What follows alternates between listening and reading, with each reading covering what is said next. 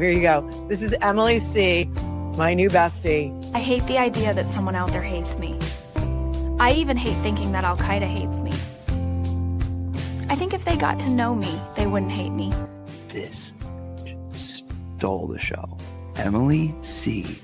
was phenomenal. There's something you need to know. What?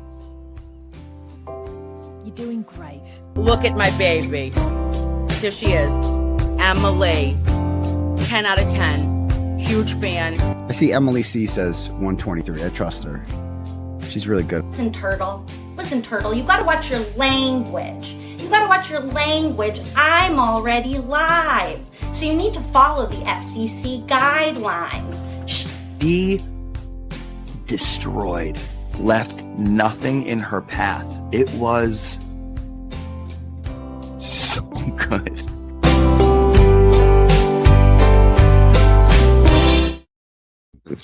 Hi. Hello. How are you doing? I'm so sorry I made you wait for so long. I'm not okay. No, I'm fine. I'm so happy to be here. Like, I've been looking forward to this all day. You have no idea how happy I am. But listen, I love your shirt. I want to say that. And I also want to say mine's not in. So listen, this is stupid. This is so dumb. So my wife wants one. And we started going through. I was like, well, you get that color. What color should I get? And then you know what we settled on was the same color. So then I'm like, okay, well, I had it all set up. And I was like, well, I haven't heard anything about Wait, which color was it? Did you both want pink? You know what? She kind of, okay, I would like pink. You know, I just got a pink shirt. I love guys in pink. It has a little embroidered teddy bear wearing sunglasses and holding a red Solo cup. Wait, that's so cute. I'll have to. And so very like Canton Police of you. They don't have cool sunglasses. This teddy bear has cool sunglasses. So we settled on green, and we weren't trying to get the same color. But wait, I just ordered 2 more, and I think I got green also. Oh, that's awesome. That's awesome. I'm going to have a whole rainbow of these things. Yeah. But here's the thing. I haven't hit the send. I was like, why haven't I heard anything about this shirt yet? So I have a problem about falling asleep with my phone in my hand. Now, it's a good thing that I haven't gotten anything, because sometimes I've gotten things. I'm like, why did this show up? What is this? And yeah. I love that. It's like a little surprise for yourself. It's always a surprise around here. Mia, thank you. This is Stress and Sweat. So I just need to tell you Good guys. look on you.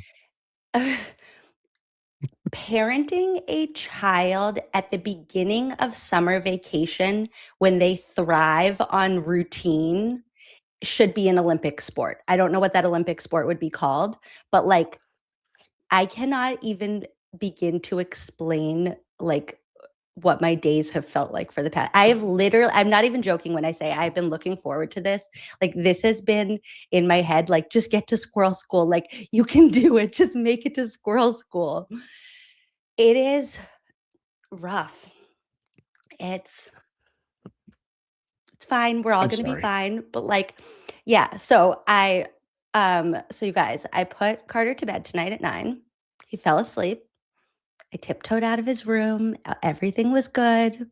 And then like 5 minutes later, I'm in here getting ready, and I hear his little footsteps in the hallway. And I was like, no. And I brought him back to bed, and we're like snuggling, like all cute. And he's like, ha, ha, ha, ha, like laughing as if it's like the middle of the day and it's time to play. And he's very like, I don't know how to explain it, but he like feeds off my energy. Like whatever my energy is, he like takes that. And so I could feel myself like getting stressed and thinking like, oh my God, what time is it? Like I need him to go to, and then I'm like, oh my God, he's never going to sleep. Like he's going to be up all night. And I can like feel myself like getting tense.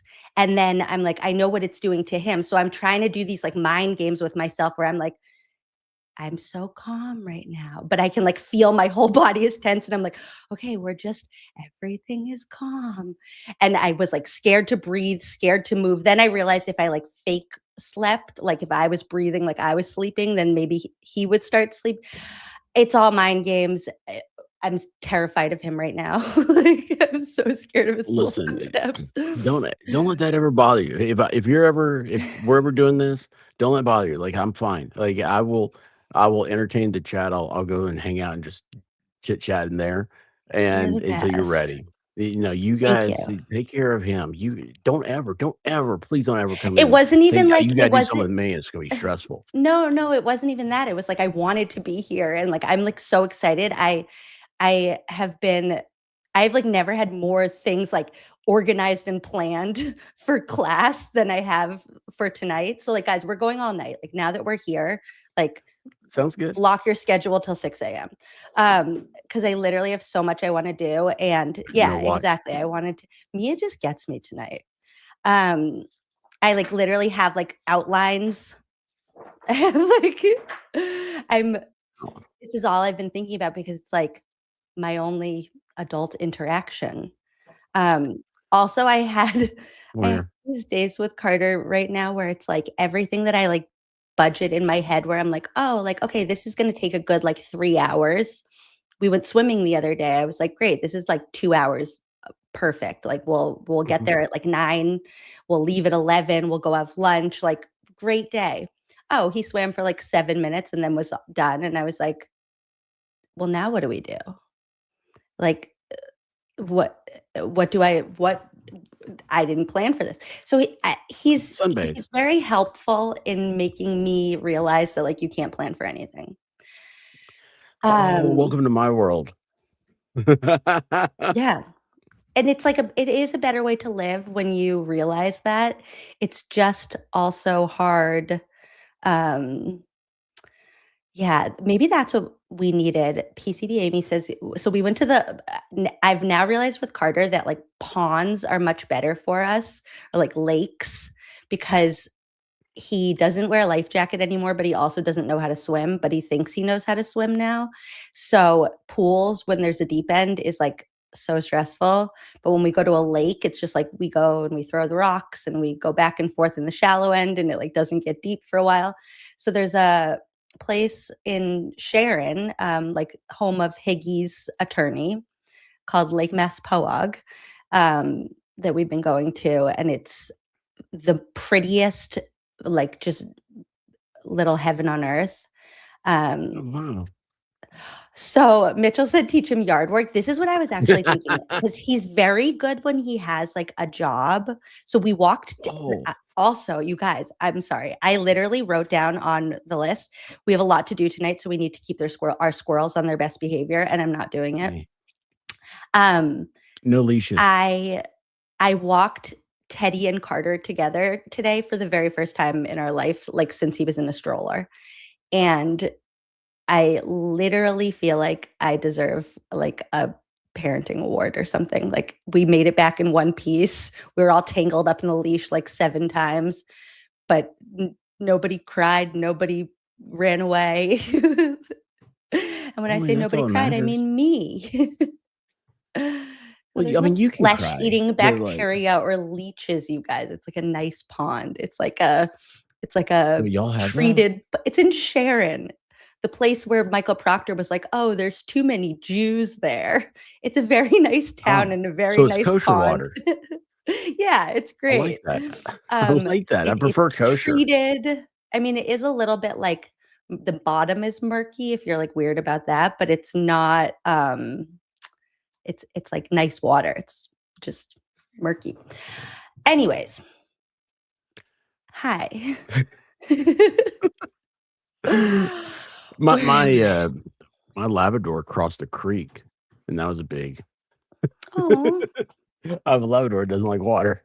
Well, he likes it. I thought they do like water. Yeah, my Ben. Thank you, Mitchell. I don't know. I'm leaving this here until I play it because otherwise I'm going to be like, thank you, Mitchell, for reminding me. And then I'm going to forget. Mitchell is perfect. He's the perfect scheduler. Yeah. But like Mitchell, you a can't tell us to go to cool bed tonight because we're going American. all night. Yeah. Well, he'll have to when he wakes up, he'll have Okay, to wait. tell us. He's like a cool I American. had 2 things I wanted to tell you first for real. Okay. Okay. First things first. Where's everything?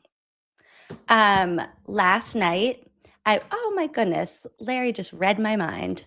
Last night I went to the debate for the new district attorney. All 7 candidates were there. And I'm not going to go too much into it right now because Mizzy and I are doing a fundraiser tomorrow night for Adam Deitch's campaign. We've been working like directly with his campaign. We have like a special link through Act Blue that is going to like track the totals of the donations that we raise. And we're going to focus all tomorrow night on the debate and why Adam Deitch needs to win. It is like so incredibly clear how much this man needs to win. So we're going to talk more about it tomorrow in terms of like content, but it was so much fun to like be there in person with so many people from this world in real life. I went with Meatball. We had dinner together before. Then we got there and Romy was there. Boozy Beauty was there. The little law girl was there. Law Girls Not Attorneys was there. I met, but okay, I have a really cute, fun story, you guys. Okay. And I was realizing when I wanted to tell you this story that I'm a terrible Squirrel School teacher because this story is not even going to make sense to you because we haven't covered this person in Squirrel School. So this one is more for the class. Something you need to know about me is I have terrible facial recognition. Like I need to put Mitchell's thing back up because I already just realized I'm going to forget. I like can't recognize faces. I'm like just realizing this about myself like today, like this year. Like people will ask me like, "Oh, do you see the McAlberts out in public?" And I'm like, "Probably." And I just like don't recognize them. Like if they don't look exactly like how they did when they testified, like I don't recognize people.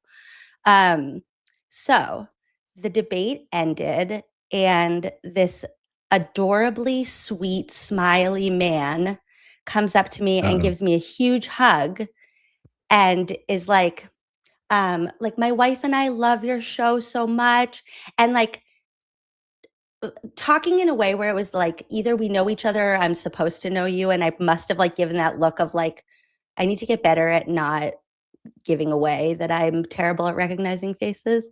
But I must have made like a face or something. So then he goes, you guys, I'm Nick Kolokithis. I testified in the first trial. And I was like, oh my God, I love you. Like, I think I did an entire rant one time about how you like set the bar for men. And then I felt really weird that I said that. It's like, you know, when like things just come out of your mouth in the moment. Wait, hold on. You had a me moment? Yeah.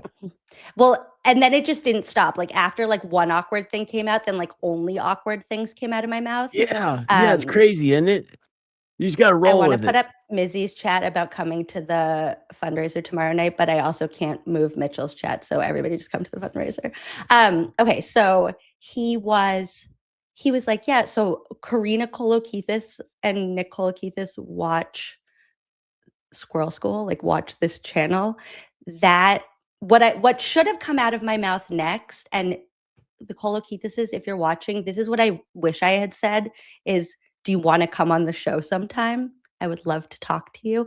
I would love to have you on and meet you and tell you how happy I was to see that there were still honest people in the world and good people. And both of you came into the trial at a moment where I needed to remember that there are honest people still in the world.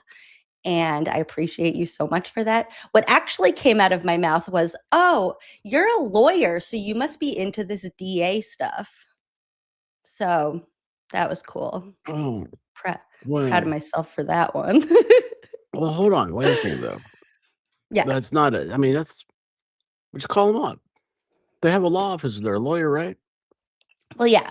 So now Well, come that I on. know, I mean, he was like literally, I cannot, it's like his energy and his vibe, like he is so nice. Just like a Mhm. good, like, you know, when you just meet somebody and you're like, oh, you're like a good person, like in your soul, you can like feel it. That was Yeah, him. I can. Um, I actually do know that feeling. yeah. I'm screaming with her. Um, but yeah, so that was really exciting. He's adorable. And um now I'm gonna play the Squirrel School song so I don't forget, and then Mitchell won't yell at me. So hold on, please. Hooray, it's time for Squirrel School, the best part of my day. I love that. That It makes is me awesome. I happy. love it. Here's the plan for tonight. Also, I'm Okay. just talking. I'm sorry. You can Well, talk. hold on, wait a second though. So is I don't know who this person is that you talk to. I And is know. that ever gonna be a squirrel school thing? Yes, it Will I ever needs to learn? be. Um, yes, I'm not even gonna like spoil it for you. They're just good people who somehow found themselves wrapped up in this mess and revived my faith in humanity that even in a mess where it seems like everybody's kind of willing to just tip over to the dark side for no reason, they were like, no, like this is what happened that night. That's that. You'll meet them someday. So, well, hold on. I have a question real quick though. So, what part were they in the trial? Because you were watching the trial on, or you're listening to podcasts about it and stuff. You'd said, and then you found out about YouTube. And I was just wondering, like, how far had the trial gone when you saw them? Because I'm trying to figure out, like, where was that when you were just kind of losing hope? Like, where does that come in the trial? Because I mean, we're going to highlights of it. That's the point of Squirrel School, right? So far, and I don't know, just wondering how long you've been like you had a good day when you saw them. I'm just wondering how far into that was. They were in trial one. Well, Karina was in both. His wife. They were out at the waterfall. Their kids play on the same basketball team with the like McCabe girls and whoever else they were at the basketball game that night. And they just Mhm. like, I'm not even going to spoil it for you. They were just a couple. Um, yes. They are a couple, like a husband and wife, that are just like good people that kind of got wrapped up in this. And it seems like there was a point where they were maybe threatened or intimidated or told to say something that didn't happen. We never really get to the bottom of that, but we find out a little bit more about that in the sidebars. And I think that's the right link. I'm sorry if it's not.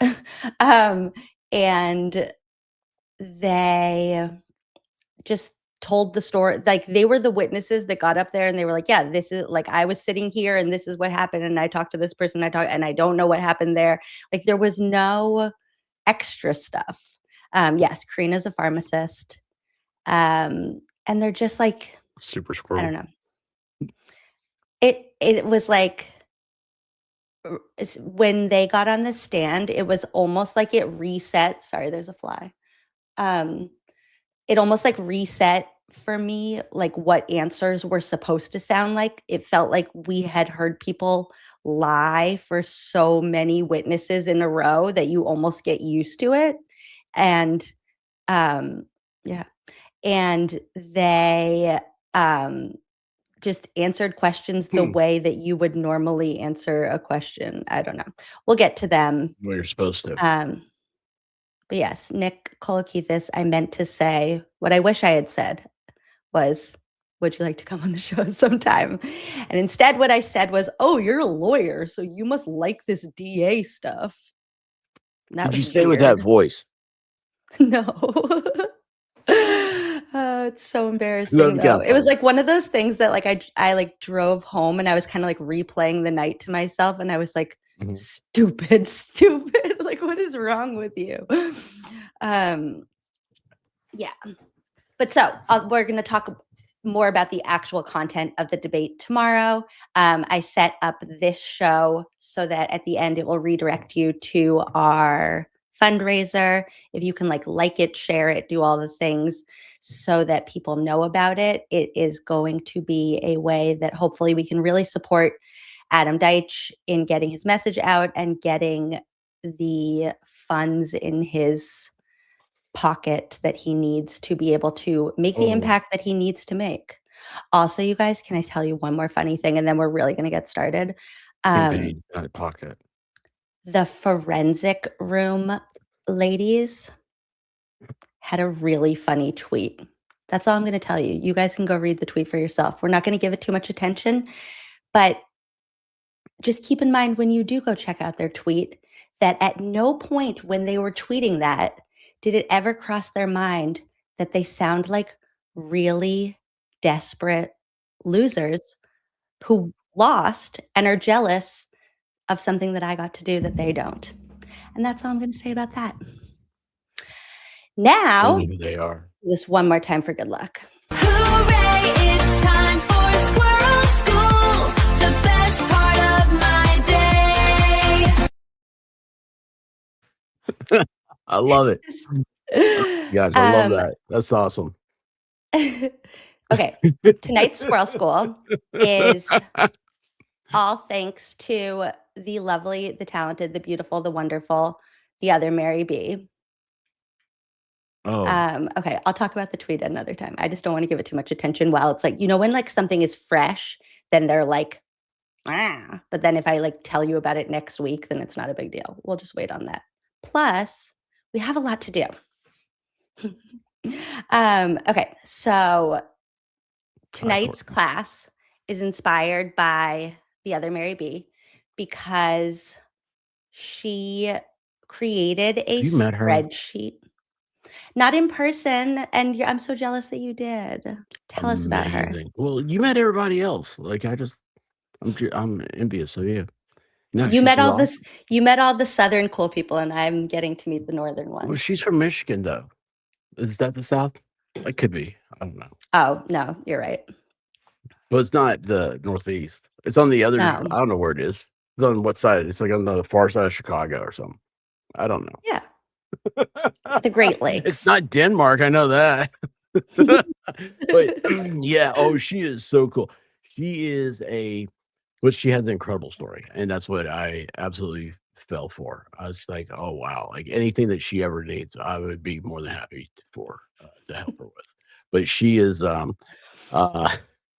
she, so sweet, so kind, and those are the ones that get you in trouble. And She's puts out fun some. too. Oh, she is so fast on the draw. I'll tell you what, I Yeah. would. She does amazing work with memes and everything, and it's really great. And she's so cool, so cool. So, and I'm surprised, what you're talking about. You No, need to you were pause? fine. Now I'm paranoid. You need an outdoor camera, not an outdoor camera, but an outside the room camera. You could watch. Like a See if trail anybody's cam. coming in. I have a whole TV full of them right there. What are you talking about? I see everything. But anyway, no, really cool. And yeah. Yeah, so she created a spreadsheet. So Aiden was talking about the other day that basically kind of wanted to turn inspire people to get more invested in digging into his charges and becoming little paralegals for him that are gonna be productive. Keith Steele, every time I see this chat, it makes me feel happy. I saw you in Next Witnesses chat this morning saying this, and it just every time it makes me feel okay, all is right in the world. Keith Steele is here and he wants us to keep up the good work. I really appreciate you for that. Thanks.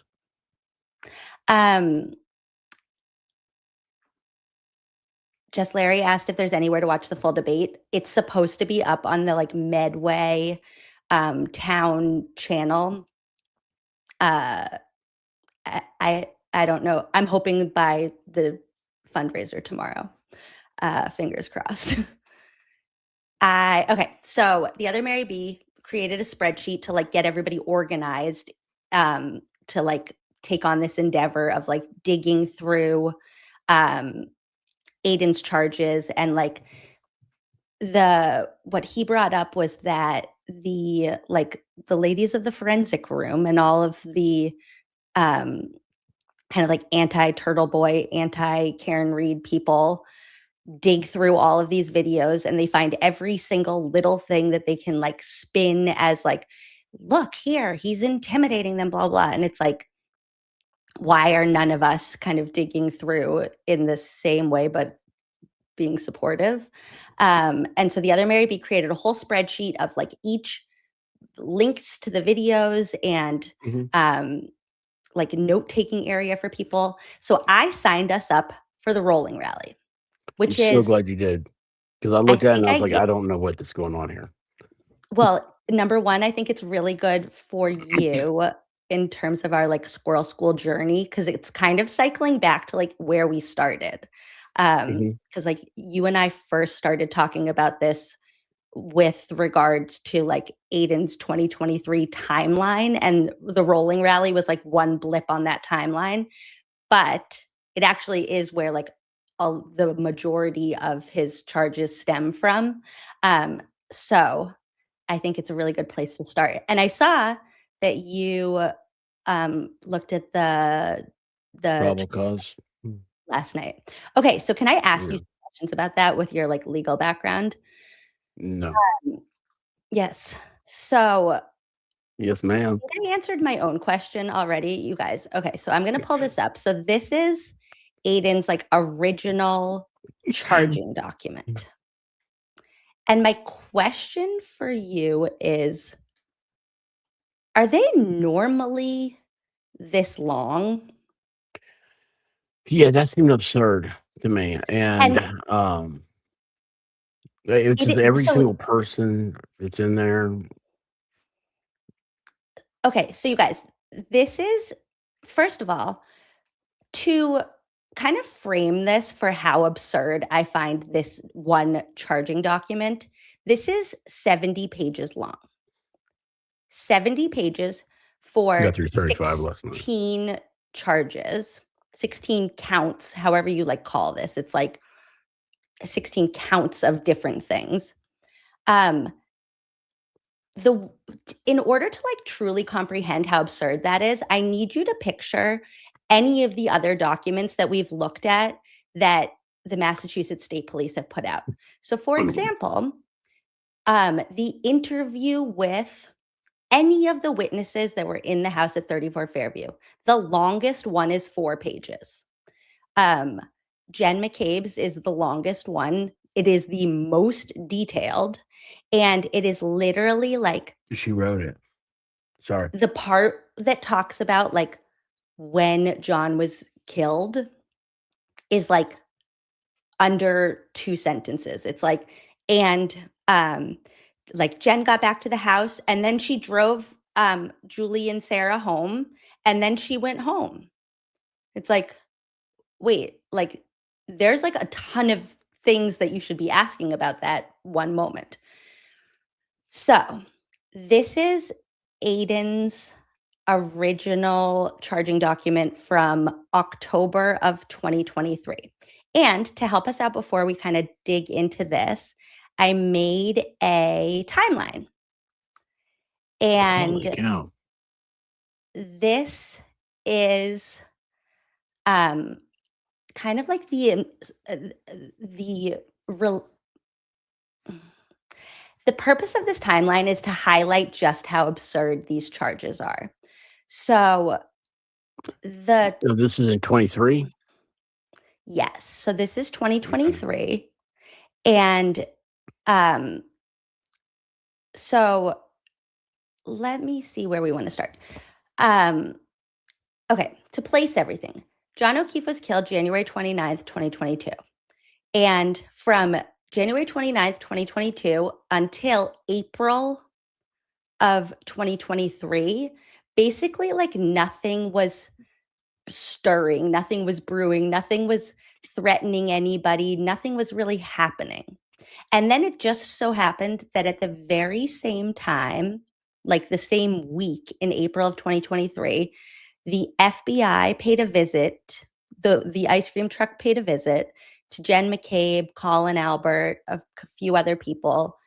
And Aiden wrote his first article about the events of January 29th, 2022. And the Karen Reed's defense was like ramping up. They put out that document that like got Aiden's attention in the first place, that talked about the 227 Google search. So all of a sudden, in April 2023, the House defendants are all suddenly like their world is upside down. They're like, oh my God, wait, like why are we getting looked at? And the Norfolk County District Attorney's Office and the Massachusetts State Police, and probably the Canton Police too, I don't know for sure, suddenly are panicking because they're like, wait, the FBI is here? Like the FBI is like, are they asking questions about us? What are they asking? What did they ask you? Like, what's going on right now? So they kind of like, because Aiden came into their life at the same time as the FBI, I think they kind of like tie that panic together. So now they're like panicked about the FBI and they're panicked about the traction that Aiden is starting to get with his stories. And in May, at the end of May of 2023, May 30th, 2023, Jen McCabe goes to the Stoughton District Court to try to get a harassment prevention order against Turtle Boy. And she says to the judge, so now this has only been like 6 weeks of this going on. And it's kind of interesting now when you like listen to her in this. It kind of sounds like this has been going on forever. Like she's like, he's blogging about me, he's following me out of court, he's like, where he has a shirt with my face on it and he's selling it for profit. So she's going through all of these things. She's like, he said on a YouTube show that like he was gonna call my house or like whatever all her things are. But they give all these examples. It's not a, what am I trying to say? Like, it's not just willy-nilly, like she walked in there and was like, this guy's bothering me. Like, can you get him to stop? She has a thumb drive with like links to his YouTube shows and has pictures and videos and transcripts and this and that. And the judge looks at all of it and the judge denies the harassment prevention order and gives the reason because of the free speech issues and his status in the press. So now he's like heard and seen all of the things that Aiden's saying. And it's like, yeah, but like he's a journalist and he's like an American where we live, where there's free speech. So like, sorry, not sorry, but like I can't grant you an order. So everything keeps going like the same way. There's other events that happen in between, but for the sake of like just focusing on his charges, these are kind of like the most important things. In August 25th of 2023, Michael Morrissey puts out his hostage video. And in that video, he's basically imploring Aiden and then the like followers that he's amassed so far to stop looking into this case, to stop publicizing this case, to stop talking about it. And nobody listens because he made, nobody listens. Yeah, nobody listens for like 100 reasons, mostly because he wasn't even like, why are you so scared? Yeah. Yeah. So now it's like, so now you have the House defendants are freaking out. The district attorney's office is freaking out. And now they're like working together because they're both like, oh my God, like the FBI is coming and Turtle Boy is coming and the FBI and Turtle Boy, who's going to get us first? And so and Aiden's just still operating business as usual, like trying to get to the bottom of what happened to John O'Keefe and uncovering things at this time, like the fact that Jen McCabe and Michael Proctor had said that they didn't know each other at all. And then somebody had seen a car outside of Michael Proctor's house. Aiden asked someone to run a license plate. They ran the license plate. Turns out it's Jen McCabe's car parked at Michael Proctor's house. And he's indicted, spoiler alert, in October for 3 counts of conspiracy to commit witness intimidation or conspiracy to intimidate witnesses because he asked somebody to run a license plate that ended up being Jen McCabe's car parked at Michael Proctor's house. Okay. So in September, Chris Albert basically tries to do the same thing that Jen McCabe did. And I think that their kind of reasoning must have been like you tried in May, but like you didn't have enough like evidence then. Like now I have like tons of evidence. Like he came to the select board meeting and he stood next to me. And Chris Albert's like, he was in my personal space. And it's like, yeah, people are allowed to like stand near you. So he does the exact same thing and gets the exact same result. So he goes to court and he's like, here are Aiden's YouTube videos and here are his like a phone call and a transcript and a this and a that. And the judge was like, sorry, like we live in America and like that's free speech. And he's not doing anything that's like infringing on your rights beyond that. Same judge? No, I don't think it was the same judge. Same court, but different judge. I think. I might be wrong about that, but 2 different judges. I know the first judge was Judge Walsh. I don't know who the second judge was. And I don't have anything like I couldn't find their actual like in the first one we have their Judge Walsh's like actual statement. I couldn't find. I also was like doing it while chasing Carter around like in a monsoon. Anyways, that's neither here nor there. In a monsoon. Oh, that sounds fun. So then that's September 28th. And then October 10th, they just arrest him. And this is where this 70-page document comes in. And the reason why I highlight those 2 moments where Chris and Jen go to district court is because all of the evidence for like what he is arrested for is basically the same thing that 2 judges have already said. Yeah, no, like, sorry, like, I'm sorry your feelings are hurt, but we live in America. And okay, so I thought it was October 11th, and then Aiden told me today it was October 10th, and I had October 11th. So I like sent this to him to make sure that everything was correct. And he was like, it was October 10th. And I was like, I think it was October 11th. So that's funny that you just said that. Anyways, I'm going to, we'll double check. So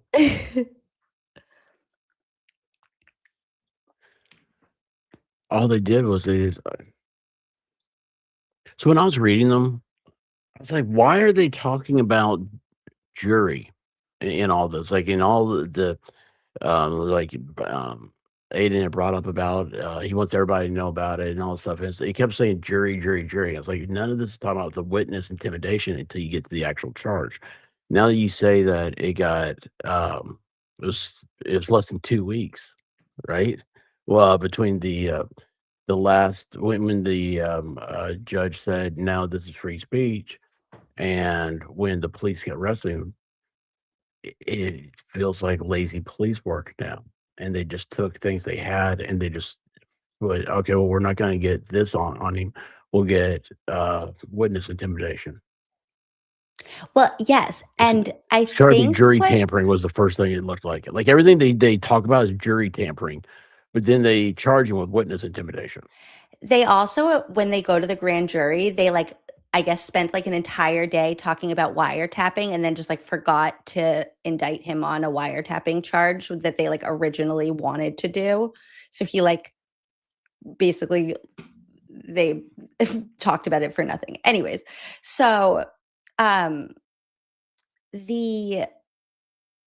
all ramps up really fast. That's kind of like we can look at the whole timeline another time. That's what we went through at the very beginning, like our first Squirrel School.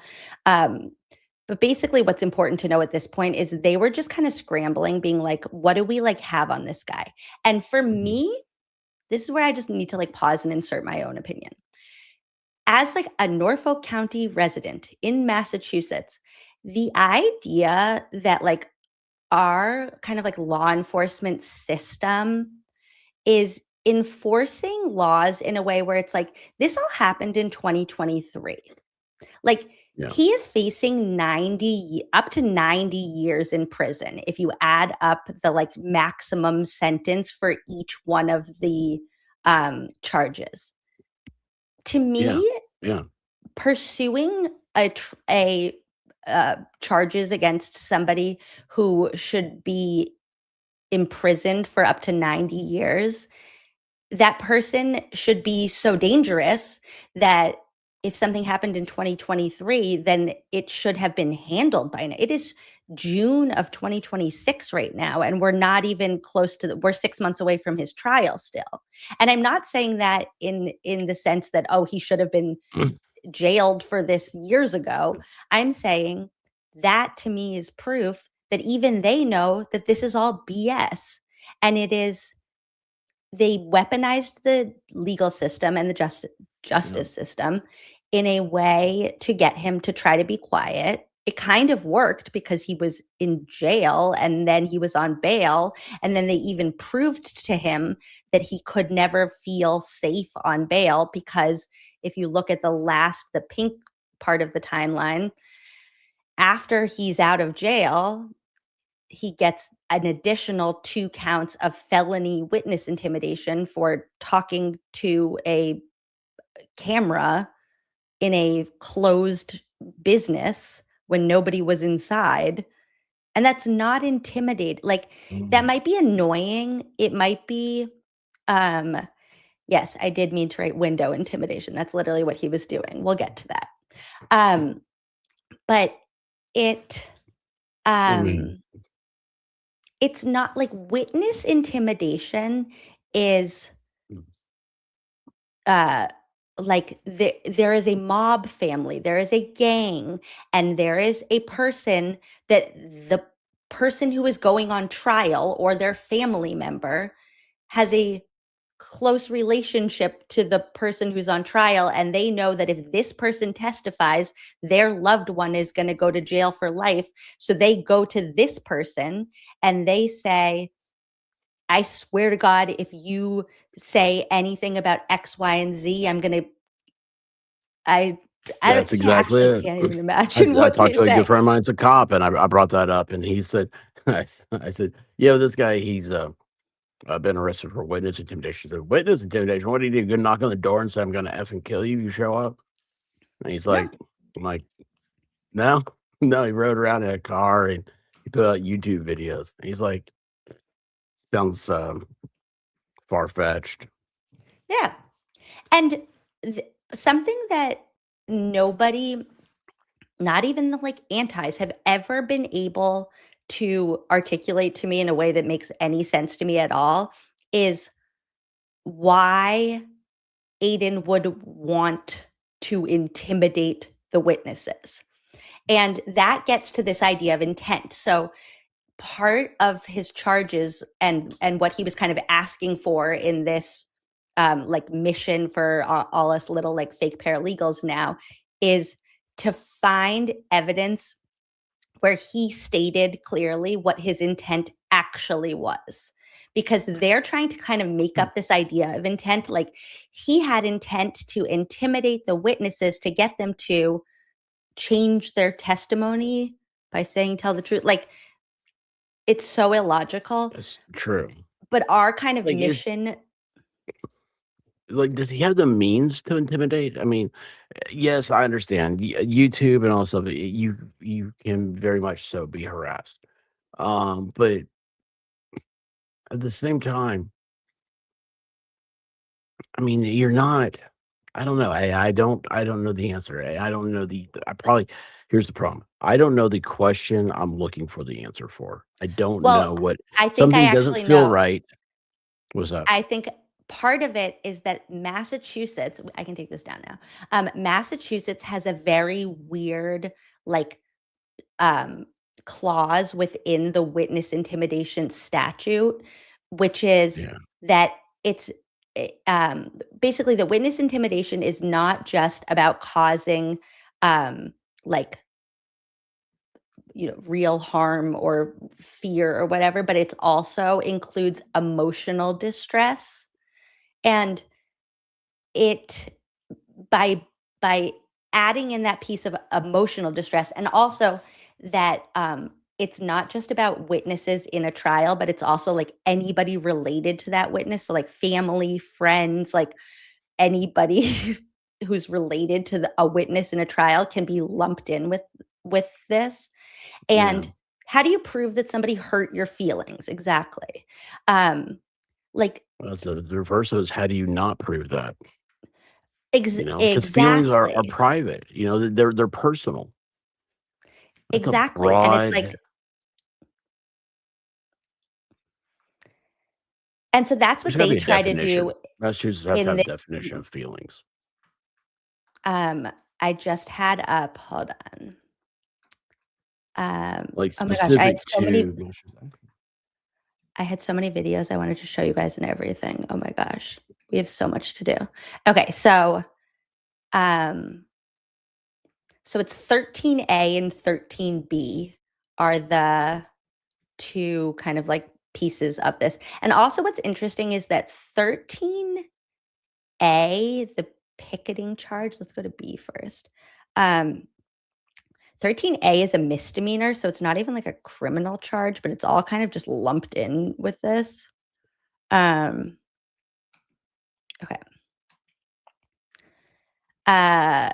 Section 13B, intimidation of witnesses, jurors, and persons furnishing information in connection with criminal proceedings. So it defines words that are going to be used in this. So one of the words is investigator. An individual or group of individuals lawfully authorized by a department or agency of the federal government, blah, blah, blah, blah, blah. It just defines what an investigator is. Now it defines harass. Harass. To engage in an act directed at a specific person or group of persons that seriously alarms or annoys such person or group of persons that would cause a reasonable person or group of persons to suffer substantial emotional distress, including but not limited to an act conducted by mail or by use of telephonic or telecommunication device or electronic communication device, including but not limited to a device that transfers signs, signals, writing, images, sounds, data, or intelligence of any nature transmitted in whole or in part by a wire, radio, electromagnetic, photoelectronic, or photo-optical system, including but not limited to electronic mail, internet connections, instant messages, and I don't know what that word is. Facsimile communications. Facsimile? What does that mean? You ever heard of a fax? Oh, that's what that. What? Yeah, FAX. That's facsimile. That's a new word for me. Thank you. See, I It's a love when very you old forget word. to pretend that you're dumb. Whoever willfully, either directly or I hate to say that. indirectly, A, threatens, attempts, or causes physical, emotional, or economic injury or property damage to. 2, conveys a gift, offer, or promise of anything of value to. Oh, like Julie Albert getting Proctor a gift. Misleads, intimidates, or harasses another person who is A, a witness or potential witness, B, person who is or was aware of information, records, documents, or objects that relate to a violation of a criminal law or a violation of conditions of probation, blah, blah, blah, blah. Judge, juror, grand jury, these parts all make sense. So to me, this is like, if you're about to go on trial or your brother's about to go on trial and you go up to a witness, potential witness, or the keeper of the records who's going to hand over the court clerk. yeah, or even like who's going to hand over the traffic cam that shows your family member pulled a knife on somebody. That makes sense that if you went to that person and you were like, I know where you live and I will make your life hell for the rest of your life if you hand over that traffic cam. That makes perfect sense to me. Again, also, if you go to the judge, that would just be a wild decision. But sure, if you try to go Yeah. threaten the judge or a juror, a grand juror, an attorney, or a witness, you know what word I'm trying to say, victim witness advocate, a police officer, corrections officer, any of those things, people who have your family members' life in their hands, and you say, I will X, Y, and Z you if you testify. Yeah, that makes perfect sense. This is just a reporter. like Aiden he's not like invested in, like, Karen was a stranger to him until April of 2023.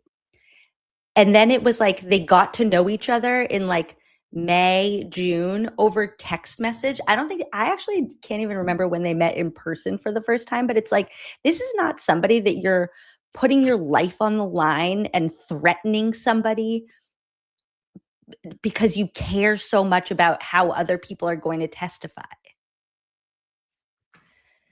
So, those are the charges. I have a little Yeah. video Stuck on from harass. what? I'm stuck on harass. Because I don't know, it seems awfully broad. You know, I Yeah. mean, it's like I don't know. I mean, with oh, okay. I mean, is it harassment when I say, where did all these guys get their razor blades from? They all have perfectly shaved heads. I Yeah, I mean, heard is you that say that. harassment? I watched like 20 minutes. I tried to watch more, but I just didn't have time. And that I saw that one part where you were like, Proctor, I like that guy. I was like, what are you talking Yeah, about? And yeah. you were like, his head is so smooth. It is. It's so perfectly smooth. Very smooth head. Yeah, But it actually, helps you with make the a good brain. point. So hold on just a second. Is it harass in, why is this so small?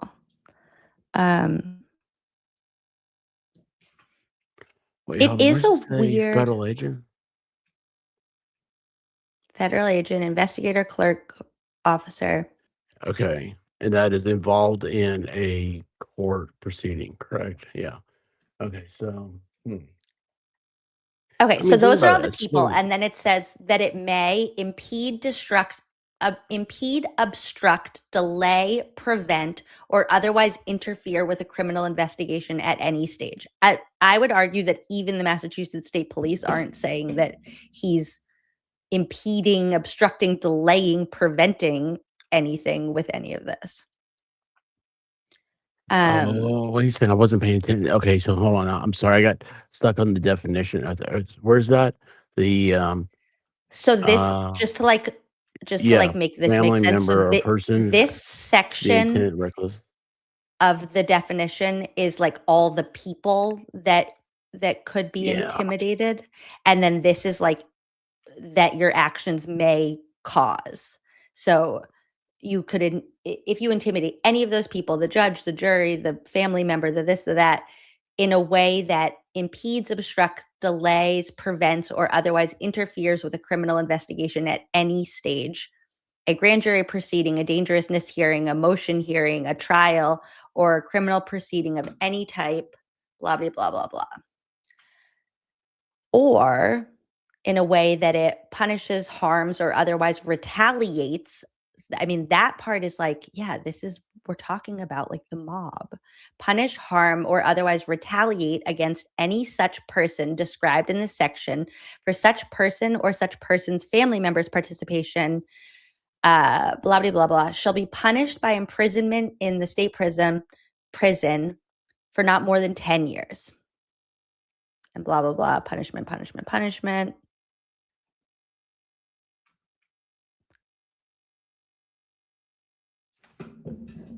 Hold- What was that? 13,268. Yeah. Section 13. So here they define harass as to engage in an act directed at a specific person or group of persons that seriously alarms or annoy. I mean, it is so broad. It's like annoys them. People are harassing you. If that's the definition, it's like anybody who like is honks at you in traffic is committing witness intimidation. Like if annoys you, sometimes you just get annoyed at people because you're like hungry. But see, so I guess like, see, I hate seeing stuff on computer screens. I'm old fashioned. I Just like to all have the paper. rainbows. I like to have the paper. So the let's see where we are on 2, This right? is a good Yeah. question. So People in it's court said, does a noise have a special legal definition? Like, is that not like the way that I'm interpreting a know. noise? Well, so each state's different, right? And so, like, when you have like usually like in a criminal statutes, you'll have like the word and noise. Like, if that's like a particular word, there's at the beginning of the chapter, there'll be a list of definitions, and it'll say a noise refers to, and it breaks down to what the intent of the legislature is when they said the word and noise. Like, people are, but this one defines like harass, but it doesn't define annoy. It's like, Yeah. Romy said I'm in a perpetual state of annoyance. Thanks, menopause. Like, okay, so can Lizzie Proctor's get thrown out because she's just she's married to Proctor, so she's walking around annoyed all day? Oh. These definitions are annoying. Courtney wants to know if you have a grade yet. No, not yet. No. We're like Harvard, it's Noise. a pass fail. Okay, I'm gonna play now 2 videos from Aiden where we're supposed to watch a 2-hour video tonight. I told you we're literally not going to bed. I have 2 videos where Aiden kind of breaks things down that I wanted to play before we watch the rolling rally. And I bookmarked them and okay. So we're just going to trust my earlier today self because I don't actually remember what I bookmarked. Oh, that's a good one. I need to start doing that. I'm going to trust myself from earlier to do something I did later. Yeah.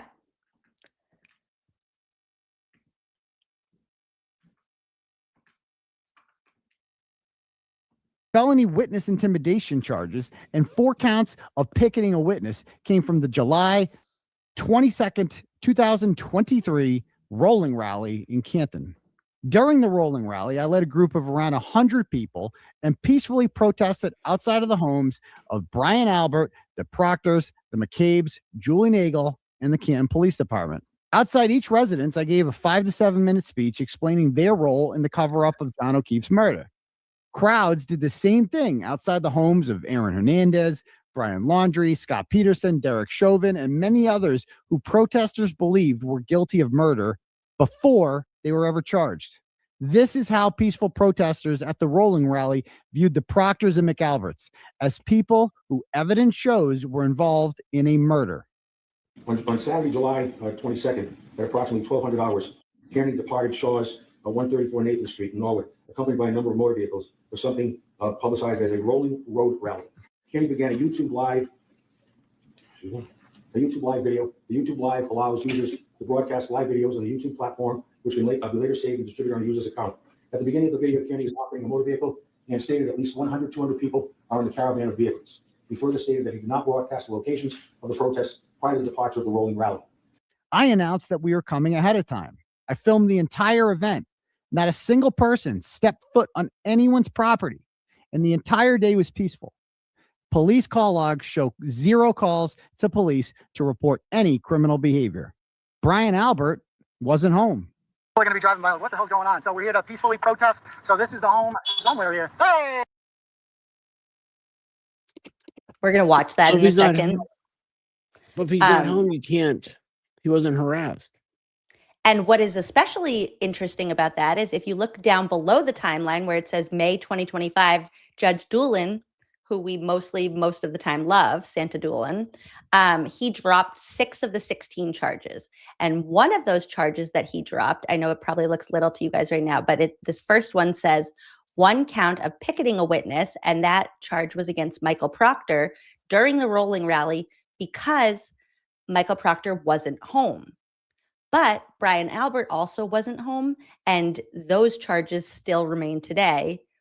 So it truly makes it's like looking into these charges. I had to text Aiden. Eventually, I had to like go be the annoying kid in class that was like, can you like repeat what you've told us 100 times already? Because none of it made sense. Every time I tried to count like who these charges are against, it was either like the people. So each one of the counts that he's facing is tied to a specific person.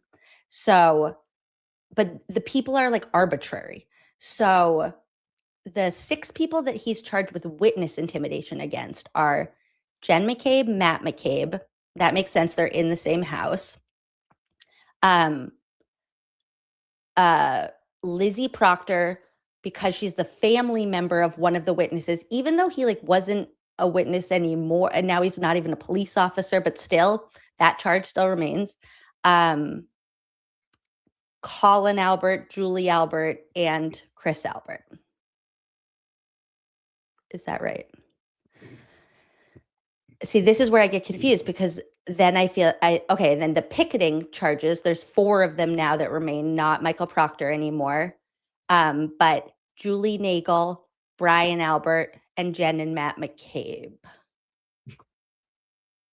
But not Nicole Albert and not Brian Albert Jr., who live in the same house that he's out picketing outside of, that also were not home, but Brian was also not home.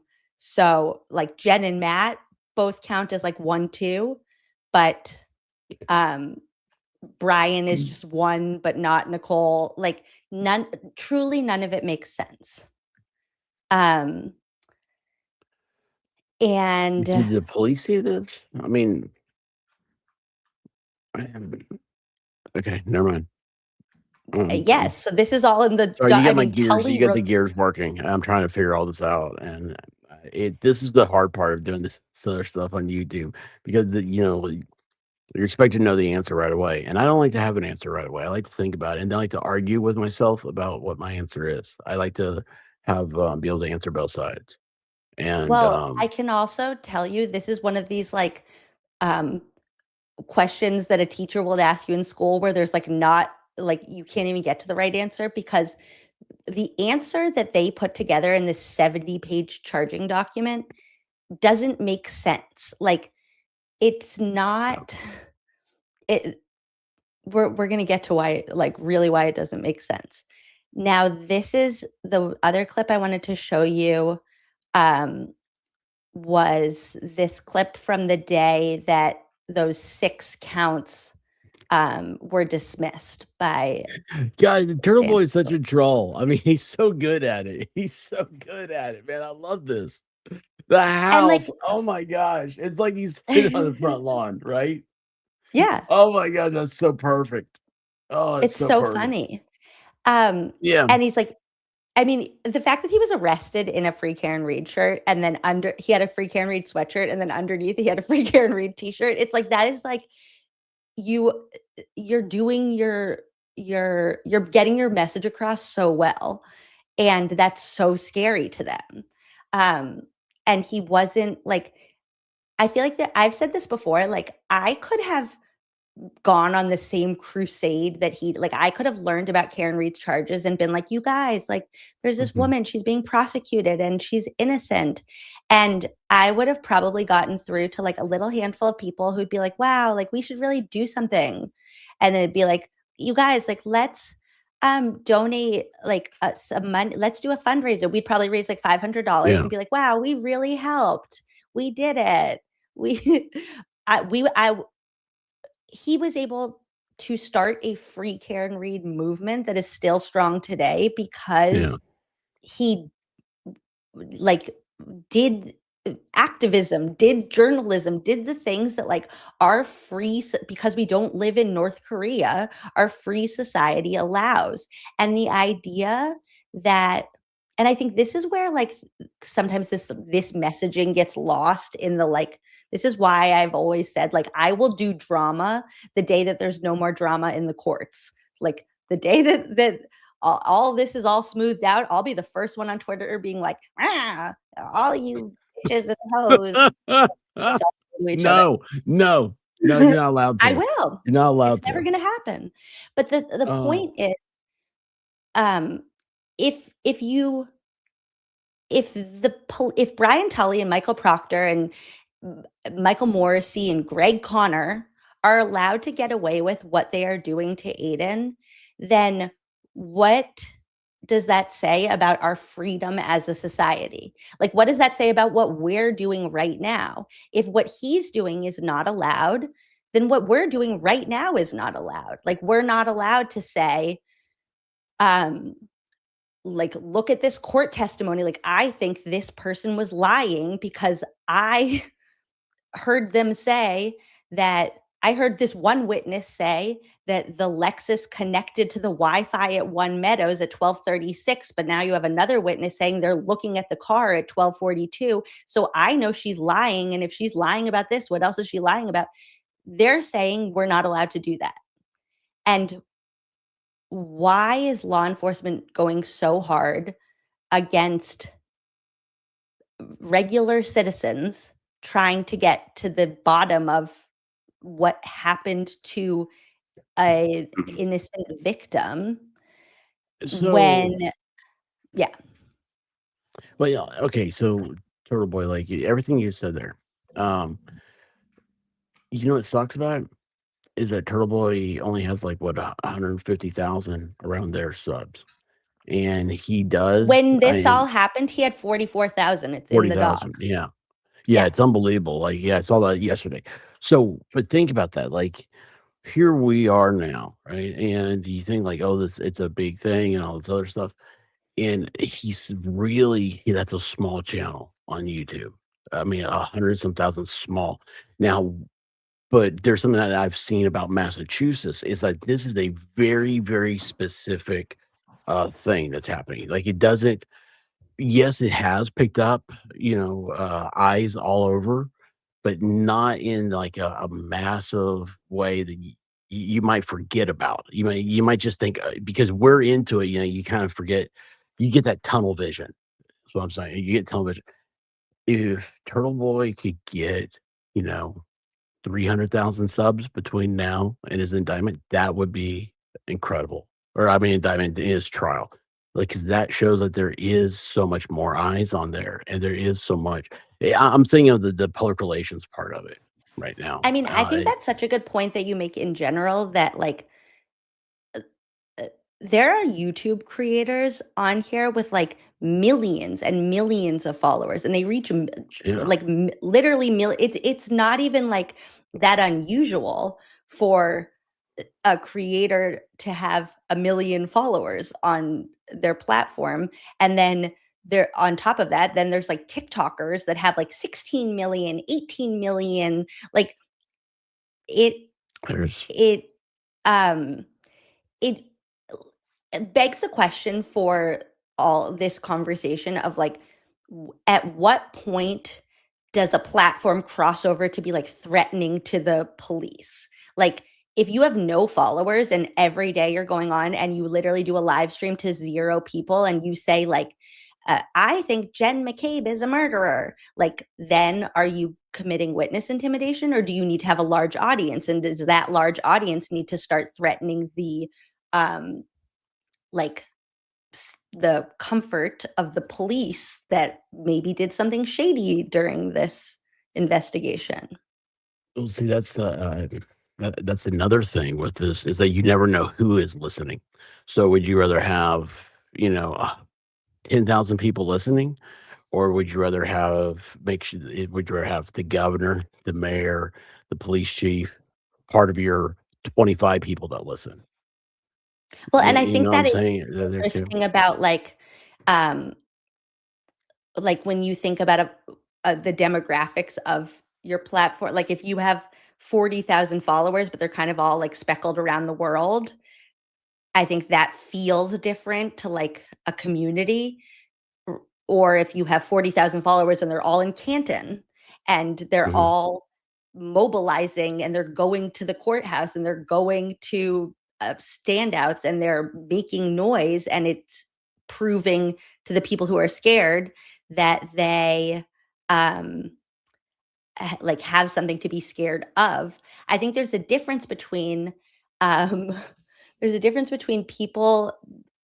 I think the witnesses were scared. The witnesses were scared not because of Aiden, but they were scared because they did something bad and they didn't want to get caught. And he threatened that safety for Yeah, them that they might get caught.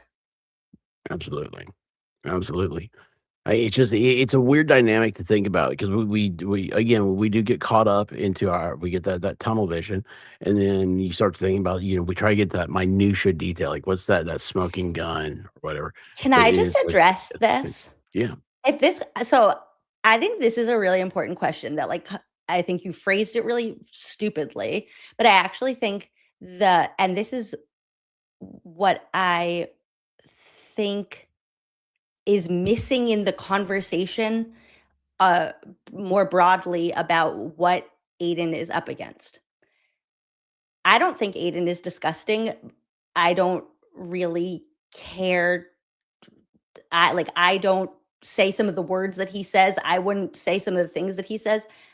I don't care about that when what we're talking about is a threat to free speech in my community. And Aiden is not on trial because he says the C word. He's not on trial because he cheated on his girlfriend. He's not on trial because he talks about like fixing fridges, like whatever the things are that like people think are unsavory about him are not the reason why he's on trial. And you don't have to like the actions of somebody to realize that their charges are BS. Now, on top of that, I will also add that I actually think Aiden is like a nice person. Like, I don't know how to phrase this to you guys in a way that doesn't sound like I'm like simping for him, but we've met in person a few times. I think he's a perfectly lovely person. I again, like he does things that I wouldn't do. That's what makes the world go round. I don't want to like meet people that are exactly like me and like the same things as me and say the same things as me and act the same way as me. Like I like meeting Oh, no, all be kind kinds of people. He's entertaining. He's personable. He's like a voice for change that a lot of other people could not accomplish. And so for those reasons, I'm entertained by like I tune in. And then on top His of own that, Bill O'Reilly. yeah, and then on top of that, it's like this is actually even if you are like an anti-care like it's so much big. It's if he were to be prosecuted to the full extent for each one of these charges, everybody in our entire community should be scared because that is just what's the word? Like where it's like a jumping off point, but there's a word for that. A It's slippery egregious to slope. think about. A slippery slope. Yeah, that's for sure. Because if you my dad explained to me, right, a little teeny tiny little kid. He said, you got a guy up there, he's chipping away at the mountain, right? He's just trying to get rocks or whatever, off the mountain. He's like, you don't see it much. You just think, oh, it's just a little, a little chisel, getting a few rocks here. But over time, and you keep chiseling, that mountain it dwindles and becomes small, and the mountain is your rights. And that's why you have to protect your rights. It's because once we give them up, they're gone. I just found out today, someone sent me a message from Canada, said that you're not allowed up there to quote scripture to prove an argument. So if you say like I'm religious and it's against my religion, you can't do that in an online argument. I'm like, no, I don't know. Like I haven't looked ever? in to see all the details, and I don't know. I don't know. It was a random comment, for me to read. I was like, that's interesting to think that. What if that were the you don't think about that. We don't that's not a thing because we're Americans and unfortunately though we're also lazy with our rights. And I think that's one thing that Turtle Boy he's kind of shown us.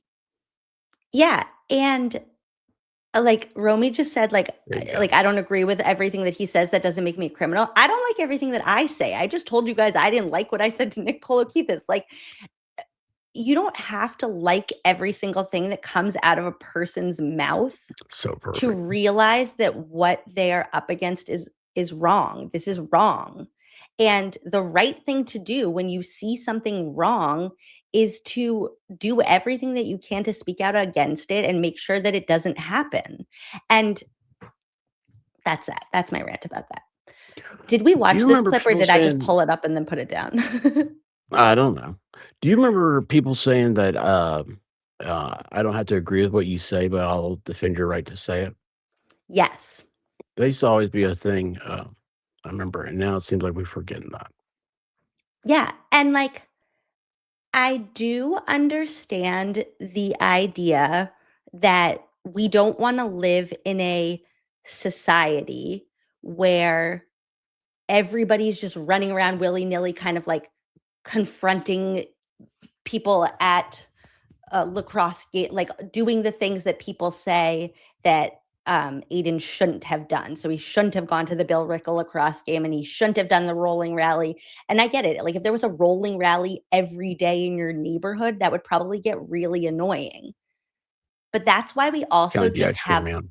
law enforcement. Like there are steps in between charging somebody criminally for their acts and like protecting the peace and just a law enforcement officer saying like, hey, go home now.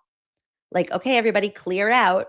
Like how many times are there big events where there's a lot of things going on and the police come and they say, okay, break it up. Everybody go home now. Oh.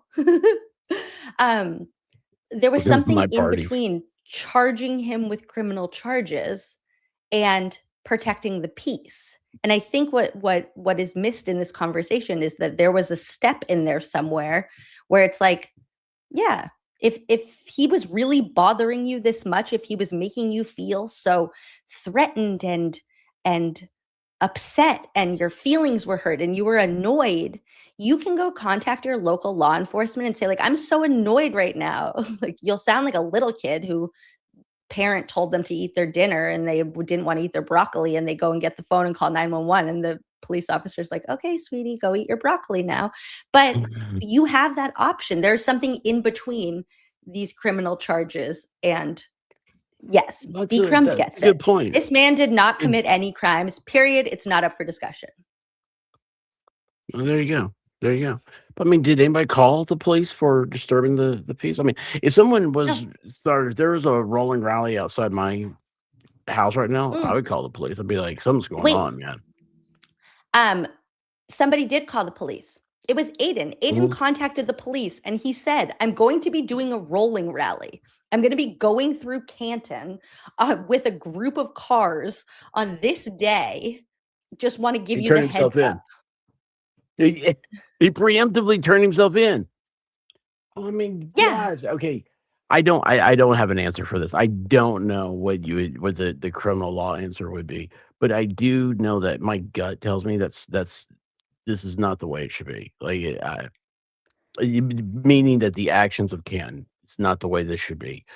Right. And I trust my gut because it's based off of my education and my experience, right? I mean, like something in there has to be working. Even if I can't articulate an answer for you, but it's just Well, I mean, how what do you you just call said the is actually police and like, then I've been saying that for a while of like how I kind of make sense to myself of this jump I made from like teaching kindergarten to like talking about like true crime on YouTube.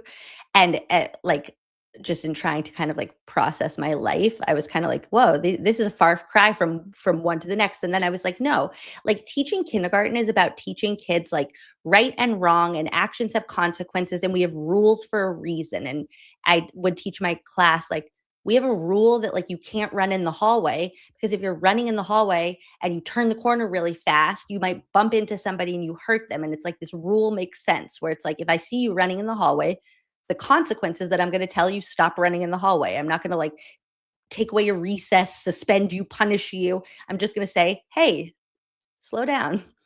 There are I didn't rules even know where my it's like, learn in kindergarten.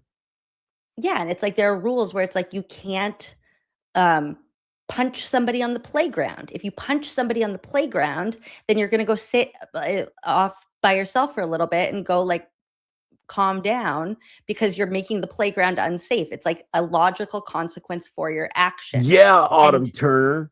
Sorry, flashback.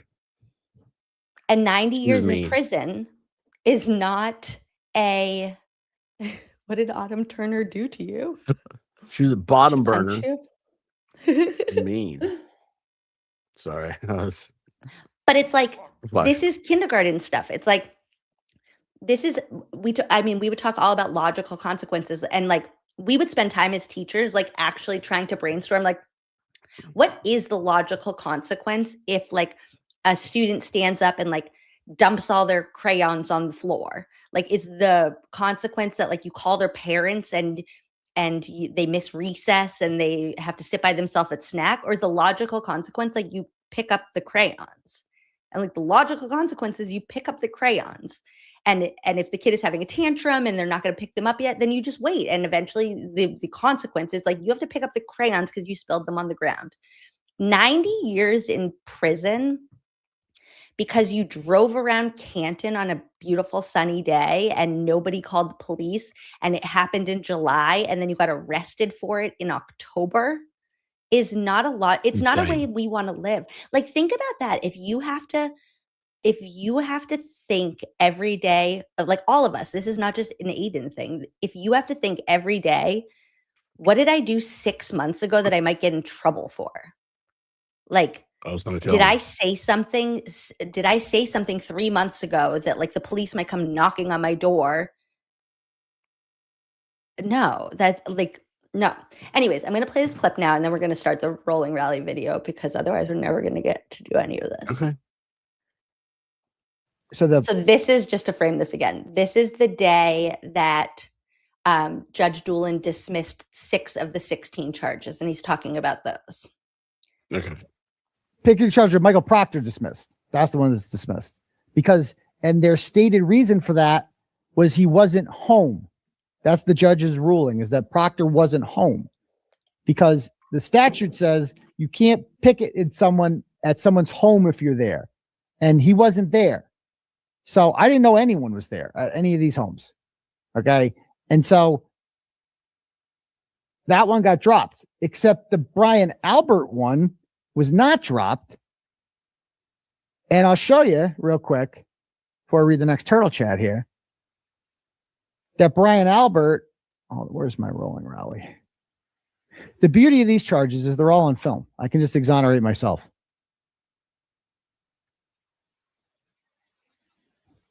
Okay.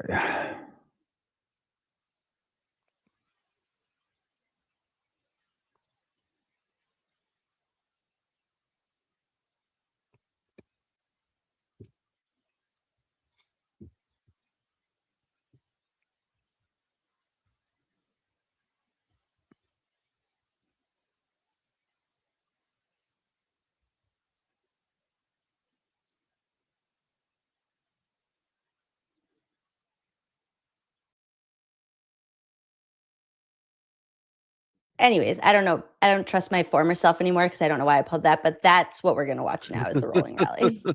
All right. We're not trusting previous me anymore. That was Aiden's dead air, not mine. Yeah, it's not Okay, ours. wait. I'm clicking 100 things that are not the right things to click. Hold on. Video file. I downloaded it so that it would be easier, but that might have been the wrong decision. Let's see. In Canton, or we're in Norwood, so we're going to Brian Albert's house. Let's go. Okay, wait, hold on.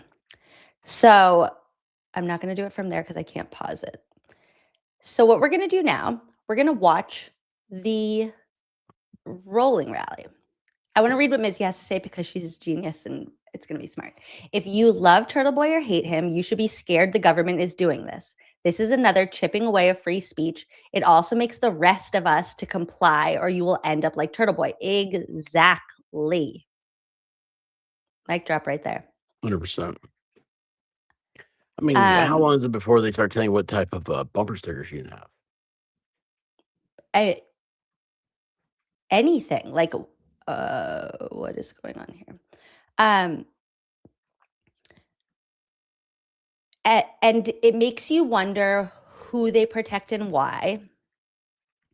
And it makes you wonder what is going on in my brain. That's not what it makes you wonder, but it makes you wonder. I've been there. I know what's happening. Okay, it looks the same, but it's different, you guys. I promise. No, you want to know like what's the idea behind the government workers, right? I mean, I know it's weird because here there's always names attached with it when I say government workers, but I'm just trying to be very broad. It's what's the idea? Like, why are they controlling this? And why would you control it? Why would you put restrictions on anything that's going to be public?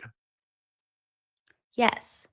And why him in this? Like, how many other people that we don't know about, like, drove around with a group of people and knocked on somebody's door?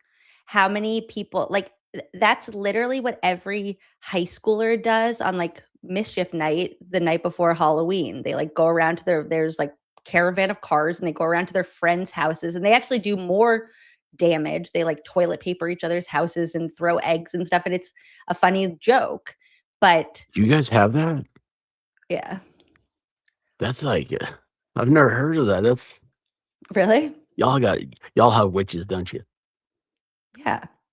Of course. Yeah, see. I knew it. I'm I knew convinced it. I'm one of them because Don't say that. 4 days. My wife No, is. I'll tell you why. Because I think I'm psychic. Because 4 days before Sean Good was put on leave, before anybody was even talking about him, I just randomly sent Corey Hopkins a text message and I was like, hey, I'm actually going to read the text message because I literally think I'm psychic. I have a screenshot of it. I said to her, I was just randomly watching Sergeant Good's testimony. If you were ever going to get some random docs, I can almost guarantee his emails spill all the tea because he's so dumb, he wouldn't even know he wasn't supposed to. I sent that on Wednesday, August 29th, and then he was put on leave November 3rd. And that's how I know that I have some witchy blood in me. Anyways, we're going to start the video now because otherwise we're never going to get through this. We're My going to wife's watch. related to the Bell Witch family. We're going to watch as much as we can of this. And what we're looking for in this are times that Aiden expresses his intent for holding this rolling rally. So like what he is hoping to accomplish with this rolling rally, when he literally says out loud, like, this is what we're doing and why. And one more thing I will say about that I just find very interesting, and then I swear we're going to start it, is in the charging documents. First of all, I redacted Julian Nagel's address because it wasn't redacted in theirs, but that's neither here nor there. I just want to make it clear that I'm never trying to dox or whatever anybody. I redacted that. It says, during the video, Carney stated the purpose of the rally is to protest a murder cover-up and framing of an innocent woman. He stated some witnesses will be in jail within a year and brags about being able to locate the witnesses wherever they travel. During the duration of the rally, he thanked the other members of the rally for attending. Okay. So that's their version. That's bad. Now, that first part just sounds like being American. The second part right here, he stated some witnesses will be in jail within a year. Well, he doesn't have arrest powers. So stating that means nothing. And it's hyperbole. Like, that's like me being like, and 50 of you guys in the chat right now are going to be in outer space next year. It doesn't mean anything. No, it's nice and quiet out here. And brags about being able to locate the witnesses wherever they travel. Let's listen for that. I don't think that I can locate you wherever you travel. He's not saying I'm going to locate you and punch you in the face when I see you. He's just saying wherever you go. Well, we're going to listen for that part. And then he thanked the other members of the rally for attending. Well, that just sounds friendly. Oh, lock that man up for his manners. Okay, now we're really starting. We'll see how far we get. We're in Canton or we're in Norwood. So we're going to Brian Albert's house. Let's go. Plug this in. Washington Street, 909 Washington, right? 909 Washington. 909 Washington Street.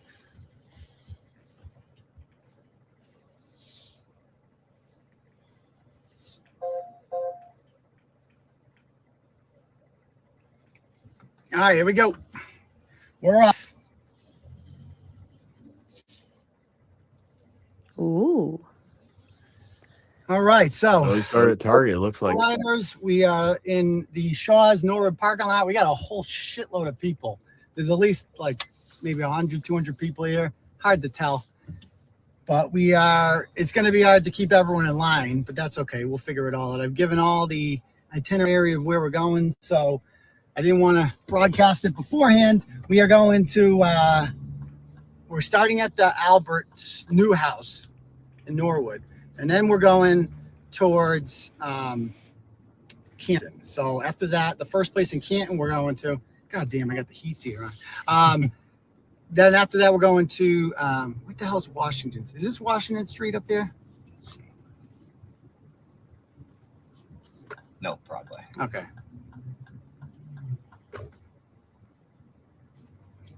All right, we're going left up here. Okay. So after that, we're going to, where the hell are we going after that? Proctor household is second. So I didn't want to give them too much of a heads up about the order of operations here. But we're going to the Proctors after that. And all this is live. All types of shit. So a lot of people in Norwood today. Packed.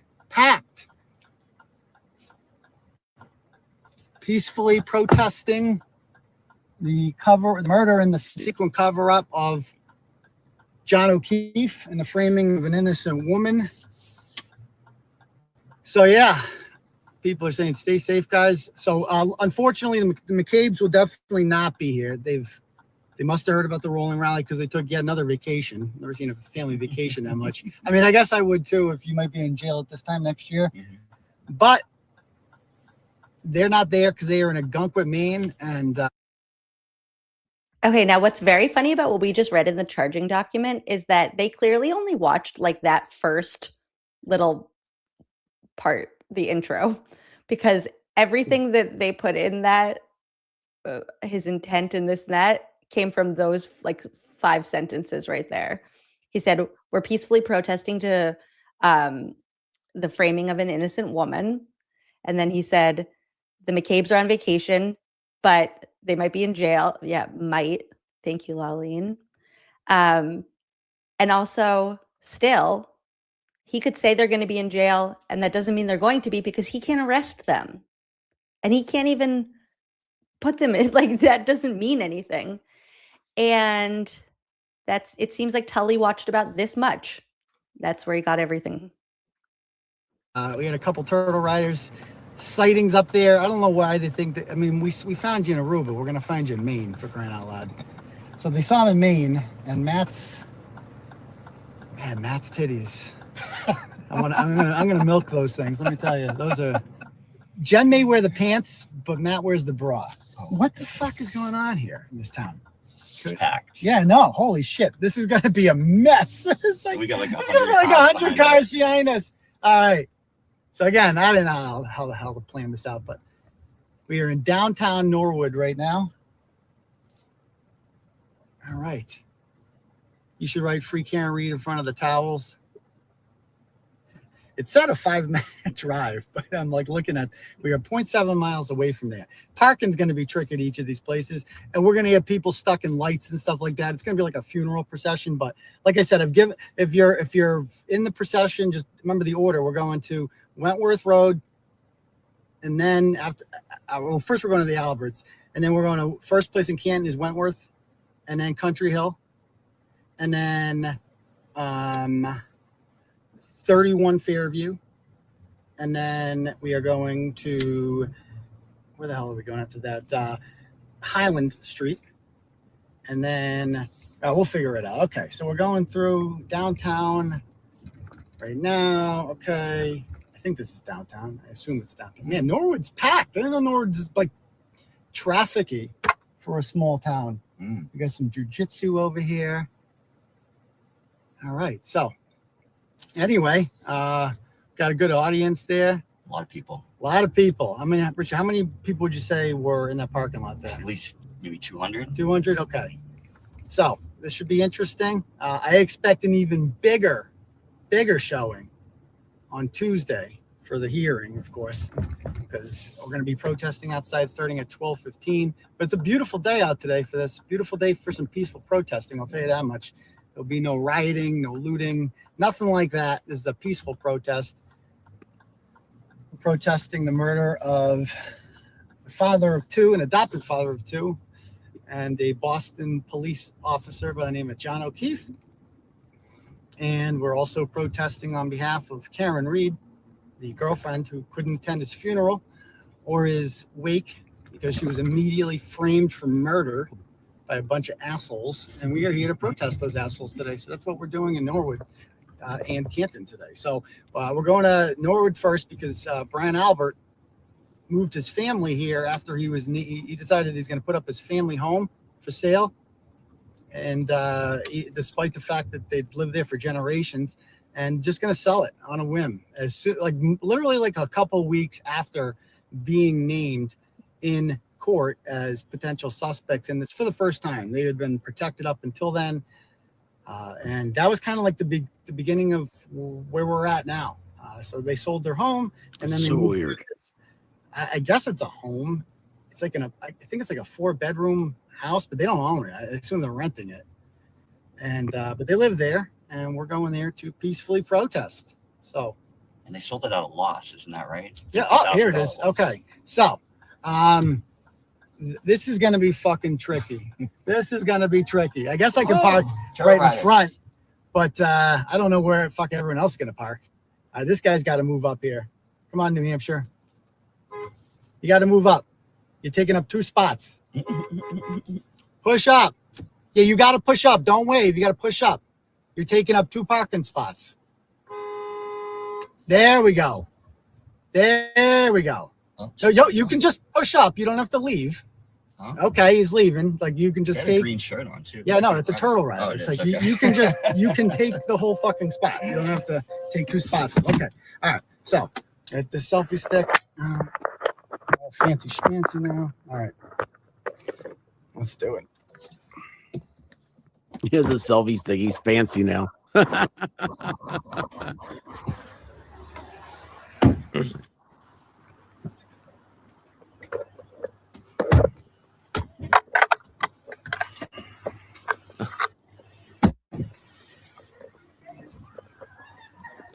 So we're going to go over here.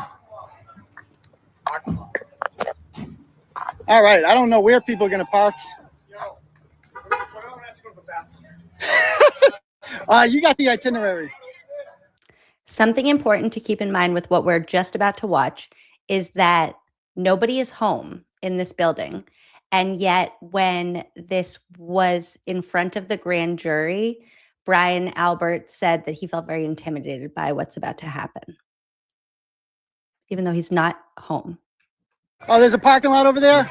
Okay. So if you're following us, there's a big parking lot over there. Yep. Yeah.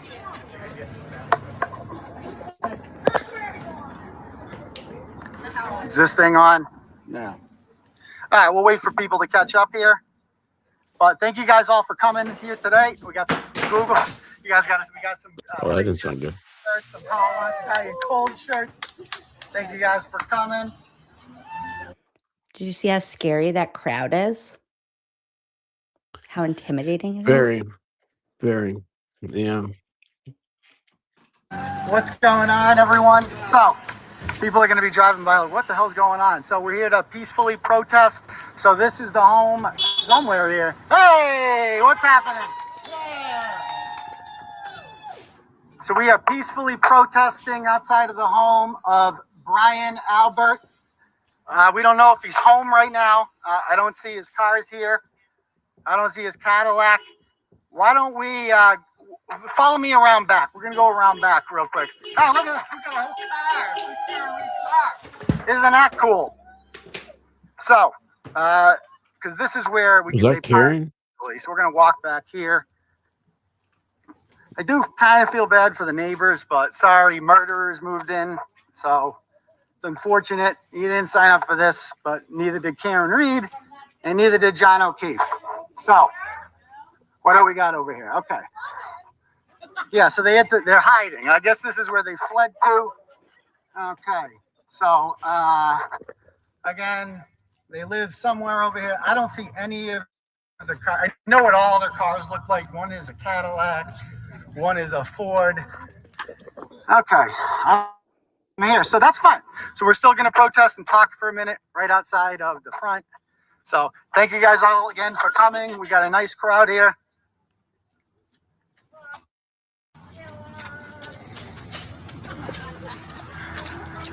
So yeah, Brian Albert has fallen on hard times.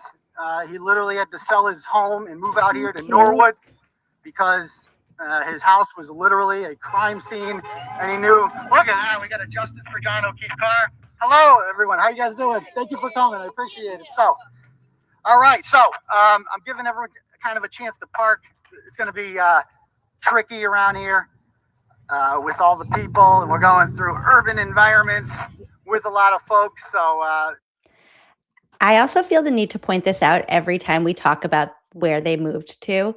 So, do you have a megaphone? Oh, no. Okay, so Brian Albert and Nicole Albert lived in the house that Brian Albert's family, I think, had built, if not had built, had in the family for a full generation. So Brian Albert grew up in this house.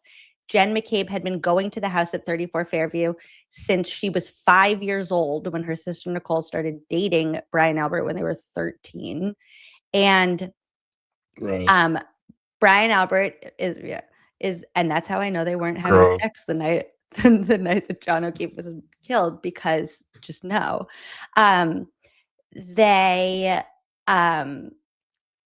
It was I mean, you guys have all seen 34 Fairview. It's like the American dream kind of house. It's like a manicured lawn on a nice street, a bedroom for each one of your kids, and a pool in the back, and a big backyard, and a fence for your dog to run around. And it's the house that your family established with the intent that it was going to be What kind of passed dog? down for generations. Well, Chloe. And the idea that you would sell your family home for $50,000 under the asking price, get the F out of Dodge, but only to move. This is 10 minutes away from 34 Fairview, where they live in this townhouse, condo, whatever it is.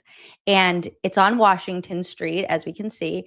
It's across the street from a gas station and a liquor store. It's right a block down from Guarino, our friend Guarino's family bakery, which is actually very good and the one appeal of this townhouse.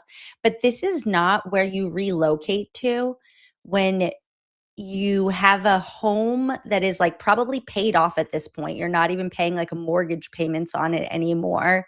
Your parents chose you of your 6 siblings to gift this house and pass it down to, and you just up and leave, and didn't sell it to any of the other siblings. I mean, in one way it was smart of them, just in terms of the house not becoming a spectacle where I mean, people already come to Canton and drive by 34 Fairview as a landmark, just to see the house in person and see the yard and this and that. But if they Oh, were man, still living there, people would be like tracking their whereabouts and whatever. But to move here is basically saying I was guilty. That's just my opinion. And thank you, B Crumbs, for gifting 20 memberships, and congratulations to the people who are catching my up on new the park. It's friends. going to be interesting. It's like a funeral session. Look at all these cars. Everyone's got their hazards on. So anyway, That's what I thought. this is the home of Brian Albert. Brian Albert is a Boston police sergeant who lived in Canton, comes from a very well-connected family. On the day of January 28th, 2022, Brian Albert went to New York City with his friend Brian Higgins, ironically, to go to a funeral for a New York police officer. They doing some drinking. They came back that night, and then they went out. They went to a bar called the Waterfall Bar, where they met up with another Boston police officer. What's happening? Named It just John now, all O'Keefe. that just clicked on me. John O'Keefe was dropped off at their house afterwards, after being invited there by a woman named Karen Reed, his girlfriend. She told him, text me when you get inside, but he never did. She waited about 10 minutes, figured things were fine, and left. But things were not fine. While she was literally waiting outside their house on Fairview Road, he was beaten to death. He was being beaten to death inside, or nearly to death, beaten unconscious. And then instead of calling 911, they plotted immediately within minutes to throw him out like he was trash. Around our estimates, around 3:30 to 4 o'clock, they decided to move his body outside. What's happening? After already putting his cell phone outside at around 12:30, they threw his body right on top of it so that he would die from exposure, and he did. He finally was pronounced dead slightly before 8 a.m., and the cover-up began. They got away. It was early. A couple of those facts, just so everybody knows, are a little bit not quite right, but we get the gist of it. With it for quite some time. He lived in Sounds Canton. good. Nothing happened. Hey! But things began to get not so comfortable for Brian Albert in October, when he was officially listed in court documents as a likely suspect, in an affidavit written by, I believe it was Alan Jackson, Cameron's new attorney. After that, he decided it was time to get the hell out of Canton. They did their floor for the second time in 4 years. They got rid of their floor, probably because it was covered in John's DNA and blood. And then they got rid of their family dog. We still don't know where Chloe is today, if she's dead, if she's alive. All we know is that she bit John's arm, quite obviously, and John is now deceased. So after that, he decided, I need to leave Canton. Unfortunately for him, his $950,000 house didn't sell as fast as he wanted to. So he took a $50,000 discount off, and he ended up moving to this place you can see right behind me, in close to the center of Norwood. I don't know why anyone would want to downgrade like that with their family too. Brian Albert Jr. lives here. It's believed that Caitlin Albert lives here, so they thought they could hide. They thought they could come to Norwood and hide, but we found them. So just understand that they can't be here today. So this is Brian Albert's involvement. So the next place we're going to go to now, we're going to be going to Wentworth Road in Canton, the home of Michael Proctor, conflicted state trooper Mike. Now, just to be clear, we're 13 minutes into the video, and hold on. So he got there at 7. So he was there for 5 minutes. So we're facing, that's 10 years in jail right there for 10 minutes for what we just watched. Woman that was in the hair shop that told you about Kenny. Oh, excellent. Oh, how about that? Yeah.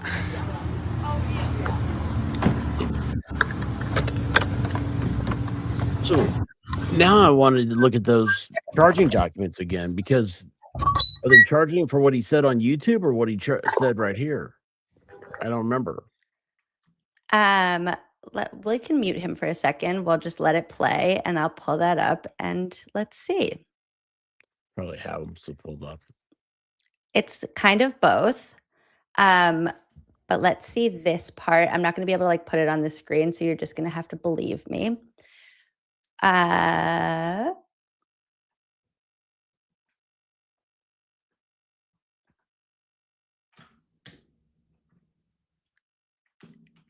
Okay.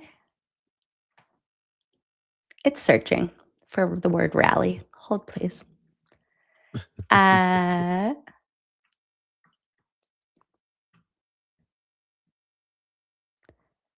Okay, rolling road rally. That's a section in the charging document. Carney organized and publicized a rolling road rally where protesters would travel to the homes of witnesses involved in Commonwealth versus Reed. On Saturday, July 22nd, 2023, at approximately 1200 hours, Carney departed Shaw's 134 Manhattan Street in Norwood, accompanied by a number of motor vehicles. So that's the part we just watched. Carney began a YouTube live video. YouTube Live allows users to broadcast live videos on the YouTube platform, which can later be saved and distributed on the user's account. At the beginning of the video, Carney is operating a motor vehicle and stated at least 100, 200 people are in the caravan of vehicles. He further stated he did not broadcast the locations of the protests prior to the departure of the rolling rally. During the video, Carney stated, this is the part where it says his purpose. We just read that. Then it talks about Julie Nagel that we're not going to, I'll get to that when we get to her.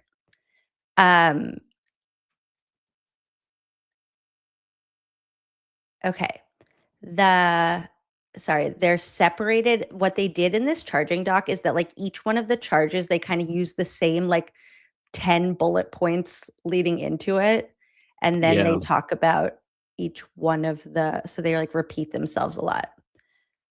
They don't talk about everything. Brian Albert. Hold on.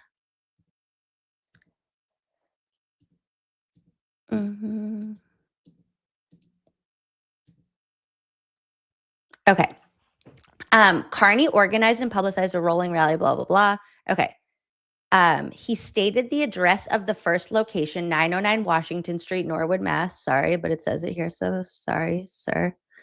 Which is the residence of Brian Albert. Brian Albert was with John O'Keefe in hours before he was killed, and O'Keefe was found unresponsive on the front lawn of Brian Albert's previous residence at 34 Fairview Road in Canton. Then it says the same blurb again about the purpose of the rally. And that's all it says about Brian Albert. It just says they went to his house. It actually doesn't even say anything that was intimidating. Yeah, that's the whole thing. Everything I read there. I was like, it's a repeat of, witness and not witness, but jury tampering, and then there's nothing on what they actually did. Yeah. So now the next part it says, so the part we're about to see is the second location of the rally where the rally stopped was the home of the Proctors. Michael and Elizabeth Proctor live at Redacted, where with their two young children. Michael and Elizabeth Proctor were not working on this Saturday. The Proctors purposely vacated their home and made plans in order to avoid the protest. When Carney arrived at Redacted address, Carney continued to use the megaphone and stated Trooper Proctor has, quote, framed Karen Reed and stated personal information about Trooper Proctor's family. Carney described Trooper Proctor as, quote, the most pivotal in the, quote, cover-up. While in front of Trooper Proctor's residence, Carney described how Trooper Proctor allegedly participated in framing Karen Reed for the purpose of covering for other police officers, planted evidence, and called him a, quote, disgrace. Okay. During the speech, Carney continually pointed to the residence. While in front of the home, members of the protest walked on the lawn. We're going to look for that in a minute. And spit on his driveway. We'll look for that. I don't know that that's a crime. Is that a crime? Is that and also, is that a crime against Aiden, if somebody else, even if this did happen, is that a crime against Aiden that another person that is not him walked on Michael Proctor's lawn or spit on his driveway? Yeah, Carney's see, that's recorded statement. No, go ahead. yeah. I don't know. I don't know. Like that's a good question. I mean, is it conspiracy? Is it some sort of something like that you're telling somebody? Oh, did he tell people to do that? I mean, if you organize an event, you're responsible for some of it. I mean, there is a level of responsibility, but I'm thinking maybe that's mostly civil is what I'm thinking. I'm not thinking criminal. That's something else. I don't think this is criminal. I think this is a civil dispute. If you're harassing me and you're doing all stuff like that, doesn't that seem like that'd be like someone Well, here, then Miss also, Chris put in there like about doxing, and now doxing you be charged with that maybe. I don't know. I think Massachusetts, you guys don't have.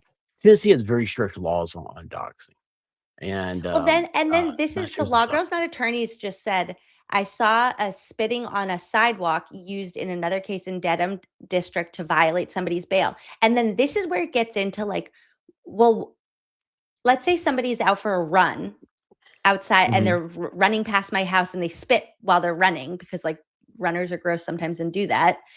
Like, is that Oh, they're really gross. a crime?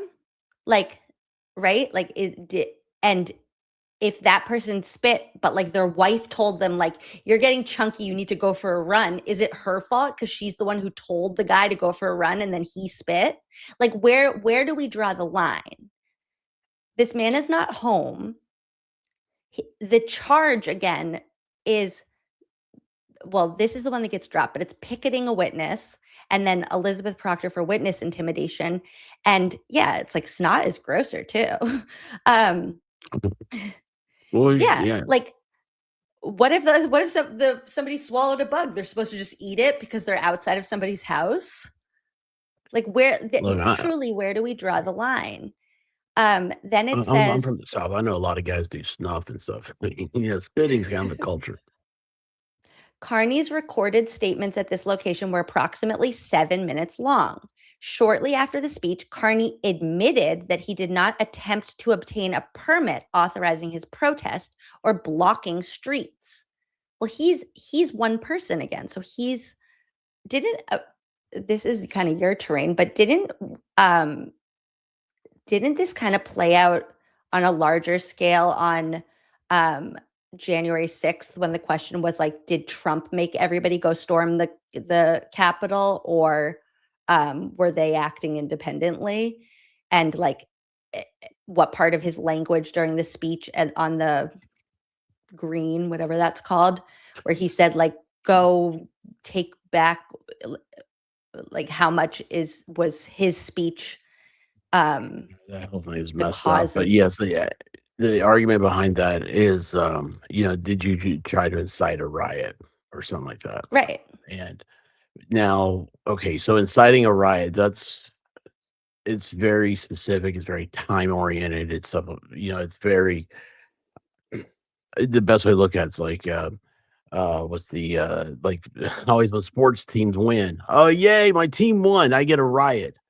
It's time and place is stuff with that. But no, did you encourage people to commit felonies? Well, what's the felony here? There's I don't know. I mean, it's just I can't get my mind to say something besides it just feels like it's just grasping for straws. Yeah. Well, and this is where I kind of go back to the kindergarten thing where I have a hard time with anybody kind of like causing somebody else to do something. Like I would tell my students all the time, like they would say like he made, we were talking in the hall. My school is really strict, as you will see from these stories, but I was only talking in the hallway because he made me talk.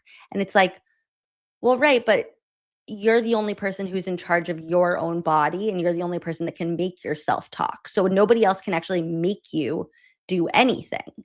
You can, you only have power over it. Like I would love to be able to like make everybody do all these things. I think the world would be a better place if I could.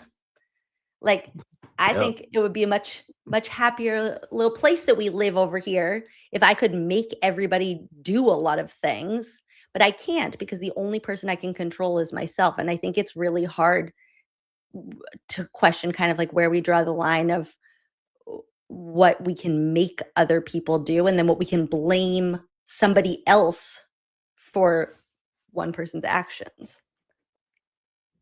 I love that. I absolutely love that. You're right. You're 100% correct. So he didn't obtain a permit, but also like he was there for 7 minutes.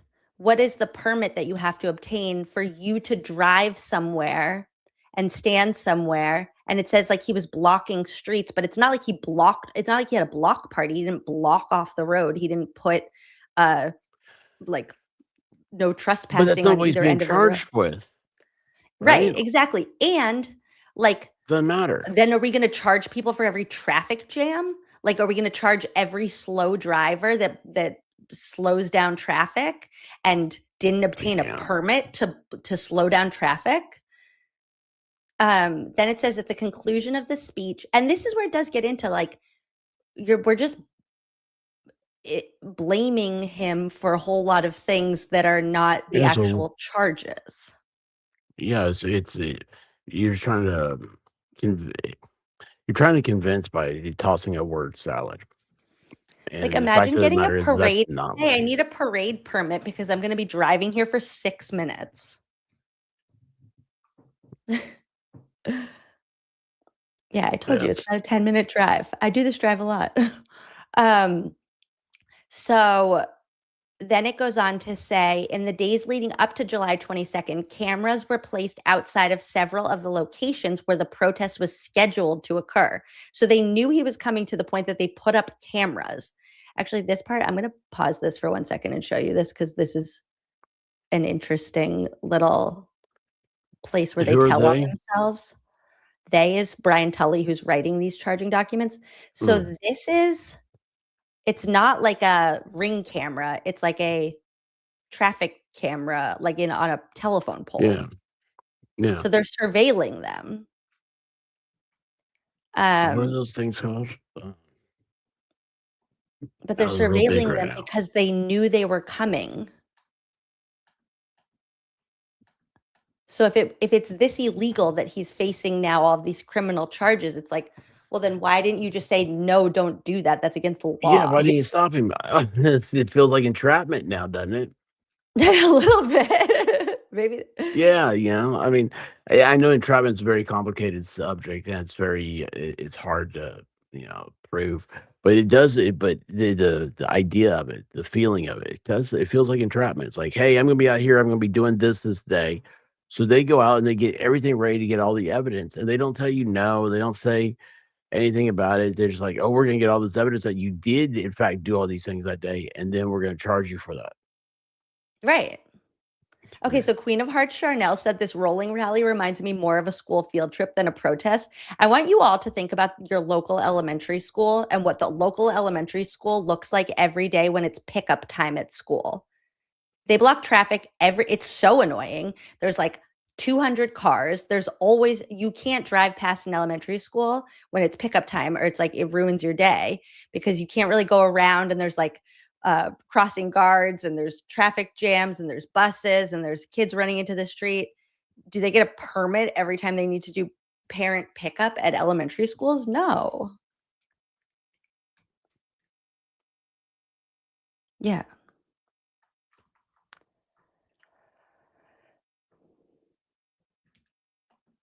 Okay. Oh, So yeah, he's those getting black kids close there? now.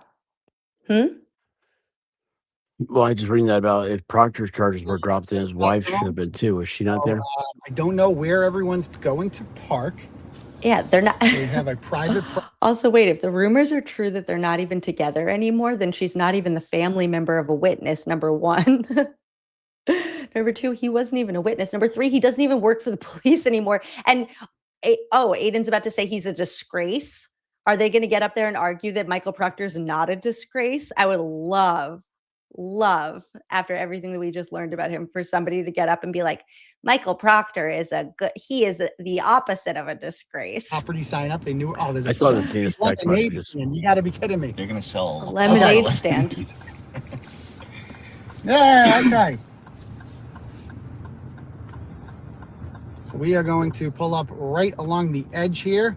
What if everybody's just there for the lemonade? They came from far and All right. wide to buy And we'll these see what kids happens. lemonade.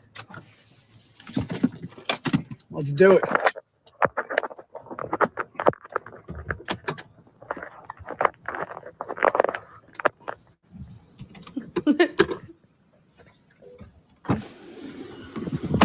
So this is the picketing charge that eventually is dropped on Michael Proctor. But Lizzie Proctor Yeah, still the has megaphone. witness intimidation charges, maybe not exactly stemming from this.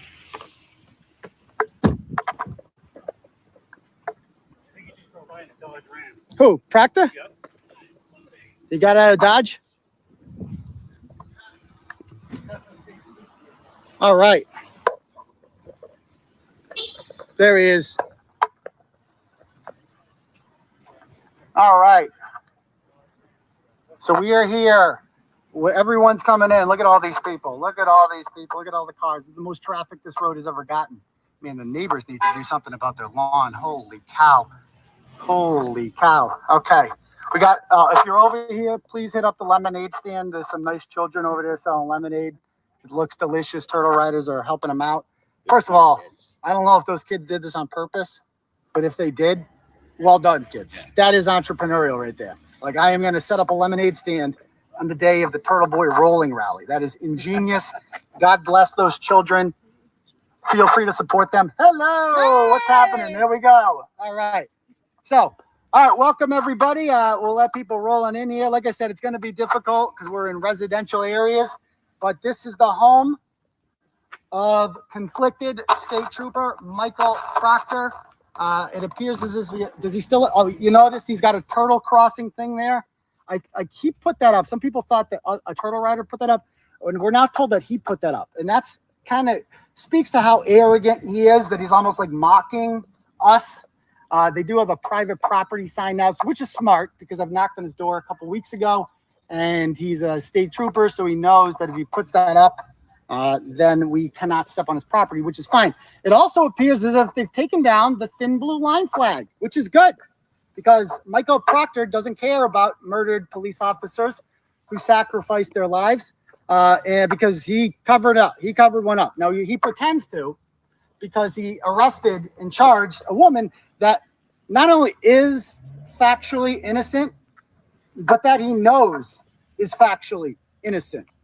And I don't understand how any person can put someone in a box for the rest of their life knowing that that person did nothing wrong. Like the amount of ways that the man who lives inside this house with his lovely family, well, except for his wife, but for the rest of half of his family's lovely, at least. The man who lives in this house knows that Karen Reed did not kill John O'Keefe.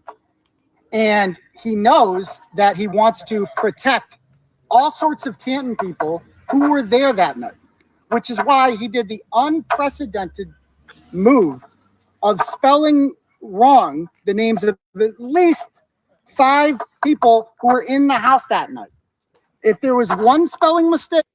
Okay, I just need to say one thing. So Steven said, I can't wait until the Proctor extraction drops of what he said about Aiden. So what we already know is that Proctor's nickname for Aiden was asshole.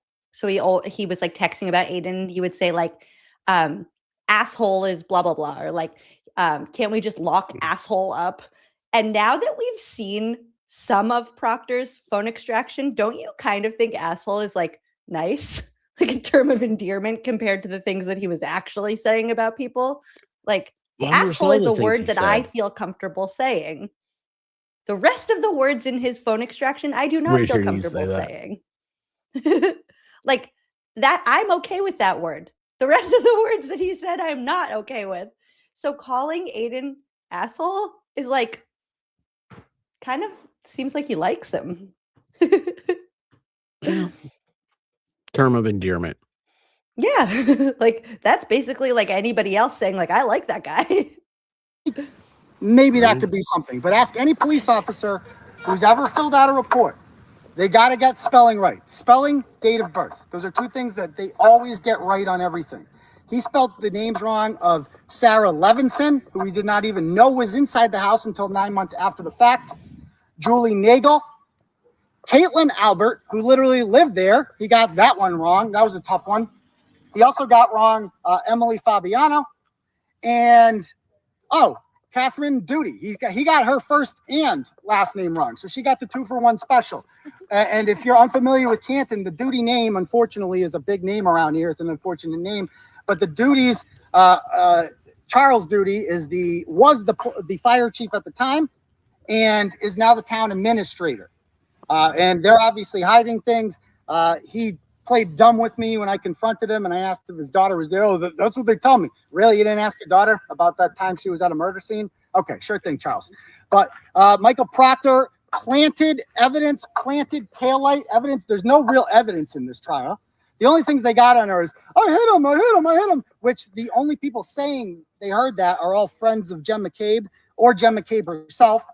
And the taillight evidence, which somehow the Canton Police Department missed. Somehow they missed it when there was only an inch of snow on the ground and they brought their leaf blower out and their solo cups and they missed the taillight everywhere and the shoe. The guy is missing a shoe and they don't think to ask, gee, I wonder where his other shoe is. Maybe it's in that house where the body is laying and they didn't go inside. They didn't do any of that. How Michael Proctor became the detective on this case is still unknown, but we know that Michael Proctor is good friends, very good friends, his family, with the Chris Albert family particularly.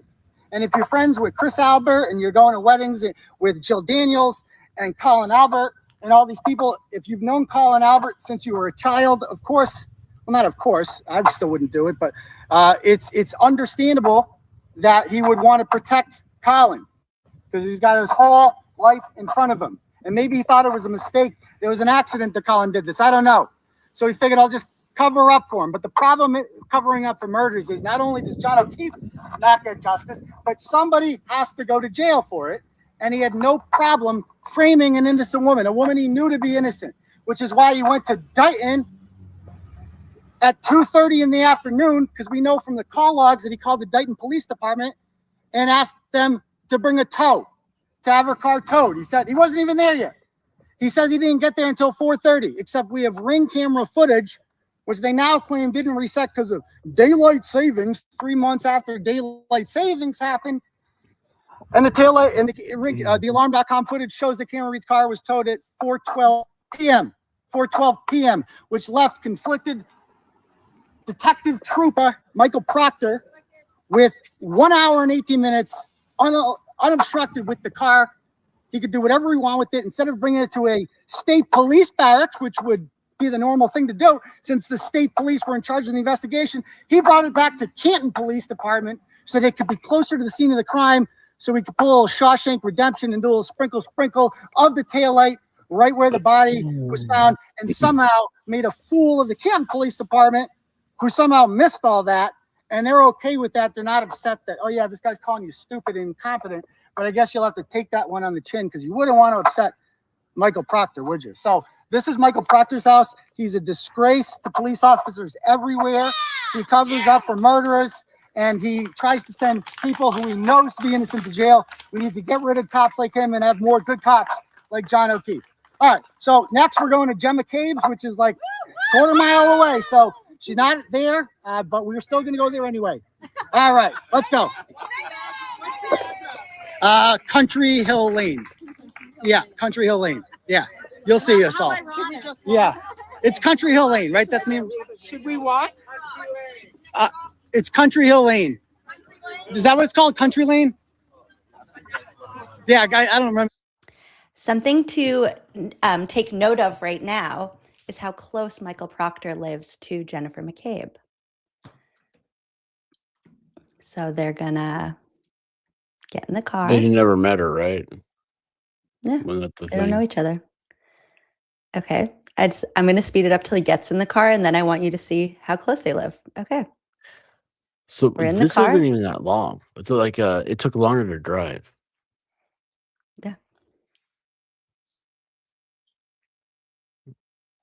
We're not This is driving so yet. weird. We're not starting the time yet.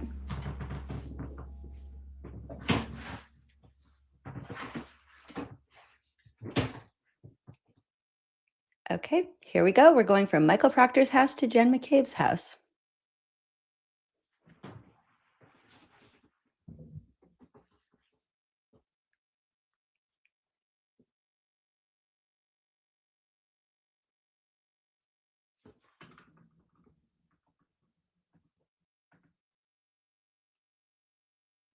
We're driving. We're driving. We're in traffic. There's not usually traffic here.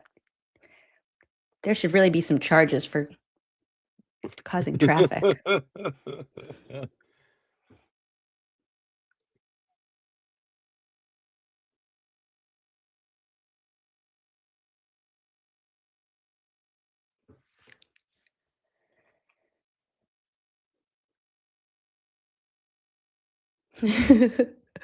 Wow, Goose said, what a raving lunatic, buckling up, checking mirrors.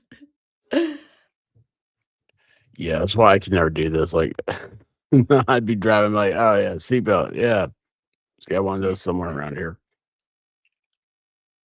Okay, we're on Country Lane.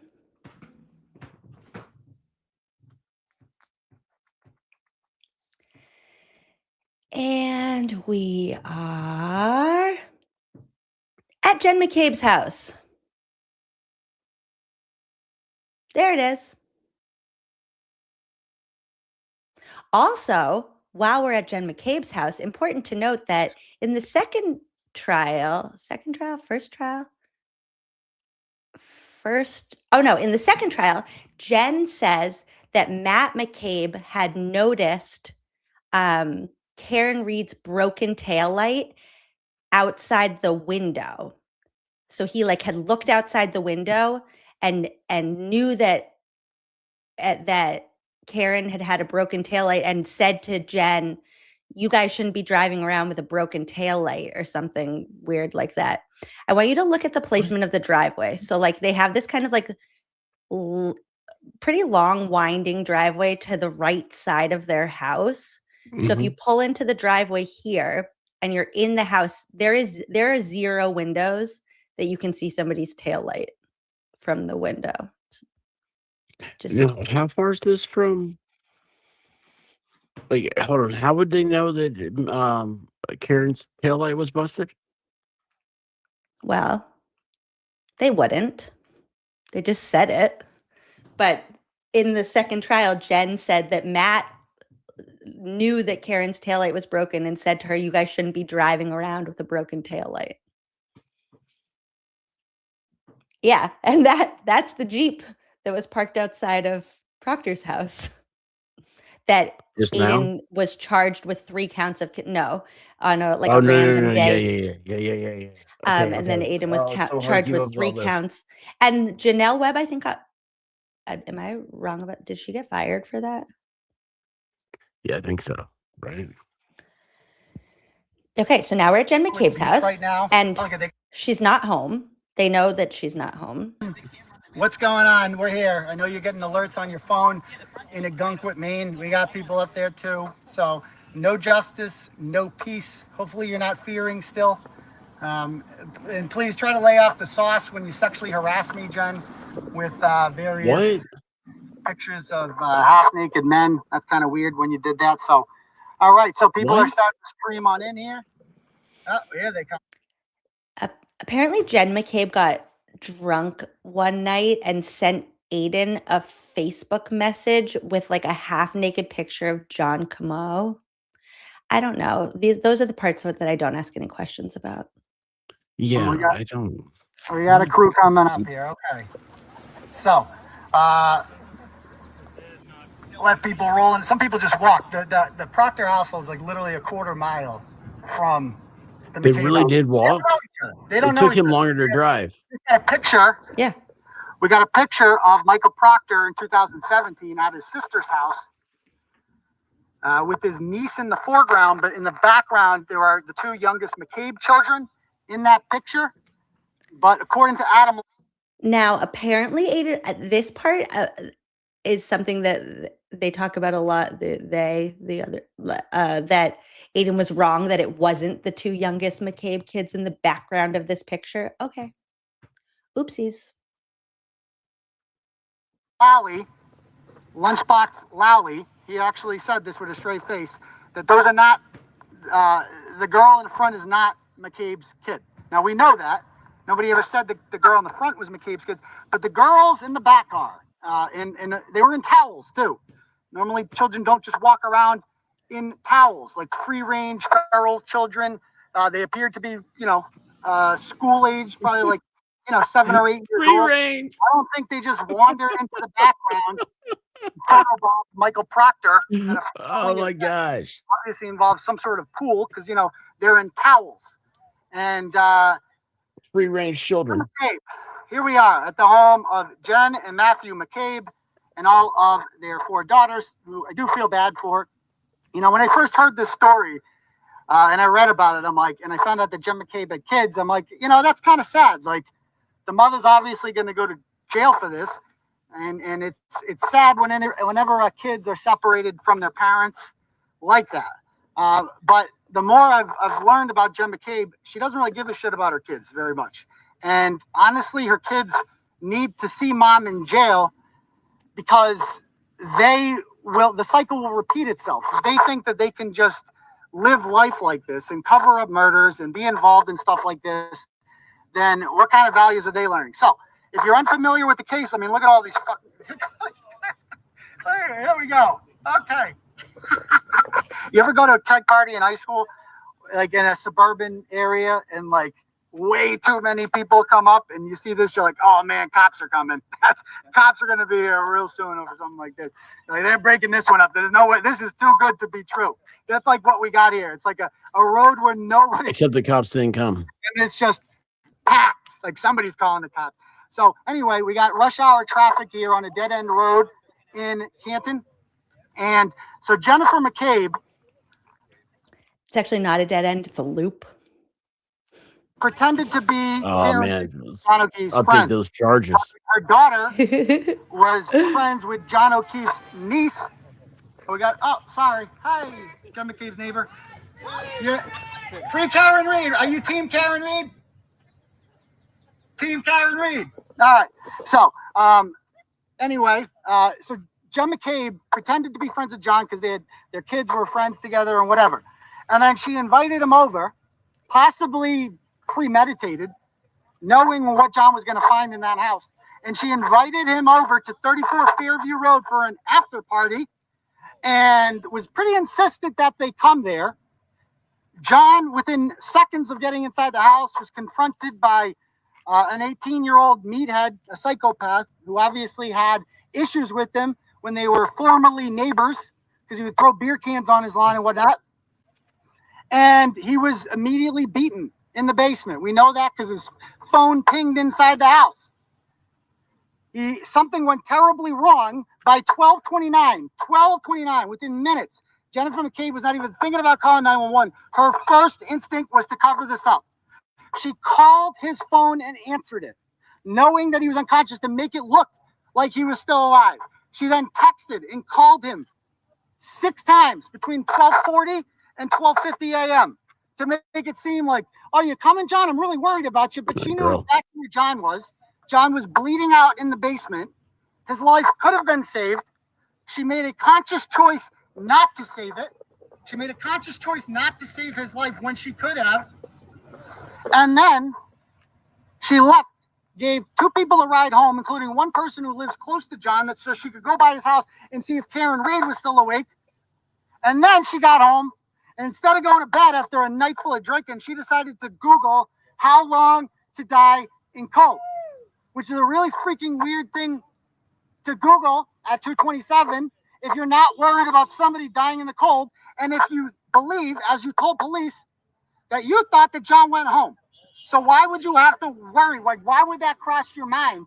Oh, you didn't know that? She then stayed up all night.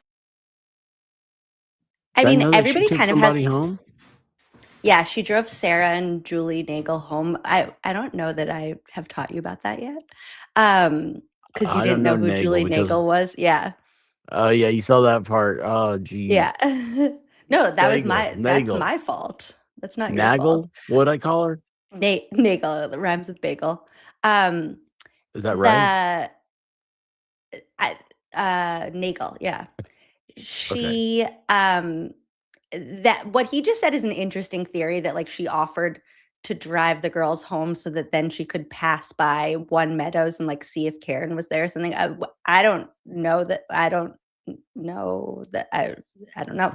But the question of like why Jen would have Googled how long to die and called it 227 is an interesting one because according to Dr. La Posada, John died within 20 minutes of his injury. And I think what wasn't clear at this time and even through the first trial was that John's injuries were like immediately incapacitating to the point that like it was clear within seconds, minutes that he wasn't going to survive. And to me, that kind of changed the whole like idea of the crime because the thought of people putting somebody outside who was still fighting for their life is very different than the idea that you have somebody who couldn't be saved that you're then trying to figure out what to do to not get blamed for it. And to me, the idea of Googling how long to die in cold at 227 is more like establishing your alibi, like how long do we have where it would be plausible that if he was found at this moment, like it would be a plausible explanation that he just died in the cold. Do you know what I mean? So it's like she's just trying to see, is it 45 minutes? Is it 6 hours? Like how long would somebody have needed to be out there to die in the cold? That's my theory, my opinion. And you're a witch. Being drunk all day. She was up at 4:53 a.m. like when that. Karen Reed finally called her. And literally she was watching the minutes tick by. Every minute that went by, she felt more and more confident that she was going to get away with it because it was more and more likely that John would die and not wake up and tell the world what they did to him. Then she filled Karen Reed's mind with poison and lies on the way over, pretending to be her friend, and then told Michael Proctor a bunch of lies. When she spoke with police at Brian Albert's house, she told them something, but apparently it wasn't enough because she had to call back her good friend Michael Lank at 9 o'clock because she remembered something. She suddenly recalled that Karen Reed said a whole bunch of incriminating stuff in the car. She just remembered it at 9 a.m. He comes back, takes a statement. They hang out there for a couple more hours and then decide to get in the cars during the middle of a blizzard and come over here for the friends and family meeting with Michael Proctor, where they're all interviewed together. No protocols were followed. No tough questions were asked. And as a result, Karen Reed was charged with the murder of John O'Keefe shortly after that. So I just want all of Jim McCabe's neighbors to know, in case they don't already know, the people that live right here at 12, they're cop killers. These are cop killers, folks. These are cop killers that live here. They could have saved John O'Keefe's life. They're not. Your neighbors are cop killers. They're going to try to live life like nothing has happened, but we're not going to let them do that because you don't get to kill police officers and fathers and get away with it. And you certainly don't get to frame innocent people who did nothing wrong to you and send them to jail for the rest of their life simply because you don't want to take responsibility for what your brother-in-law / side piece did. So again, we got a long line here, so we're going to go on to the next house now. We are going to 78 Highland Street. 78 Highland Street. Let's do it. 78 Highlands. On the truck? Okay. I think they'd have a harder time in civil court. I think this is a civil matter, and I think they'd have a harder time in civil courts than they're going to have in criminal. Well, now they're kind of getting that. That's kind of going to play out, but it's not even playing out the same way. Well, yeah, I mean, that's what they're doing right now, basically. Somebody just asked, I can't find it now, but when John's phone stopped moving, it was 12:32:16. That's fine. What's the address again? 78 Highlands. 78 Highland. Thank you. Yeah. So 12:32. He was only there minutes. Thank you. You're welcome. Let's do it. Let's do it. Thank you. The injury that John sustained was, I'm going to put it in, we're just going to speed to the next house, was just a complete freak at like 1 in a million chances that like you fell in this way and hit your head here and the force of the fall and everything happened very fast.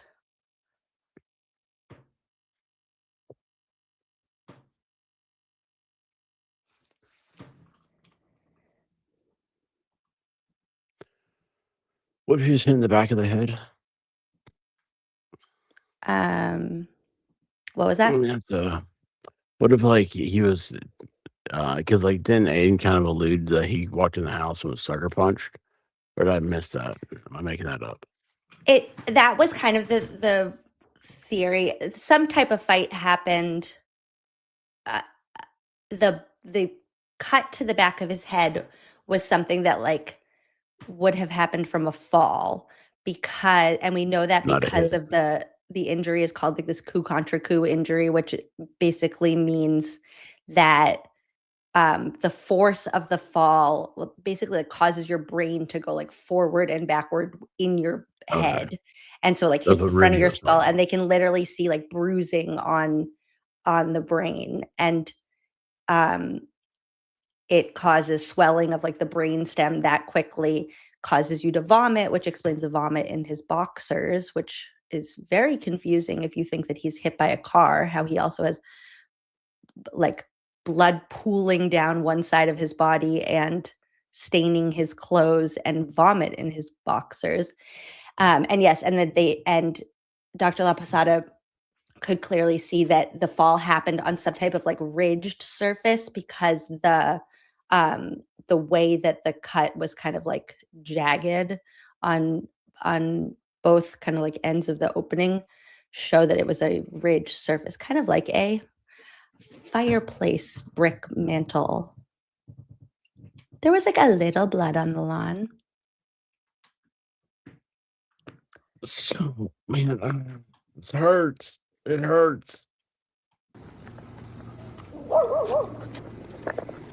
So 74, is this 78? Okay. The brick one? It's a nice house. Oh, looks like people home too. Okay. Oh, I forgot my megaphone. Give me 1 sec. Hold on. We got to get the megaphone. That's fine. We got to let people stroll in here anyway.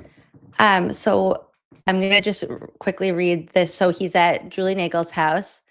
Julie Nagel lives with her 2 parents and 2 siblings. Juliana was home with her mother at the time of the protest. Juliana and her brother, Ryan Nagel, were present at 34 Fairview and had been interviewed by investigators. So it is interesting, again, if we're talking about like, so Jen and Matt McCabe both counted, even though they weren't home, but they both counted because they live in the house because they're both witnesses. But also Julie and Ryan are both witnesses in the trial, and they're both living in this house, but only picketing charges are against Julie, but not Ryan. Just inconsistent. When Carney arrived at Redacted, he identified the residence as the home of Julie Nagel. Carney made a statement to get the attention of neighbors of Highlands, blah, blah, blah Street. He described how O'Keefe was beaten, this is what we're about to see, to death at a house where Julie Nagel was present. He stated, quote, "At any point, Julie Nagel, you can come out. At any point, Julie, nothing is stopping you from telling the truth. You know what happened that night."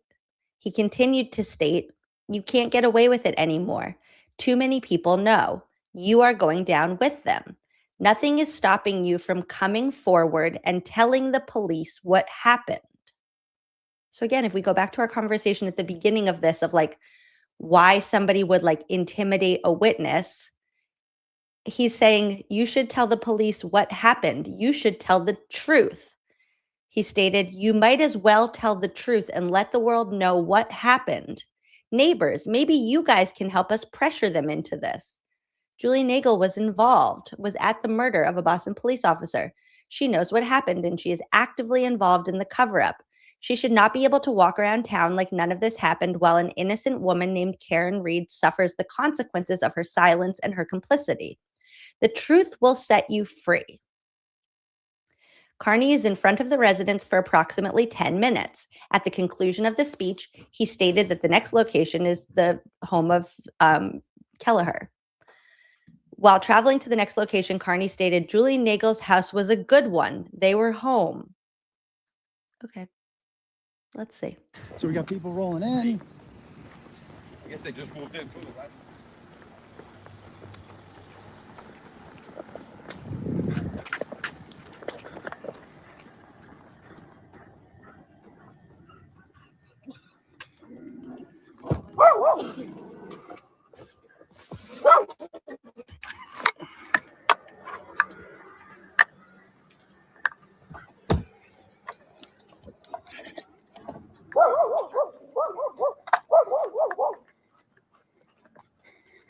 No, the point is, it's a densely populated street. Let me tell you.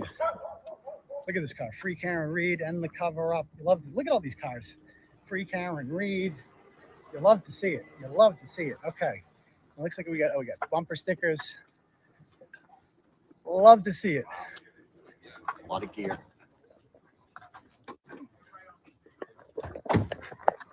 Look at all these shirts. All right. Also, you know what's interesting about that dog barking? It's that's what dogs do when there's a bunch of people outside. You know what we didn't hear the morning when John O'Keefe's body was found? Not once, not one bark, not one little woof woof.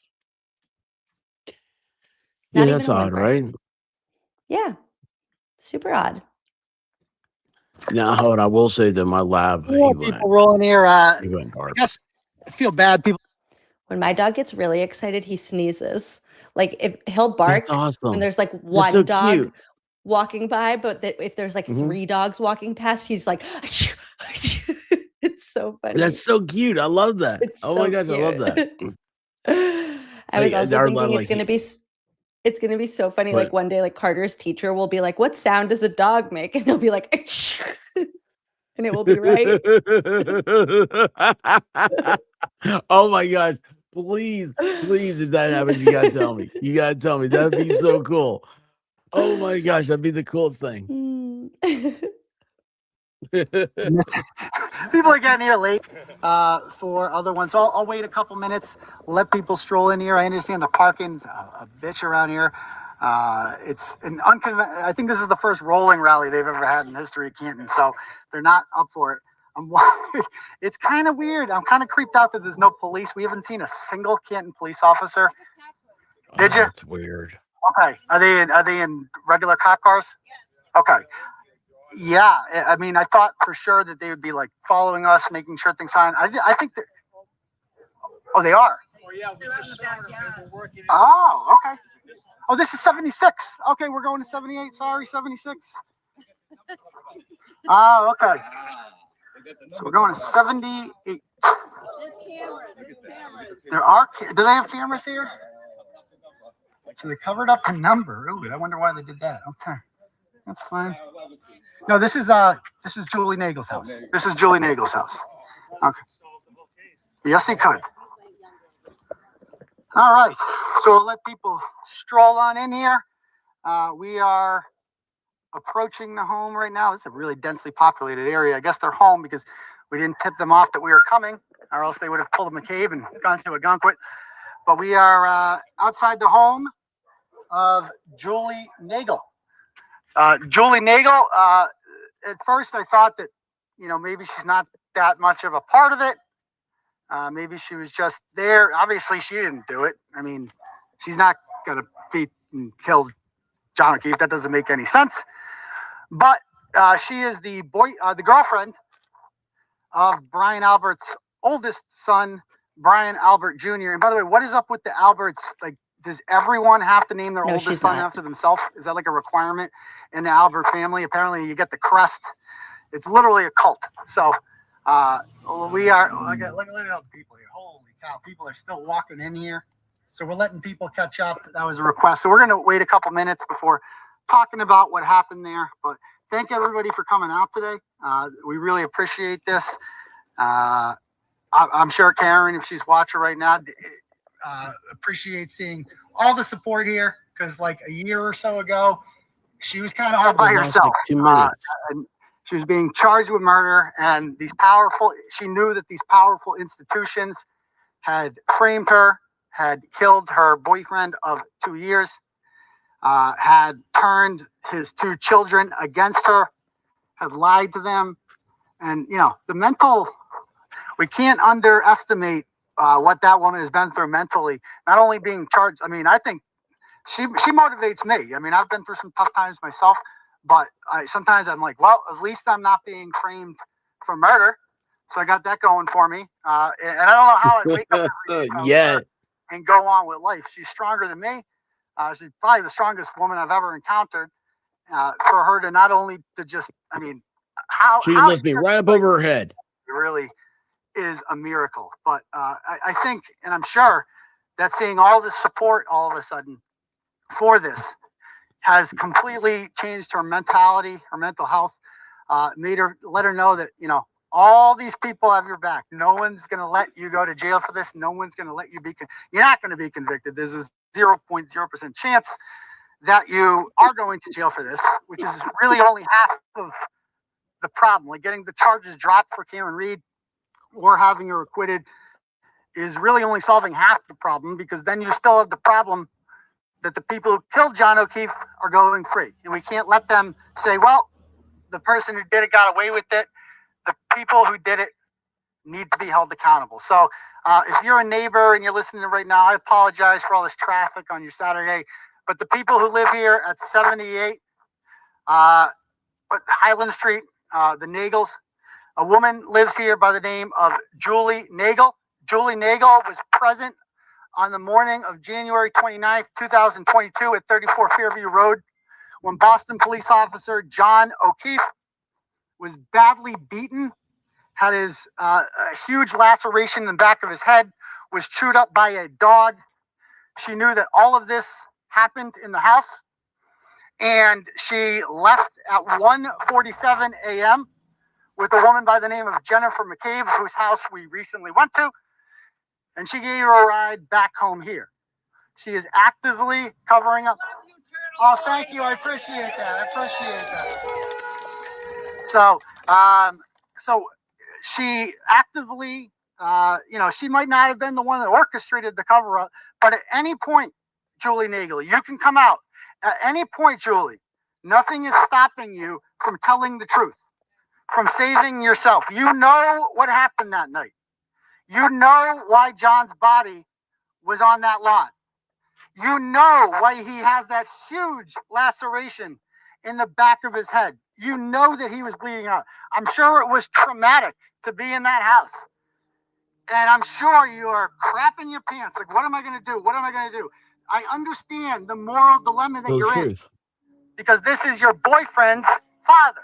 And you probably know Brian Albert Sr., and you've probably been to family events with him, and maybe he's going to be your father-in-law someday, and you probably envision this whole life that suddenly was going to come to an end if Brian Albert and Colin Albert were held responsible for what they did. So I get it. I get the moral conundrum that you have there. It's very hard. But you can't get away with it anymore. Too many people know. They're going to go down. The question is, are you going to go down with them? Nothing is stopping you from coming forward and telling the police what happened. We know that you did not even talk to conflicted State Trooper Michael Proctor until 11 months after the murder. You talked to him in January of 2023 for the first time. You and Sarah Levinson were interviewed, and you are the only person that they spoke with who said that they saw anything on the lawn. You said in the police report that you saw something dark and shadowy on the lawn. You were very vague on purpose, because you knew that if all of you said nothing was on the lawn, that wouldn't make any sense. So you had to say, oh, maybe I did see something. Maybe there was something there. We know it. And that is not just you. You're not the second you made that statement and the second you made up that lie, and that's what it was. It was a lie. The second you made up that lie, you became much more complicit in the cover-up of the murder because you went out of your way to make up a statement that you knew was untrue. And you were doing it to frame an innocent woman. You know, you obviously come from, you know, you have parents, you got a brother and stuff like that. Karen Reed has a brother too. Karen Reed has parents too. Have you thought at all about what life would be for them visiting their daughter once every 2 weeks on visitation day and framing him? Has that ever crossed your mind about what you're doing to an innocent woman? Is Brian Albert Jr. really worth it? I understand. Oh, you got an Albert. I know the goal of every woman in this town seems to be to procreate with an Albert. I get it. I get it. But that dream is officially over. They no longer have the weight behind their name that they used to. So, I mean, I'd dump them and find somebody else. That's just me. And I would come clean and you could be the hero to save us all. Your brother is the only person so far to tell the truth. Your brother's statements, yeah, give it up for Ryan Nager. Give it up for him. What'd he say? Your brother, Ryan, pulled up behind Karen Reed when she pulled in there and let her go first. John immediately ran into the house and he told the police the truth. He told them that there was nobody in the car with Karen Reed, that she was sitting there with her interior lights on, that her hands were at 10 and 2, that there was nobody outside the car. He confirmed that she could not have possibly done this, that he was inside the house. Now it's your turn to join your brother and be honest and tell the police why you came outside and told your brother to go home, even though you called him looking for a ride. You need to explain that. It's not too late to save yourself. You can avoid jail in doing that, but you're going to have to talk. It's not an option to remain silent. I mean, I know you guys have covered up. You didn't want us coming here. We found it. I mean, 76 is right there, so I'm guessing this is 78. It wasn't brain surgery. That didn't work. So you might as well tell the truth and let the world know what happened. So, you know, neighbors, maybe you guys can help us pressure them into this. Julie Nagel was involved. It was at the murder of a Boston police officer. She knows what happened, and she is actively involved in the cover-up. She'd not be able to walk around town like none of this happened, while an innocent woman named Karen Reed, a very nice woman named Karen Reed, suffers the consequences of her silence and her complicity. The truth will set you free. The truth will set you free. Absolutely. Absolutely. Now, just to be clear and point out, Aiden is the only person charged of this whole crowd. So there are other people yelling things. There are other people cheering and clapping and saying the truth will set you free, but none of them are charged with anything. So then where is the line? Like, this goes back to, like, what is a crime? Like, how many words do you have to say that make it a crime? Do you have to have the megaphone? What if one of those people just spit when they said the truth will set you free and a little bit of spit came out of their mouth? Is that a crime now? And is it Aiden's fault that a little spit came out of their mouth?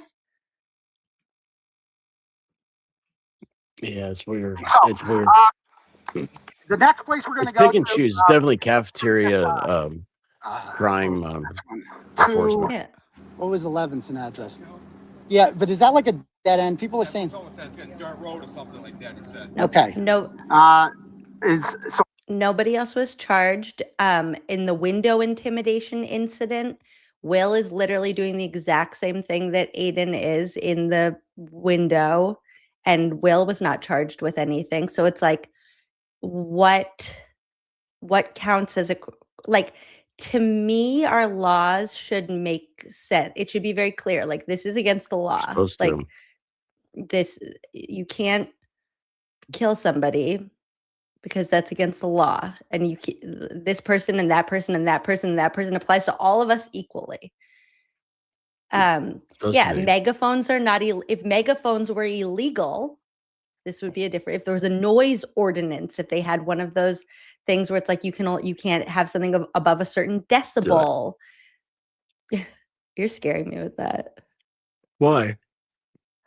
'Cause I feel like you're about to, like, take out all our eardrums. I wouldn't like.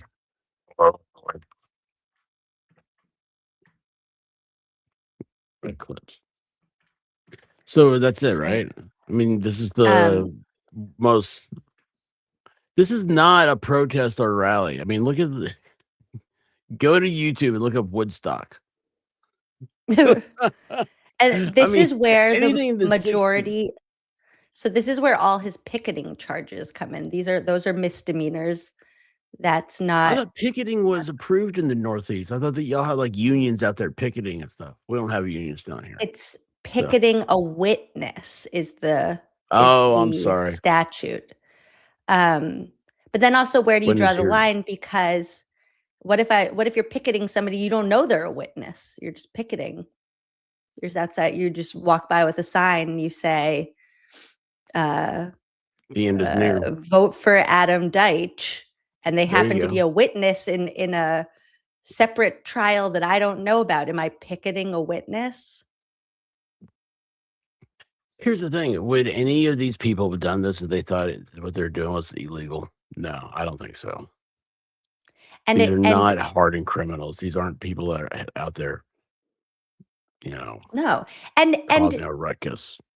to that end, I also feel like that was a group of people that if they had felt like Aiden was crossing a line, like if he suddenly went up to Julie Nagel's window and was banging on her bedroom window saying like, I'm going to come in and get you if you don't come out in 5, 4, 3, and then leaps through an get you, my open window pretty. inside of her house, I feel like the crowd's reaction would not have been cheering and happy. It would have been like, no, Dude, you don't gotta do stop. that. Like maybe they would have even called police on him. Like this Right? is people are cheering and supporting him because he's advocating for an innocent witness. I mean, victim. I mean, whatever Karen was. Yeah. This is I don't know. I mean, what were the charging things again we're supposed to be looking for? I mean, I've already forgotten. It's boring. No, I mean, I'm not saying like Yeah. but it's boring as far as like, oh, this like when you see criminal activity, like okay, like police cam videos, right? Like you're watching them and you're waiting to see everything that happens. You want to rewind and see stuff. But this is just look, as a YouTuber, I mean, this is just something that you do. This is content. Yeah. I mean, I don't. They also bring in something in the charging document about after they summarize what Aiden just did at Julie Nagel's house. Then it says, during a recorded interview on the YouTube account RizFlex, dated August 20th, 2023, Carney made the comments about his influence on the jury pool. And then there's this quote, I want the world to know what happened here. They want the story to be silent. Nobody knows about it. They want to be able to find a jury pool that has never heard of any of this shit so they can manipulate them the same way they have manipulated everyone else. And I'm not allowing them to do that. Happy to do it. Well, guess what? There is a very thorough jury selection process where they literally ask every potential juror, what have you heard about this trial? And so if Julie Nagel's next door neighbor was called for jury duty and Beverly Cannoni called that neighbor up to the stand and said, what do you know about this trial? They would say, I know that there was a rolling rally on my street and I saw this turtle guy and he said that my neighbor Julie was involved in this. And then the judge would say, thank you, have a great day, you're dismissed. And they would do that because we have a process to weed out any jurors that have been tainted by the media, which Aiden is, before they were called for jury duty. And guess what? That happens in trials all the time just because the news exists. Oh yeah, yeah. I mean that happens in law offices. I mean, you always get asked. They might have a conflict in here with, this new client. Yeah, it's almost like they should have asked that to a lot of people investigating this. They didn't. Also, they literally have a list of every single potential witness that's going to testify in a trial. Like both sides have to hand that in ahead of jury selection. And then they read out, they go through each name. Do you know Ryan Nagel? Do you know Michael Proctor? Do you know Yuri Buchanan? Do you know Paul Gallagher? And if a potential juror knows any of those people, they say, in what capacity do you know this person? And they say, oh, that's my best friend. And they say, thank you, you're dismissed. Or they say, oh, I think that's my brother's next door neighbor's mailman that I met one time at a party. And then they say, do you think that would cause you any conflict of interest in deliberating on this trial? And then the juror says, no, I don't think so. And they say, okay, you're on to the next round. They also ask things like, have you ever been the victim of a crime? Have you ever been the victim of a car accident? Have you ever been the victim of domestic violence? And if the answer is yes to any of those things, then that juror is tainted and Aiden had nothing to do with it because they're human and that's what happens. So sorry, miss me with that. He can't impact the jury unless it's allowed by the judge. And then that's a whole nother conversation. Yeah, maybe we ought to just start blaming the judge. So you're saying that the judge allowed this to happen? Oh, wait, he Like just you passed can't C.F. blame me McCarthy's. for this. The judge allowed this to happen. Oh, did we We're miss passing one? now. Because they happened so fast. No, he's driving, but we're passing C.F. McCarthy's and the Waterfall and D&E Pizza. This is Canton Center. Very awkward. I don't know if we should do that. But definitely we're going to 31 Fairview. We need to see. A lot of people have never seen the scene of the crime. So we're going to go there and protest Tom Keller's involvement. Tom Keller, I heard that he accidentally shot himself. It's in front of the air conditioner. Into that, I don't know. That he's a fucking moron. Like he's obviously corrupt. He's the deputy chief. I think he's like second in line to Helena Rafferty, who's obviously corrupt herself. You are. Who urged everybody not to pay attention to any of this and called it sensationalism. Please, give me a break. Jessica's cool. So here we go. All right. So most people are going to go that way. I'm going to go this way. I'm going to go the long way. A lot of people are going to go that way. I'm going to go this way. So I want to go down Dedham Street because people are saying, come down Dedham. Okay, we'll go down Dedham. So this is the way that Karen Reed took. We're going to do Karen Reed's midnight ride. So have we passed the waterfall? We haven't passed it yet, right? Oh, no, I think it's down here. Burning that yellow. All right, cool. All right. So here is D&E Pizza. There it is in all its glory. Oh, C.F. McCarthy's people are looking Mediocre chicken parm. Okay, there it is. And here's the Waterfall Bar on our right. And then Karen Reed and them got in their car and they went this way. They went here. They go, okay, we're going to the after party, John. Why are you going to go to the after party, John? Why can't we just come home and snuggle? And it's kind of weird, John. These guys are like in their mid-40s and stuff and living up to glory days. And like, who goes to after parties at our age, John? Why don't we just you got two kids at home? It's okay, Karen. We're just, it's just I want to be well liked in the town. I want people to welcome us because my kids. You got to be in with these people. It's important. And Brian Albert's a big shot where I work, and that's the Canton Library where the cameras are that people drove past. It's a nice little tour. It'd be good if I was on his good side. I don't want to be on his Karen bad Reed side. Yeah, I still think they're assholes, John. They're very rude to me, and they never invite me anywhere, and they wait. Wait, also the funniest part about this conversation that he's playing out, which is probably actually what happened, is that now we also know that Coldplay's Fix You was playing in the background. So they also have playing, I will try to fix you.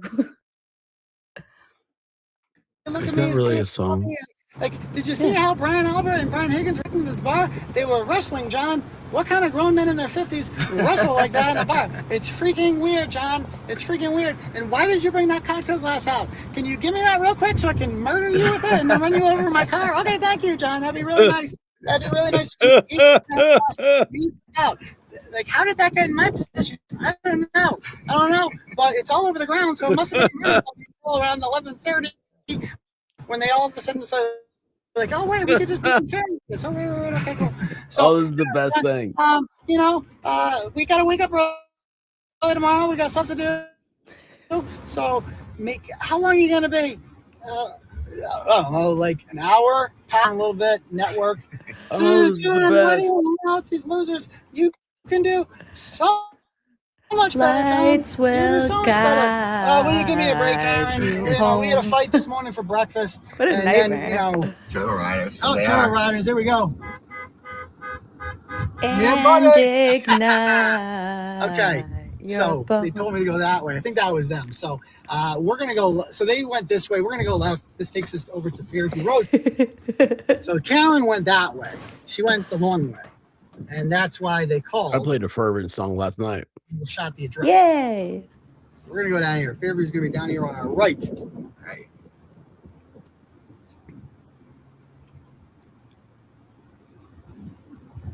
Oh, congratulations. Did you see I did a whole Lego set? Nice house. Woo! Yeah. Yes. Fancy. Got a cool toilet in there. All right. So Isn't that cute? Steeple Chase Lane, dead end. All right. Let's see, Fairview. Fairview's gonna be. I don't even have to put it into my device. I know where Fairview is. I think I did too now. It's gonna be down here on the right somewhere.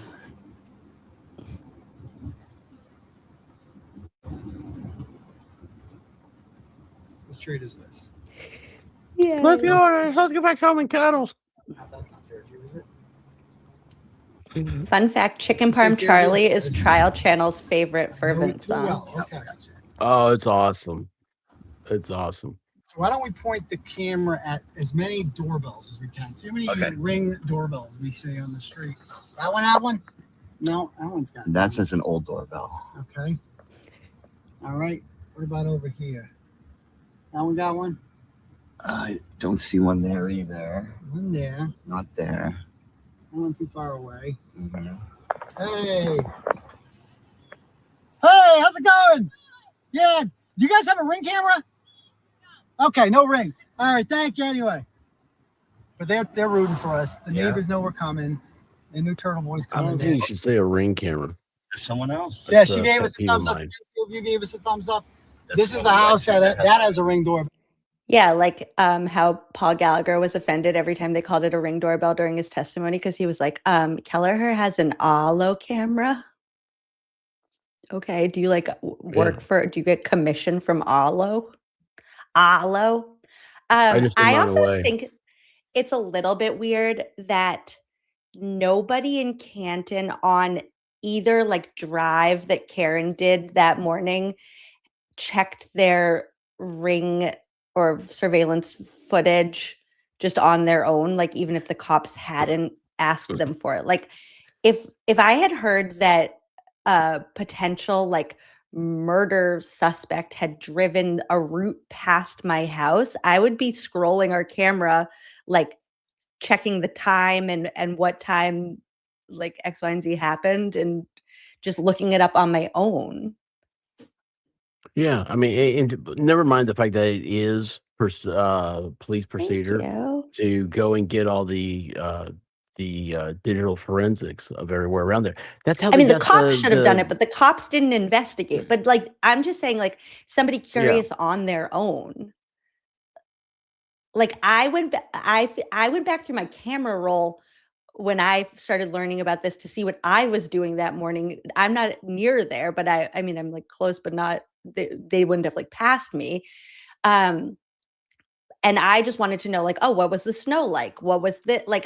It's confusing to me that nobody was like, wait, I have a ring camera footage of Karen's car passing my house at 12:35 and her taillight is intact.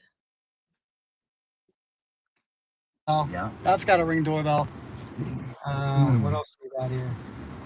I want to have Can one. they have those cameras turned off where they only turn on when you ring the doorbell? Yeah, I mean, people could have it on any Freaking settings. houses. That's got one. I see That's one got right there. one, There's yeah. one in 9. When I first got our Ring doorbell, I had it on like a weird setting where it, like the way that you do Ring, it's like you have to drag the like dots to like make the field of vision. But my house is on a little like incline, like my front lawn is a slope down. So it was like getting confused anytime anything happened in front of me.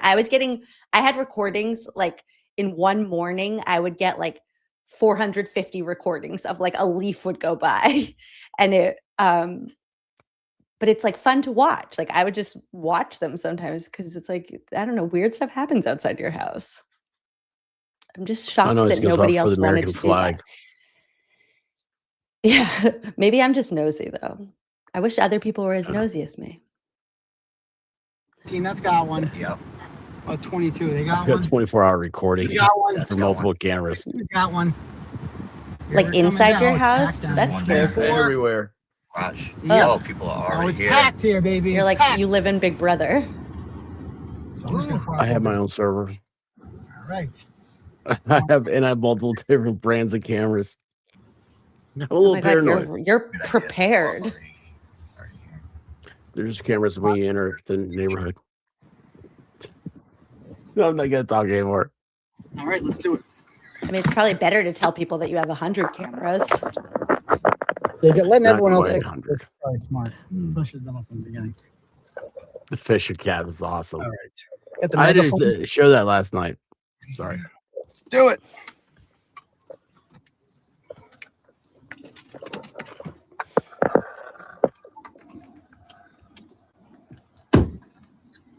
Testing. All right.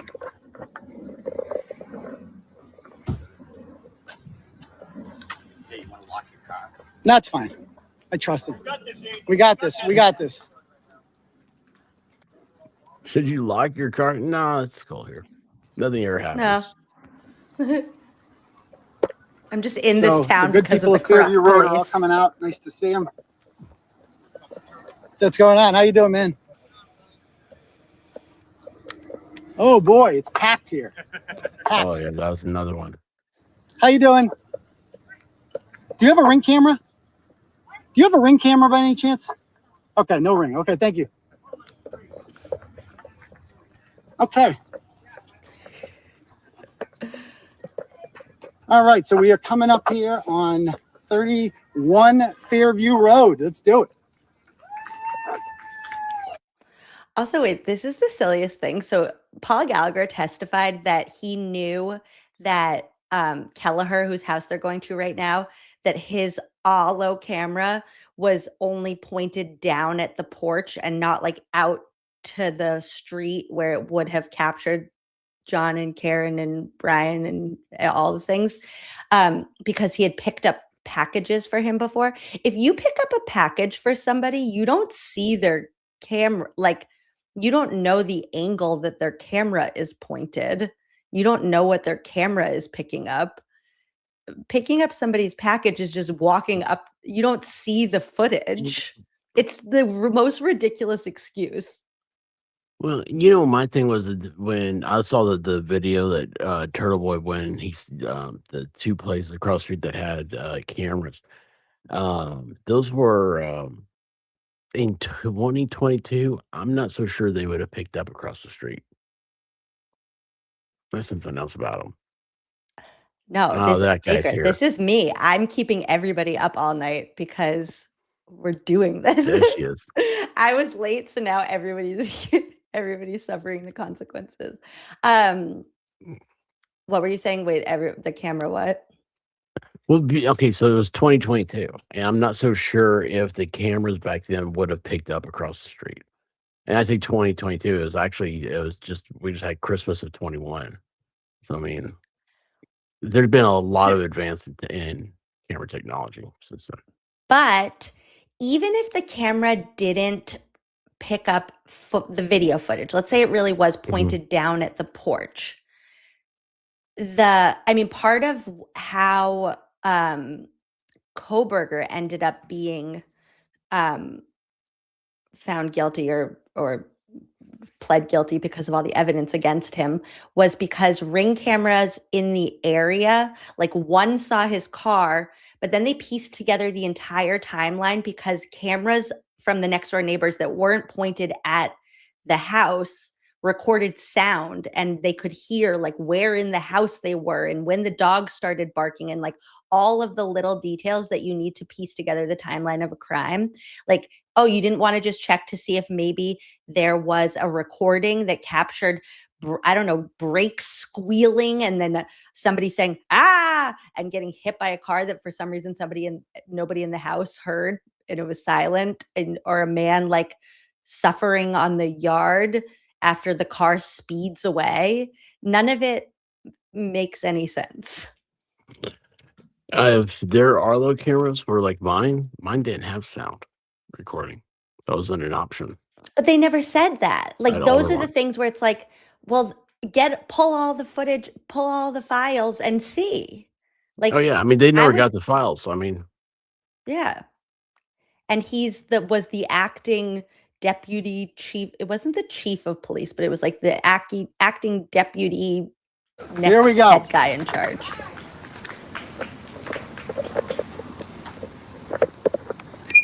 Oh crap, that's not good. That's what I thought Actually, you I were think I going to held do this with your last time. megaphone. oh no, I'm a professional. Multitasking. Hello. Welcome to Fairview Road. Anybody's first time here? You're probably right about it. It's like out of a fairy tale when you see it. So here we are. We are outside. That's what I tell people when they meet me. It's like a fairy tale, isn't it? The home. Now, something I think is really interesting. Hold on. I want to do this where you can see the driveway. So you know Higgins' whole story? Shoot. Multitasking. Hello. Okay. Hello. You know Higgins' whole story about the plow and how detailed it is, where he's like, I put the plow down, it made a scraping sound, and his whole story about, oh, I was being a smartass and I plowed the driveway, which was just like a weird thing to say if you're going to that house. Now, hear me out. Don't you think it would actually be a smartass kind of funny, goofy thing to do if your buddy lives across the street from the house that you're really going to, and it's not snowing yet, but you have a plow on your Jeep and you're pulling into your buddy's driveway? So in this kind of long driveway, you put your plow down and it scrapes on the ground and makes an annoying sound to let your friend know that you're parking there. And your friend looks out the window and is like, what are you doing, asshole? And he's like, I'm going to leave my car here. Doesn't that kind of make a little more sense? Yeah. Well, I'd be pretty mad if you put your shovel in my driveway. I'd be like, what are you doing? You're gonna, well, and if if you had a friend do that, wouldn't that be more of like a smart alecky thing to do? So Higgins testified that when he got to Brian Albert's house, he like plowed the driveway to be funny. And he has this like whole weird story, but it's like, that's actually not funny. You're just like blocking the driveway of the like man whose house it is that knows that you're coming there. And now you have to like pull out, and his driveway is also this kind of like short and wide driveway. So there's like not even really anywhere to go. And there was no snow. So it's like, that's not even a funny joke the way that you're saying it is, but it is like kind of funny if you're pulling into your buddy across the street that doesn't know you're coming and you just scrape your plow going down the driveway to be like, hey dude, I'm parking here. Just wanted to let you know, but like to do it in a smart ass way. Does that make sense? Basically what I'm saying is that Higgins parked in Kelleher's driveway. Allegedly, I think, apparently, whatever. Wait. Yeah. I'm so confused now. Because he wasn't in the one chat driveway he said he was understands, in. right, guys? Yeah. Oh man, you guys Tom Kelleher. been under a lot of stress lately, okay? He lives directly across the street. Dad literally A across lot the of street. stress. 34 Fairview Road. He's got a Ring camera right above his doorway. 3 of them. 1, 2. Where's the other third? So they're all pointing, especially that one. That's pointing right at him. Oh, he has 3 So cameras. This is the angle of where Now we're 34 talking. right under, right next to, between the flagpole. So this is 34. Let's walk over there. Hold on. It's actually not really directly across, honestly. So over here, and this is where it was. So they'll say, oh, John McCabe's, I didn't see anything. Right over here, right before the mulch, is where the body of a Oh, 217-pound man was lying motionless. It's like more like right illuminated by here. 1 inch of snow. 1 inch of snow. Anybody 6 feet tall? And why don't we not go on their property? So he was lying Yeah. right there. Why don't we not go on their property? I mean, he doesn't have any charges related to this part, but even still, just saying things like that gets you in Aiden's headspace of he's not trying to do anything to cause like a ruckus, to do anything actually wrong, especially because This is the worst charges I've ever seen. I cannot believe you guys are wasting time. Do you guys not have drug dealers up there? Do you not have like? I'm sure we do. Oh, actually, you know what? The Norfolk County District Attorney screwed one case up so much, and they like didn't know how to get search warrants, and they were just like so busy texting each other like racist memes and stuff that they actually let a drug dealer named Miles King out. He doesn't have drug charges, but he like is drug dealer, allegedly, and he ended up getting let out of jail because it took so long for his case to get started in court because they had no any of the documents that they were supposed to get, and then the feds had to swoop in again like they had to do with Matthew Farwell and clean up the mess because the Norfolk County District Attorney's Office, aka Greg Connor, can't do anything. That's a story for another day. If he was up there, and this is where the magical 3-point turn, I guess, happened. They want us to believe that instead of dropping John off over there by the driveway, that she dropped him off right here by the mulch, which makes no sense why. So we could run across the lawn. That makes no sense. Of course, she was parked right where this car is. That's where Ryan Nagel saw him. And Ryan Nagel, of course, said that no one was in that car with her and that no one was outside of the car. Ryan Nagel would have had a perfect sight if there was a body laying right here. First of all, what time did the 3-point turn happen? How did she kill him that quickly before Ryan Nagel could see it? And how did he miss the dead body? A lot of unanswered questions here that a child could see through. It's disgraceful. That house over there at 33 Fairview's got rings, but this house at 31 Fairview is owned by Deputy Police Chief Tom Kelleher. He's got 3 ring cameras. One is looking directly at me, which would have seen Karen Reed killing John O'Keefe if she had done that. Whatever happened that night, those cameras picked up. Also, this was the point. So something that's very funny about the way that the trial played out is that there are these little moments in their testimony that are like the lies we lost along the way. So it's like they made up a lie and then they realized that lie wasn't going to work. So then they like made up a new lie. So at one point, they were trying to say that Karen killed John by backing into him doing a 3-point turn. And because that was their original theory, Jen and Matt and Brian Albert Jr. all testified that they like looked outside and saw like a wave print in the snow, basically trying to insinuate that they saw the tire tracks indicating a 3-point turn. Also not realizing that like if they were to clearly see tire tracks in the street, that they would have also been looking at John's dying body. That part, I guess, like missed their brain. But it hurts. Yeah. Oh. Then they realized that it would have been the wrong tail light if she had done a 3-point turn. Like it would have cracked the other tail light. So they changed They actually the story said to this?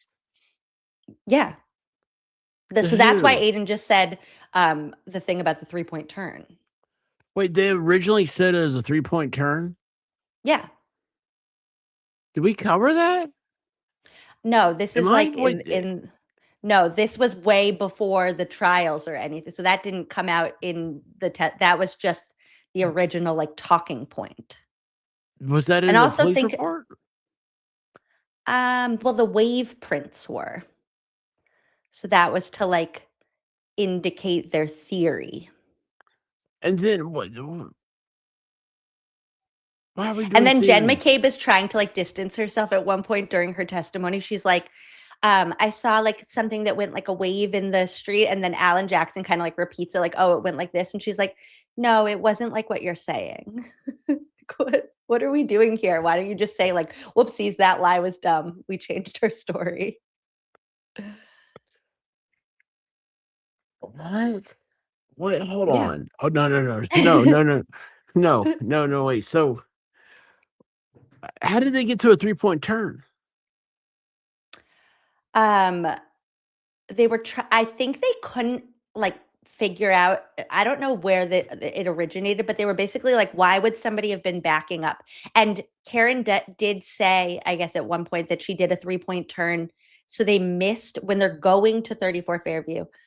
They missed the turn, the left-hand turn to go to 34 Fairview. And then like as they're passing, John or Karen was like, oh, shoot, that's the street. So she like pulls into the next driveway, does a 3-point turn and goes back to then take a right onto Fairview. And that's when she's like head on with Ricky D'Antano's truck and they signal for her to go. She goes in front of them. John gets out of the car, yada, yada, yada. I'm driving up there after the show. I got to see all this. None of this makes sense now. I'm driving up there. I think We you ate need to. I breakfast. also Do you heard guys you've have- never even been up here before. No. I've been to Pennsylvania. Yeah, time to come to Boston. Those cameras picked up. I looked at New Jersey. I wouldn't go over there though. Proctor never once asked them to provide their Ring camera video. He told them that, oh, there's nothing on there. There's nothing on there. You got to trust me on that one. I'm a cop. You can believe me. I would not lie to you. You don't need to look at it. And that was all Michael Proctor saw. Karen Reed was pointed in this direction, heading south on Fairview Road. And they want us to believe her house is that way. It's that way, not that way. John O'Keefe's house, Juan Meadows, is that way. Yet they want us to believe that she did a 3-point turn right here. That she did a 3-point turn right here. Apparently, because she wanted to go the long way in the snow, the wrong way they came, and go back around and just get a tour of camp like we just did in the middle of a blizzard. That's what they want us to believe. Wasn't a blizzard yet. Tom Kelleher knows what happened. He's not stupid. He's got Ring cameras. He's seen what happens. Tom Kelleher knows the exact time that John O'Keefe's body was taken out of that garage in a car, brought over here. Brian Albert's car was parked right here as a shield, and he saw it happen. And he saw a body being thrown on the grass and left there. And then the Ring camera would have him driving back into the driveway that nothing happened. 2 hours later, a hysterical woman named Karen Reed would arrive at the scene. She is the only one in the car with 3 people that saw the body, which somehow implicated her, even though, as we can all see, is there any obstruction here that would stop Kerry Roberts? What do you guys think? Is there any obstruction here that would stop Kerry Roberts and Jen McCabe from seeing that body? No, there's none. They all would have seen it. They all would have seen it. But only Karen Reed saw it, and only Karen Reed tried to save his life and get out and perform CPR. What was Jennifer McCabe doing? She was calling inside and telling, don't come outside. Karen's here, don't come outside. Somehow a Boston police officer, oh yeah, I don't know that. I think they would see over there. I think they would see the body over that fire hydrant. But a Boston police officer did not come outside for the half an hour when first responders were here and woman was screaming and hysterical, didn't come outside to see what the hell was going on in his property. No, I don't know. So I guess that happens a lot around here. Just bodies show up in your lawn. Just go back to sleep. That's what they want us to believe. So we know that guy who lives in that house is part of the cover-up too. He's a police officer. People trust him in this community. If you're a neighbor here, please know that this guy is covering up for a cop killer. He's covering up. Your neighbor, Tom Kelleher, is complicit in the death and murder of John O'Keefe. He is complicit in the framing of an innocent woman who did nothing wrong by the name of Karen Reed. And we are here to let you know that. I'm sorry that they did this to you. I'm sorry that they brought all this attention to your otherwise lovely and peaceful neighborhood. But Tom Keller. Also important to point out what I was saying at the beginning, so that harken back 100 hours ago when we first saw Brian Albert's new dumpy townhouse on the busiest street in Norwood, across the street from a gas station and a liquor store and Guarino's Family Bakery. And now, draw your attention to this lovely tree-lined American Dream street in the American Dream house with the pool and the fenced-in backyard. And you tell me why else you would just jet set out of there. But I mean, why would he though? I mean, I don't get that. She's no longer your. Well, if you, number one, were traumatized by what you saw happen inside of your house, you probably don't want to live there for very much longer. Number two, if you're scared of getting caught.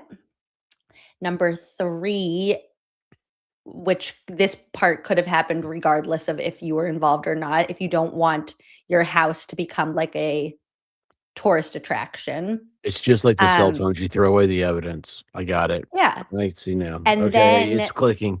I got you. And then you move to a much less expensive place, like not an equivalent, not a kind of similar echelon of Not a lateral society. move.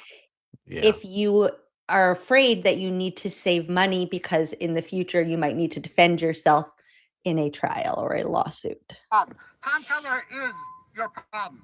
Tom Keller can come clean whenever he feels like it. He's just choosing not to because he's complicit in murder. And we're not going to let him get away with that. So I'm sorry that they brought down your property value like that, but it is what it is.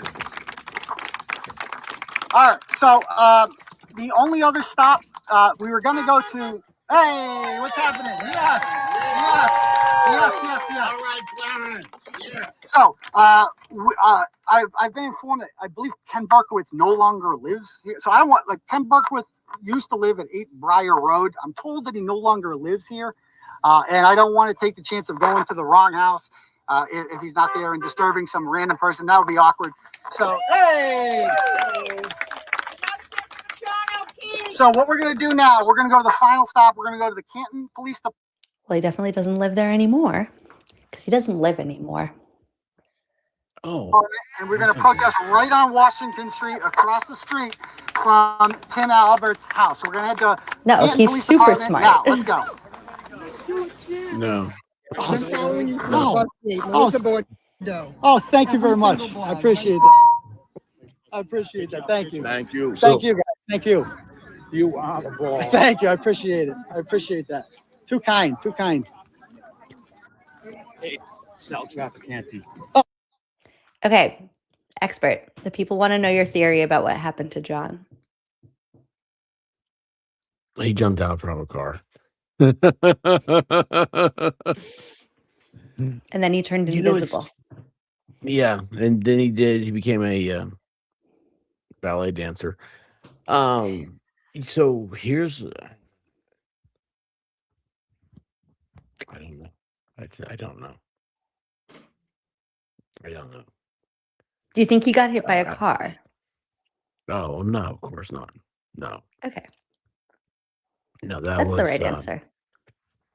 Oh. Well, I mean, because like it's my mind when I see the area, I keep seeing everything. I'd like to. It's just like, yeah, I like to go to battlefields. I like to go to historic places like that and put myself in the shoes of the person that was there. And I'm trying to think, like, when I see this, I think to myself, like, what would get John in a situation where this would happen? I don't know. I don't have any answers. I mean, you're asking the right questions. Weird. Mitchell. Yes, I like Mitchell's. He had a head injury. He had a really bad headache. Oh, it was a bad headache. Poor. I'm getting one of those. Oh man, right back here. Actually, that's not good. He was hit by a dog that was chasing Alexis into outer space. I like that one, Debbie. I love her. Pretty much. That's what Judd Welcher thinks. It's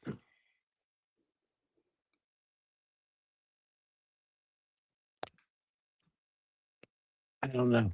I don't I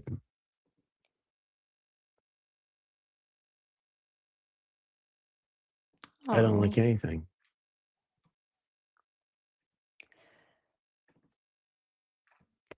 Yeah, I understand how terrible it smells. It goes apart either.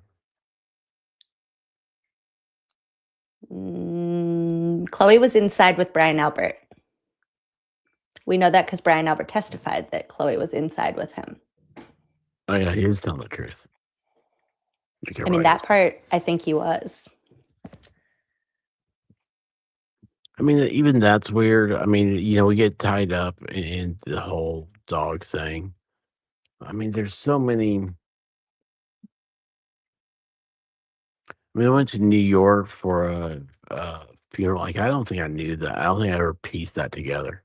I know we covered that, but like, I didn't piece together until Turtleboy said it. He talks in my language, little small sentences. No, I'm kidding. Yeah, they went to New York, came back, went out to this bar. And I mean, you know what? I know it was just Turtle Boy trying to be funny there for a while, but his little like the conversations, like Karen's like, "Oh, why we gotta go over there, John? Why don't we go back home and cuddle?" Like that whole thing, like that's a better narrative than about anything else like that we've got. I mean, my I'm thing that comfortable with. I've said for a long time is like, whatever happened is like the most there. I feel like this with most like kind of true crime stories where there's like a mystery involved. It's like whatever the most kind of simple explanation of like how people act is what happened. Yeah, Like there's to nothing simple in me, this.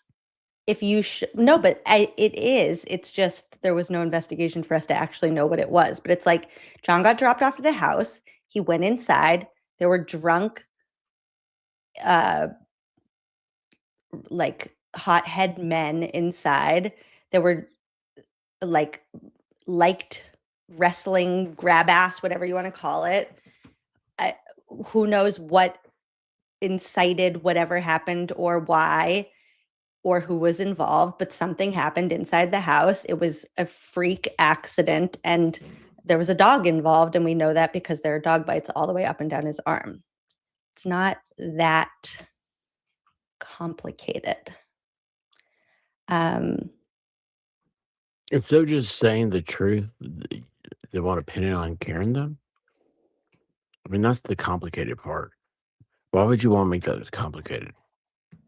I mean, something else about that is at the very beginning, they weren't like in their initial police reports and stuff, they weren't saying like Karen did it. They were basically just trying to, I think, kind of point. I mean, they're not going to be like, at that point, they were all in on not admitting to whatever happened, but they also weren't all in on framing Karen. So they were kind of just being like, Karen was saying this, like, I don't know, you guys should look into this.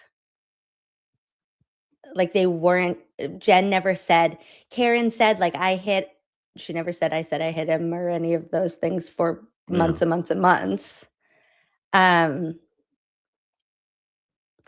Also, we need to just jump over to something for just a second because I think this is important in terms of where Chloe was.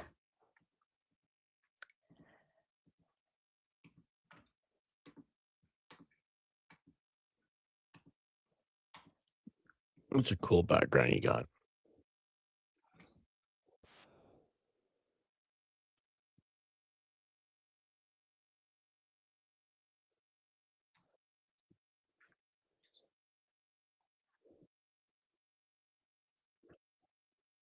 Am I supposed to hear some?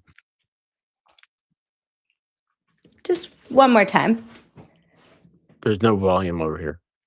Oh, sorry. Hold on. Oopsies. I really thought about just acting screen. like, oh yeah, okay, yeah, cool. Why is the default not to also share the volume? Like, why do I you have don't to know. I think turn that's that new. on? I thought it used to always share the volume. Oh no, now it's doing the thing where I can't even share my screen. Oh my God. I can literally. Hold Too many on. tabs open. Yeah, I have to go out and come back and entertain everybody for a second. Okay, cool. So, anybody seen any good movies lately? I really want to go see He-Man. I want to take my dad to go see that, and I think that came out 2 weeks ago now. And that's hey, that's taking this long, but maybe we can see it over. I almost said Thanksgiving, but it's Father's Day, isn't it? Is everybody ready, prepared for Father's Day? Do you do anything special?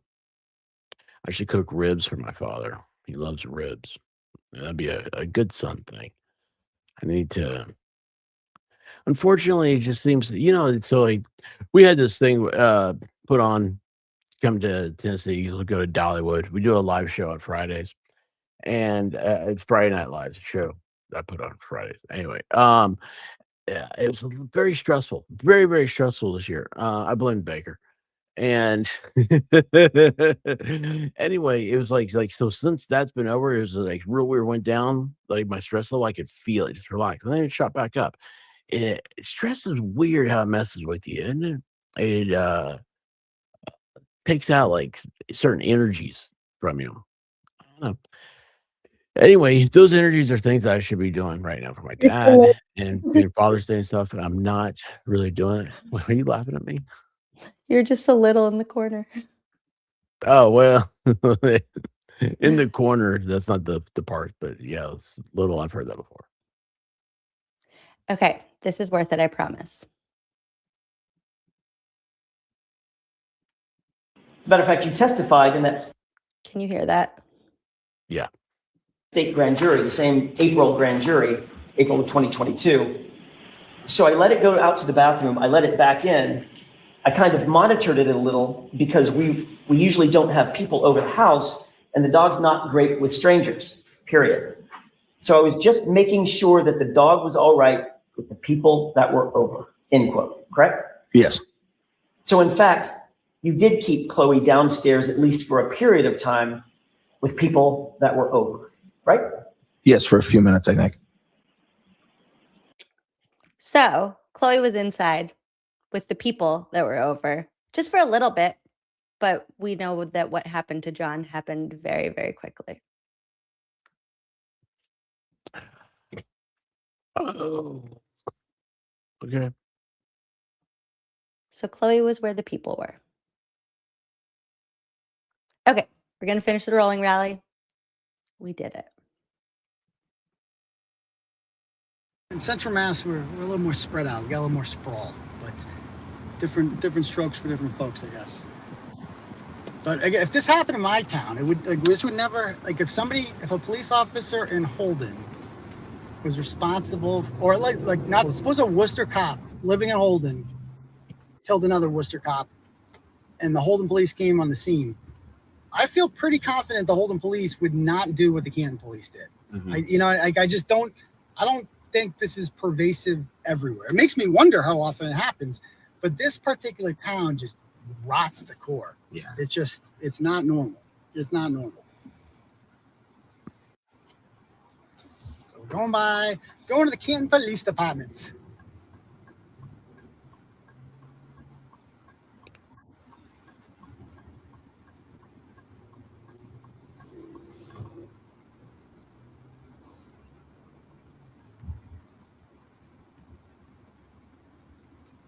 All right. Packed. Yeah. So I think it's right past this light, I want to say. Let's see. I think this is Pleasant Street. This is Meadows is off. If you go down Pleasant up here on the right, that takes you to Meadows. Mm-hmm. So John lived down that way, Karen, and his niece and nephew still live there with their grandmother. who was drinking the Kool-Aid, obviously, and obviously doesn't care that much about her son's life because she's not really interested in finding out Larry. who killed him. That says a lot. I don't want to shit on the family, but like, what the fuck? I mean, how much time do you need? And how much slack are we supposed to give you? Because again, it'd be one thing if you were just, misled and everything, but you're bringing another innocent person down with you, and your time period for the grief, whatever that we're giving you, like, oh, we're not going to go after you because of the grief, like that's expired. Like it's expired because you're trying to send an innocent woman to jail for the rest of her life because you didn't like her to begin with. You never liked her. So, and we can't allow that to happen. So I don't really feel bad for you anymore. I did anything like, I feel bad for the two kids because they are completely innocent in this. They don't know what the hell's going on. They've been lied to by everyone. Their world has been turned upside down. I already see people outside the Canton Police Department up there. So I got a fucking headache. Wait, he goes to the police department? Dude, I got a nasty bruise right here. I don't know if you can see that. Look at that shit. Dude, I have no fucking clue. I just noticed it yesterday. I pulled a hammy. I think I pulled a hammy jumping off a dock. I'm thinking like ibuprofen for it. Dude, that's a bad bruise, man. Yeah, we're still doing You said that one checked out. We're gonna have this guy from Yellow Cottage Tales come on. Kev. He's a good guy, and we're gonna discuss. He has some questions. He made a Reddit post. He's a free thinker. I like him. I've enjoyed watching his content. He just made a post the other day on Reddit that I thought he asked a lot of questions. Like he's asking a lot of questions, and I have answers to those questions. He didn't have answers to them, so I want to answer those questions for him tonight on the live show. So we're gonna have a back and forth conversation. We'll talk all about this rolling rally, which has been, uneventful. Like besides, like I've yet to see a Canton police car. Uneventful. Freaking one. It's uneventful. Oh, actually, he's facing 40 years in jail for this uneventful. That was a ton. Packed. Yeah. Packed. Golly, man. So here we are, the Canton Police Department. There it is. It looks like a Cape Cod house. Like it's like great point, Mod Princess. Right? Yeah.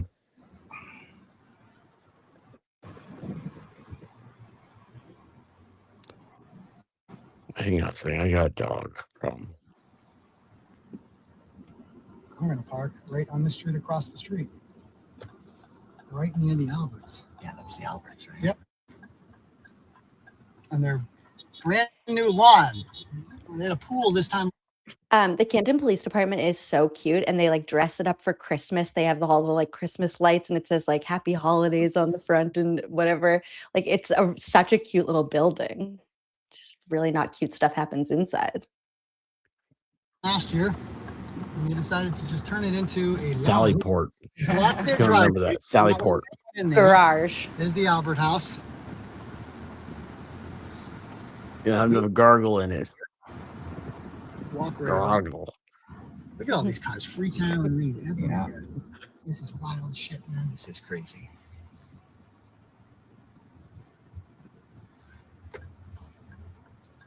Behind the RX. Oh, it's a 458. It's the hybrid. Nice.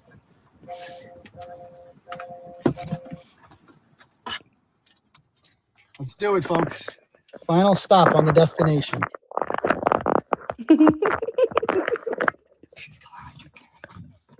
Oh yeah, probably the best. Yeah. Oh, that'd be cool. I will lock it this time. This time I will lock it because I'm gonna let At the police department, I'm gonna lock it. Some donos coming in, not on the cash app, like actual cash.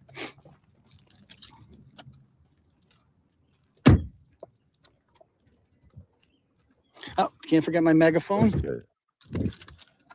Is it in the front seat, the megaphone? It is? Oh yeah, there it is. Yeah, it's in the back.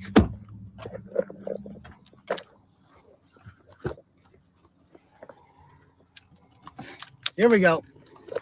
Showtime.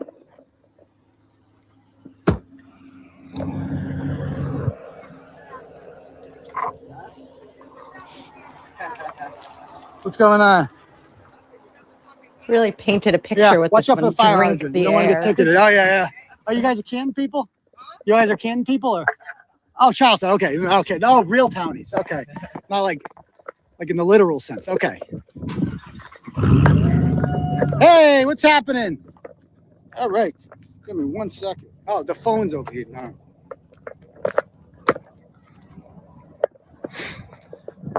All right. So up here on, this is the Tim Albert house, the house where they filled the pool in. Okay. They had a lovely pool here, and then they decided they're gonna fill it in. So I have my selfie stick. I'll give you guys a look in there.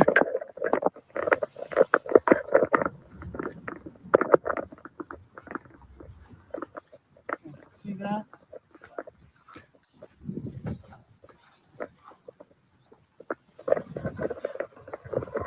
So they decided they were going to fill that pool in. Suddenly, like 5 days after being mentioned by David Yannetti in court as being involved in this murder. So they've put, oh, there's some rustling in there. There's some people in there. Okay, yeah, we're here, folks. But then all the wrong alarms house, on, my they got mind. out of Dodge. They knew. That's what the Alberts do. They run. That's what innocent people do, right? They run. Are they? Hey, Timmy. So Timmy lives there with, he's a Fredo of the family with Bernie Albert. Woo! Yeah, what's going on?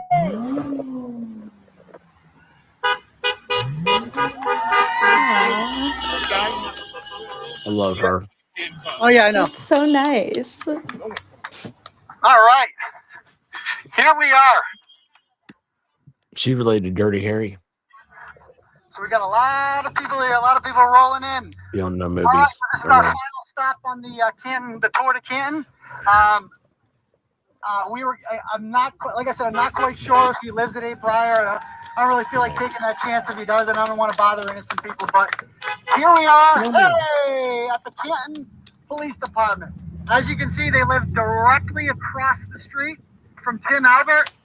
They would have a direct line into his yard if he decided to suddenly, 5 days after being mentioned as being involved in a murder cover-up, they decided that they were going to fill in their very nice family pool that they used frequently before that. They decided they were going to fill in that family pool. Yay! And they've since resodded it. You wouldn't even know what's in there. We don't know what's in that pool. Hopefully not Chloe. But something's in that pool. They decide, because you don't just decide to do that out of So nowhere. I had that wrong. I thought Chloe was at the other house. We're interested in figuring out who No. killed the cop. The police, the state troopers might we want don't to know get where on Chloe that. is. That's, I don't know. That's what normal police would do in a situation like this. Is they would investigate a crime. So here we are outside of the Canton Police Department, and a lot of people blame Michael Proctor because this has been a state. Hey, this has obviously been a state police-led investigation. So Michael Proctor has really spearheaded the cover. No, it actually wasn't 5 days after, and we only know that because Chloe bit a person like a couple months after John died. There's animal control records where Chloe bit a dog outside of their house, and then when the owner of that dog went to go break it up, Chloe also bit that person. And in Garrett Wing's interview about like the behavior of like dogs who bite or dogs who attack, he talked about how once a dog attacks once, it's more likely to do it again. So that's just interesting. That's why the first bite's free. They get away with it, and then they're like living a life of crime. A lot of states, because you don't know that your dog's going to bite, and so the first time you have a dog bite, it's of course look at it, there's not a liability. But really, what they don't realize, it's a gateway crime. Oh, it is a gateway crime. Yeah. But let's not forget that. First of all, Brian and Chris Albert's brother is on the Canton Police Department, Kevin Albert. And on that morning, the Canton police were the first ones to arrive. Officers Saraf and Molini, who I believe is a rookie, young kid. And they get there, and they don't know what the hell's going on. They do their job. And they see Sean a dead body. Good. Hey, what's happening? Justice for Karen Reed. Justice for Karen Reed. There we go. That's what I like to see. That's what I like to see. So they get there and they see a woman hysterically crying and trying to save, covered in. This is so the rumor that Chloe is buried in Tim Albert's backyard in the filled-in pool came from an ex-girlfriend of Kevin Albert, I believe, who said that she knows that for a fact. And either way, I think these are the moments where it's like exactly what Taco Rock said. Tully never followed up on it. So all we're left to do is speculate. We'll never know for sure because the police never followed up. If there had been any follow-up whatsoever, we would have closure to that rumor. It's either like, yes, the police followed up and we trust them and there's body cam footage and they do the sonar, whatever that they do to see if, and they say, no, we can see in this video that you can all watch that we know for sure there's nothing buried in there, or something else. And because there was never an investigation, we're just left to speculate. So we don't know. You could say, I think this for sure. I think no. I think Chloe is Cora. Chloe has a new identity. We'll never know. Or maybe we will know if we elect Adam Deitch. Blood and is trying to save his life. And they call for an ambulance. And they take note of the scene afterwards. And they notice, oh, gee, this guy only has one shoe on. That's odd. And this guy's got no jacket on in the middle of a blizzard. And his face is literally beaten to a pulp where his eyes are bulging out. And it's kind of weird because there's like no blood, which is why we could fit it all in 6 solo cups with, with the snow. We're going to put it in solo cups like we learned in the academy. And they're going to bring that in there and they're going to hold on to it. And they're like, nobody asked, like, gee, I wonder where his other shoe is. Where'd that go? What the hell's going on? I noticed some cocktail glass, so I guess it must have been Professor Plum with the cocktail glass, on Fairview Road, because that was the only piece of evidence there. And you got this hysterical woman, and she's allegedly screaming, could I have hit him? Could I have hit him? But only one first responder. There must have been dozens of first responders there. Cops, state troopers, firefighters, etc. Only one first responder was quoted in the police report by Michael Proctor. Hey!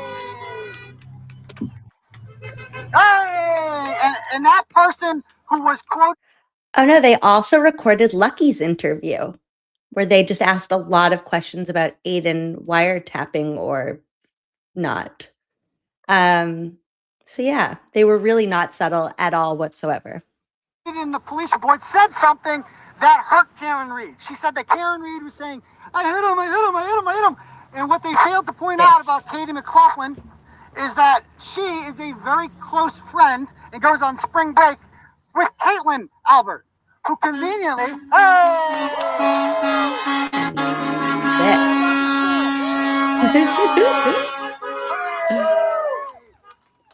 Are you watching? I know. Hey! So I just want to give a shot. I know Jem McCabe, I know you guys are watching this. You're sitting on the beach your last day at a banquet. You're like, I got to get out of town because I know the rolling rally's coming through. But just look at all the support here for Karen Reed and John O'Keefe. Everybody here knows what you did. Everyone is talking, all of them. Like literally everybody who comes by likes us. Everybody who goes by knows what you did, Jem McCabe and Brian Albert. They know. And we're not putting up with it because we trust police. We put our faith in the institutions. I mean, if you've read my blog over the years, I've defended the police vociferously. Thank you. The Canton Police Department has abused my trust and the trust of the entire community. We supported you during the BLM riots in 2020. We had your back. And because we said, no, you can trust the police. They're not corrupt. And then what did you do the second you were put to the test? You did exactly what they said that you were going to do. You proved them right, unfortunately. Hey. So there's about 50 officers.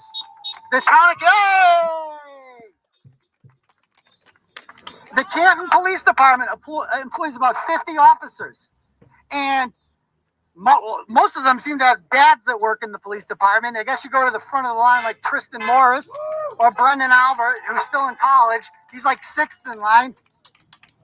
And you go to the front of the line because they like people in Canton that are from Canton, and their daddy was in Canton, and they know that they're going to protect people.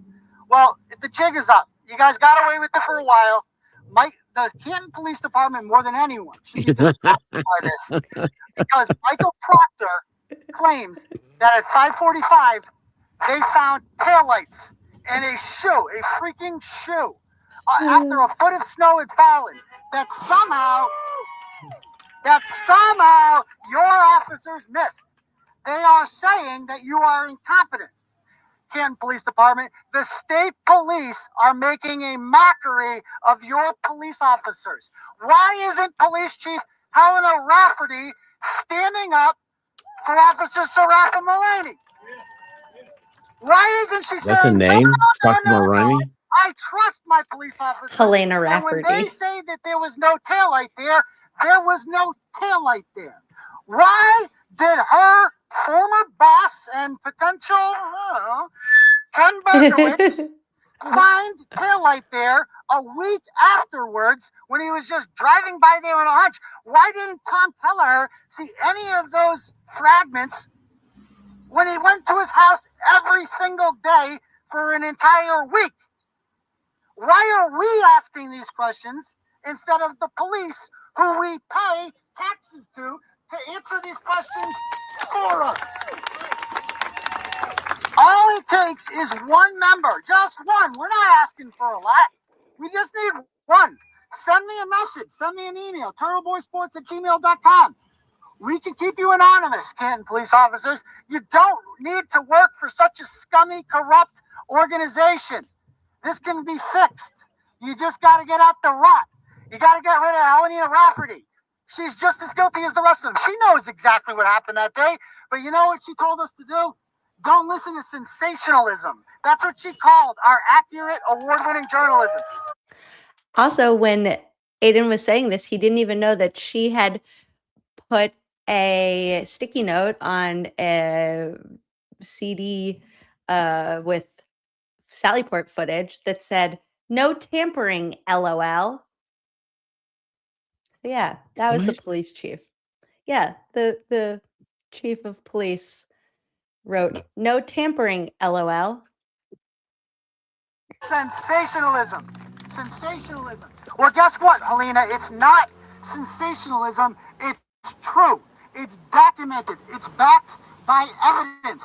And one of your men in blue, John O'Keefe, was murdered in your town. In your town. This is on you, Helena Rafferty. This is on you. Don't you want to fix the reputation of the Canton Police Department?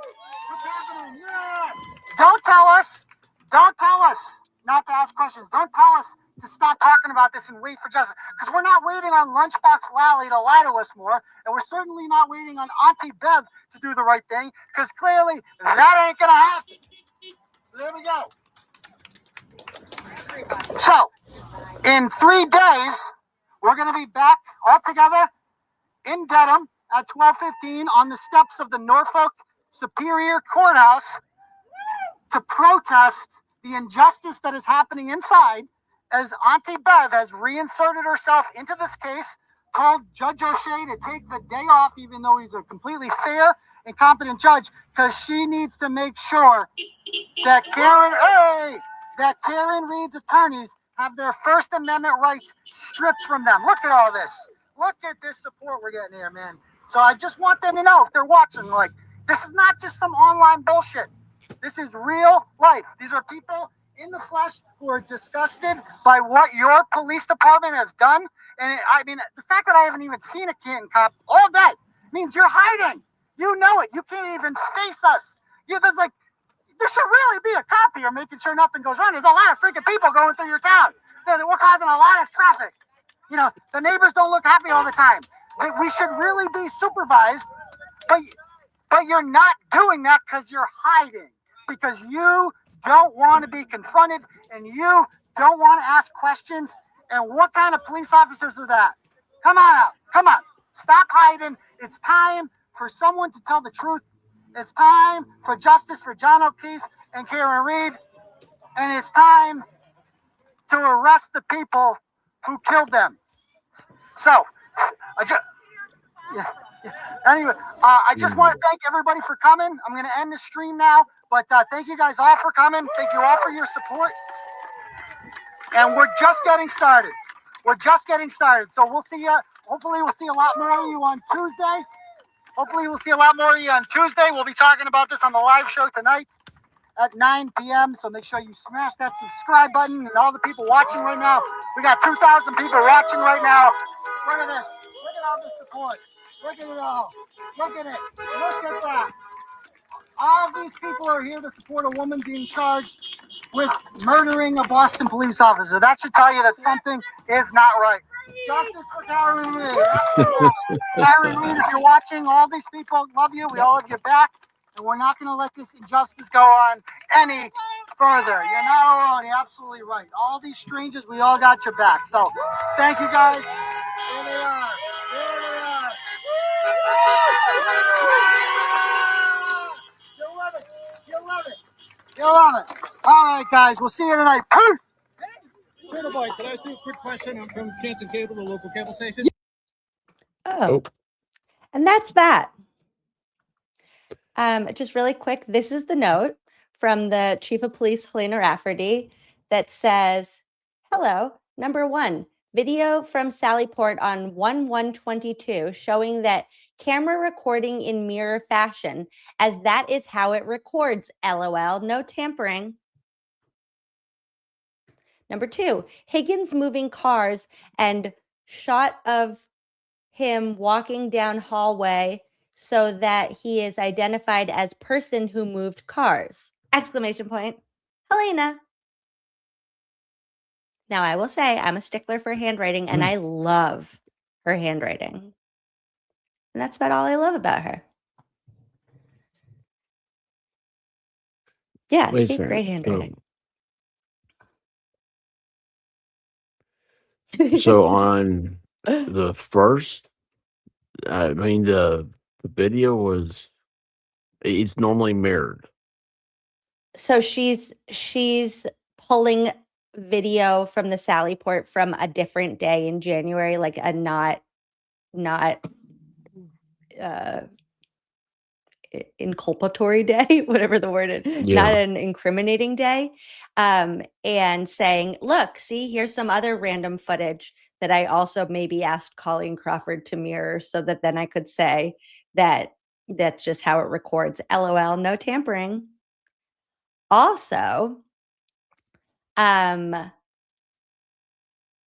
said that the video camera in the Sallyport records re-records over itself every 30 days. So the fact that this note is from August 21st, 2024, and she was just able to randomly pull footage from January 1st, 2022 is interesting.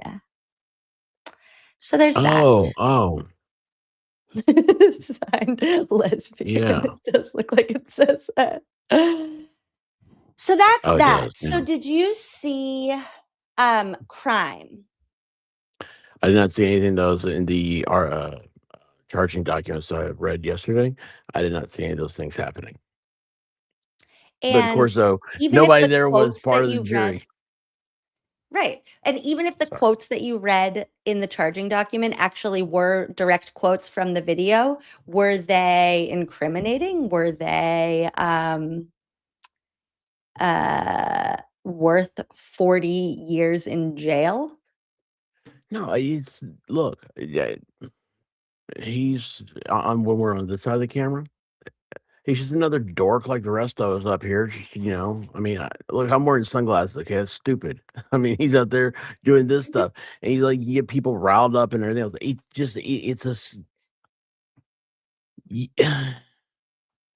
I see where people get aggravated. I see where you don't want to bother, normal, just everyday people and everything else. But also, we're talking about 90 years in jail. That's more than Texas puts murderers in jail for. Yeah. you know, And and it's do you think that Aiden would have been able to create the groundswell that he did if he hadn't pushed the boundaries a little bit in terms of like, I can see why people might not like X, Y, and Z. Like I'm a like kind and polite and sweet person. And like I said at the beginning, like if I had felt as passionately about Karen Reed's innocence at the very beginning, at the moment that Aiden found out about it, and I had been the one that was like, oh my gosh, you guys, we need to do something. We would have raised $500 and that would have been that. And I wouldn't have had a crowd and I wouldn't have had a movement and I wouldn't have had t-shirts and I yeah. wouldn't have had, there wouldn't still be people talking about this. He's the type of person that can get people invested, and that is scary to people who are doing something wrong. For police department that's doing something right, they would love this. They're like, yes, all eyes on us. Yeah. We've been working so hard and nobody even knows how hard we work. Come take a tour of the Sally Port. Right. Here's the thing. People fear what they don't understand. And that's what a lot of like this whole YouTube and everything, the next generation, it, the whole like go back 100 years ago, and it was okay. So like Andrew Johnson was the first president to be impeached, and he's Tennessee, he's right down the sorry, I'm trying to point you in the direction of Andrew Johnson. Show me where he is. Take me to his But house. yeah, on I'll his spit so in his supposedly driveway. I've been to his house a couple times. So Did you spit in his driveway? no, but I saw where his son died of consumption. But anyway, it's like at his burial. It's beautiful. It's one of those beautiful spots you'll ever see. You see it just what you can the scenery around it's just beautiful. And supposedly when Bill Clinton got impeached, the Park Service went out there and put a piece of tape over a marker at his grave that said he was the only U.S. president to ever be impeached. So that's like a big thing for me. I'm like, oh, that's really wild. And so you go back to like, okay, what am I talking about? Well, Bill Clinton blamed getting impeached on a guy called Matt Drudge. He had a blog in like the early days of the internet. The Drudge Report. The Drudge Report. Yeah, and it was everybody's like, oh, he's not a journalist because he's this or he's that. Yeah, I think he worked at 7-Eleven when he started the thing. And he was just a dude. And that's kind of like what you see here with Aiden. He was just a dude. He found something. He had good sources. He ran with it. And now police who don't understand it are trying to, or anybody who doesn't understand it, try to attack him for it. And I think he's the kind of like on a small scale, he's the Matt Drudge of today. Well, and I think it's not just that they fear what they don't understand, but what they can't control. Because when you're used to the mainstream media and you have your one connection and that's your source and you don't want to burn your source. So they have this like copacetic relationship where it's like, okay, I'm not going to out you for this because I'm going to keep giving you dirt on that. And everybody kind of knows how this relationship works. And then when you have somebody like Aiden, who's like, balls to the wall, I'm going to figure out what happened to John O'Keefe if it's the last thing I do. That's really terrifying to people who have something to hide. It's not terrifying if you have nothing to hide. It's helpful. It would be welcomed if you have nothing to hide. Exactly. I mean, Walter Cronkite was the voice of the nation supposedly, and after the Tet Offensive and during Vietnam, Richard Nixon is quoted as saying, "If I've lost Cronkite, I've lost America." And because Cronkite said that after the Tet Offensive that he saw no way that America could win the war in Vietnam. In reality, Vietnam, that was their last, North Vietnam, that was their last hoorah. They had nothing left. They've been completely decimated. And, but for Cronkite saying that, the outlook of Vietnam would have been very different. It's weird little nuances like this. Propaganda. Do you want me to tell you? Do you want me to tell you the history of Barry Goldwater? and Johnson running for presidency in 1962 or whatever it was. 64. Wait, can we do a I can do squirrel that one school on too. your channel sometime where you just tell me all the random weird knowledge that you have inside of your brain? I don't know where it is. It just kind of pops up. Yeah, that's what we're gonna do. One day we're just gonna actually like squirrel out. Like you're just gonna go and we're just gonna go. We're gonna be on the roller coaster ride. Oh, listen, those are some of the best streams ever. Or like Baker's invited me on a couple times for nighttime, and it's weird. We'll end up start talking about like the Wait, we're gonna do this. We're it's just like gonna World give War into II all the tanks and squirrels. stuff. Yeah, this Yeah. is what we're gonna do. Yeah. Wait, while we're just on random things, when people were talking about Black Lives Matter, can I say an opinion that I think is it's just offensive to all sides for no apparent reason? I like being offensive. Hold on, I'm writing myself a note. Expert squirrel. Okay. I think that politicians ruin the messages of activists. And I think it happens because activists create movements. And I'm not talking now about Turtle Boy, although that would have been nice if politicians tried to get involved, but they didn't. But just specifically about something like Black Lives Matter or defund the police.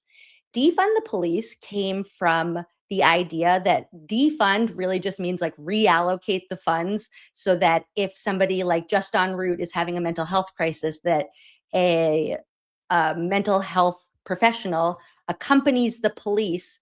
So instead of there being like 4 officers, there's 3 officers and a mental health professional that accompanies the police to be able to facilitate an interaction that prioritizes the person's mental health. The activists that create that movement care deeply about it, care the way that Aiden cares about this. And then politicians latch onto the movements because they want to appease their base and they don't really care, and they learn the basics and they learn the talking points and then they repeat them, but they don't actually understand where it came from or have the like fervor that the activists have.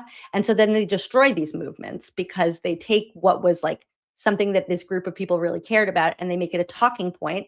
And then once it becomes a political talking point, then you fight about it because it becomes attached to one side of the political aisle.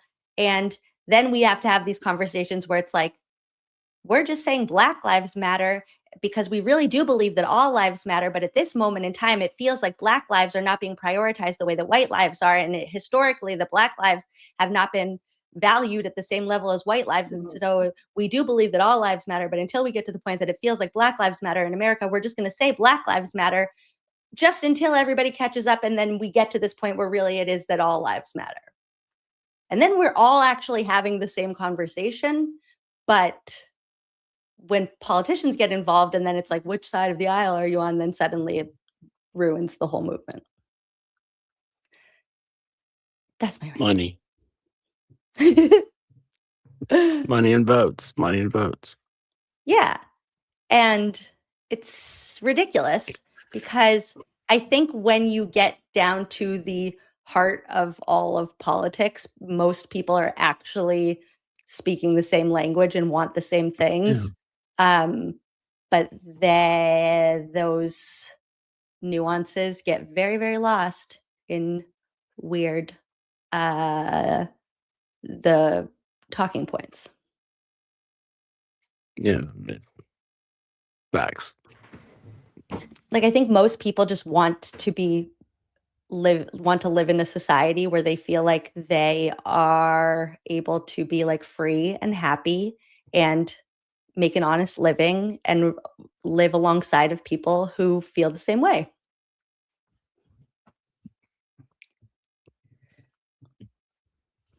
Yeah. There's also, I'm kind of jaded about it a little bit. Politics has gone a little bit into. See, you guys don't have colleges up there, do you? You don't have like college football. So, yes, we do. Like down here, we have BC football. I mean, it's not the same. Yeah, you don't have SEC. So like down here, like the college football is a big thing, and It's a rivalry thing. It's like we're gonna hate, like we hate Alabama because it's Alabama. We just hate them, and um, you're like my thing. Like it bothers me. Like I don't like bad calls in sports because people are out there. They work really hard to be able to afford to go to those games and stuff. And but people don't care. Like oh hey, as long as my team wins, I don't care. You know that there was a bad call or whatnot. Honey, I know. That's my dog. That's the blue tick. He's a little I'm talking about Tennessee sports. She's a Tennessee mascot. Anyway, no, it's just She was like, I heard Alabama. yeah, right, right. That's how she would be. Come here. It's how people get riled up. It's that whole my team's a thing, and it's not about winning. It's if you win, that means somebody else is a loser. And when we're talking Right. about politics, and I think the best thing is always to just kind of pump the brakes and just kind of take a deep breath before you get excited about things. Well, and what gets lost in that is the purpose of politics is to create the society that we want to live in. So if one side is winning and another side is losing, then we're all losing because we're not creating the kind of place that we all want to live in. You hear her And that's a crying? conversation for another day. Sorry. You go take care of your Yeah. dog. I'm going to go to bed I'm sorry. at some point. We meet at some point. I mean, if I Because could let her out, usually I'd come after this, I'm back. all like amped up. I haven't even eaten dinner. I need to shower. I'm never going to sleep. I'm so glad we did this. I have Hey, watched a lot of that Rolling Rally video, but I've never actually watched it like from start to finish. And everybody needs to see your dog now. I'll send you a picture. She just yelled at me. I've got shorts up over her stuff. She just yells, man. But I I'll put her think short up seeing for the whole thing from start to finish, it is very clear that these charges against Aiden were manufactured because they wanted something to I like that shut him up.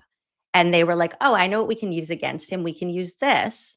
And they finagled it into existence. And that really sucks.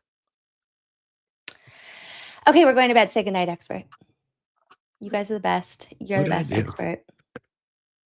No, hey, listen, thank you so much. It feels like came back from summer vacation and I'm lost again in class. I think what you're going to start to realize is this is the kind of thing that the more you know, the less you know, and that means you're doing it right. Because none of us, we're still disagreeing and trying to piece things together and figure things out. And I hope everybody does not have nightmares about that very, very scary traffic jam and Right? That was skid horrible. in the Oh, driveway. hey, there's a thing out there. Do you know who OJ Simpson is? No, who's He that? there's a so he was a guy. He was an actor, and he was in you don't know movies. That's probably why you don't know him. Anyway, I know supposedly who OJ Simpson is. I was joking. Okay, well, I don't know. And so here's the thing. Here's the whole point of it is that they did a reenacting thing that was like microdots. But this was like back when that trial happened. It was like the first time they ever really did all that. Oh, it was so cool. I just saw it this week. I don't know Cool. why I shared that with you. It was just I thought about it during like the microdots and all stuff. Like you introduced me to this whole world that I avoided. But no, thank you so much. I really do appreciate you. Thank you. And y'all have no idea how much Emily means to me. I have 3 different kinds of Johnny Pops in the freezer right now. Matter of fact, I was told I can't eat them all in a day. I love this. Everybody go get your Johnny Pops. Have a good night's sleep, and we'll see you again And soon. hopefully I have And a we're new going to color shirt. schedule a squirrel school on your channel where you get to just squirrel the whole time, and we're just going to go along for the ride. Oh, I don't know about that now. No, I don't know. I'm demanding that it happen now. Good night, What's everybody. today's I'm date? pressing end now. There's a couple. Well, we at least have 3 weeks Love you. because Carter doesn't start his like summer program until July 6th, which means I literally have no.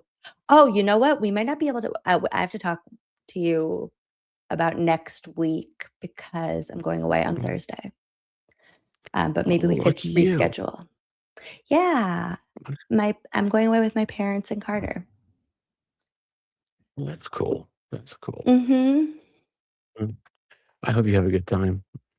Yeah, but maybe we can do I this. don't know on a why I different said day. it like We'll that. That figure was so stupid. I'm sorry. I'm sorry. You gotta keep me out of trouble. it Yeah, out. thank you. I will. Okay. Good I night. I'm appreciate pressing you. end for real now. Good All night. right, good night, everybody. Thank you. Oh, wait. No, Bye. hold on. I have to do something. I have to change the outro video, but you guys can't say anything about why. But it's because I took, hold on. I took loophole lawyer out of it. Hold, please. Do.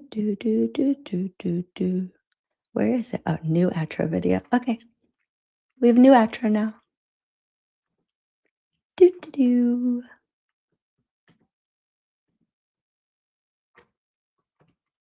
Where did it go? The heck? I'm never gonna end this. You guys are just stuck with me forever. The little wheel is spinning. I feel like we're trapped in the computer now. Just going do. Come on.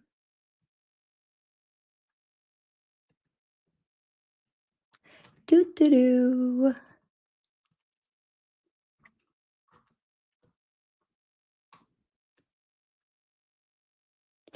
I did it. Also, now the expert's in the outro.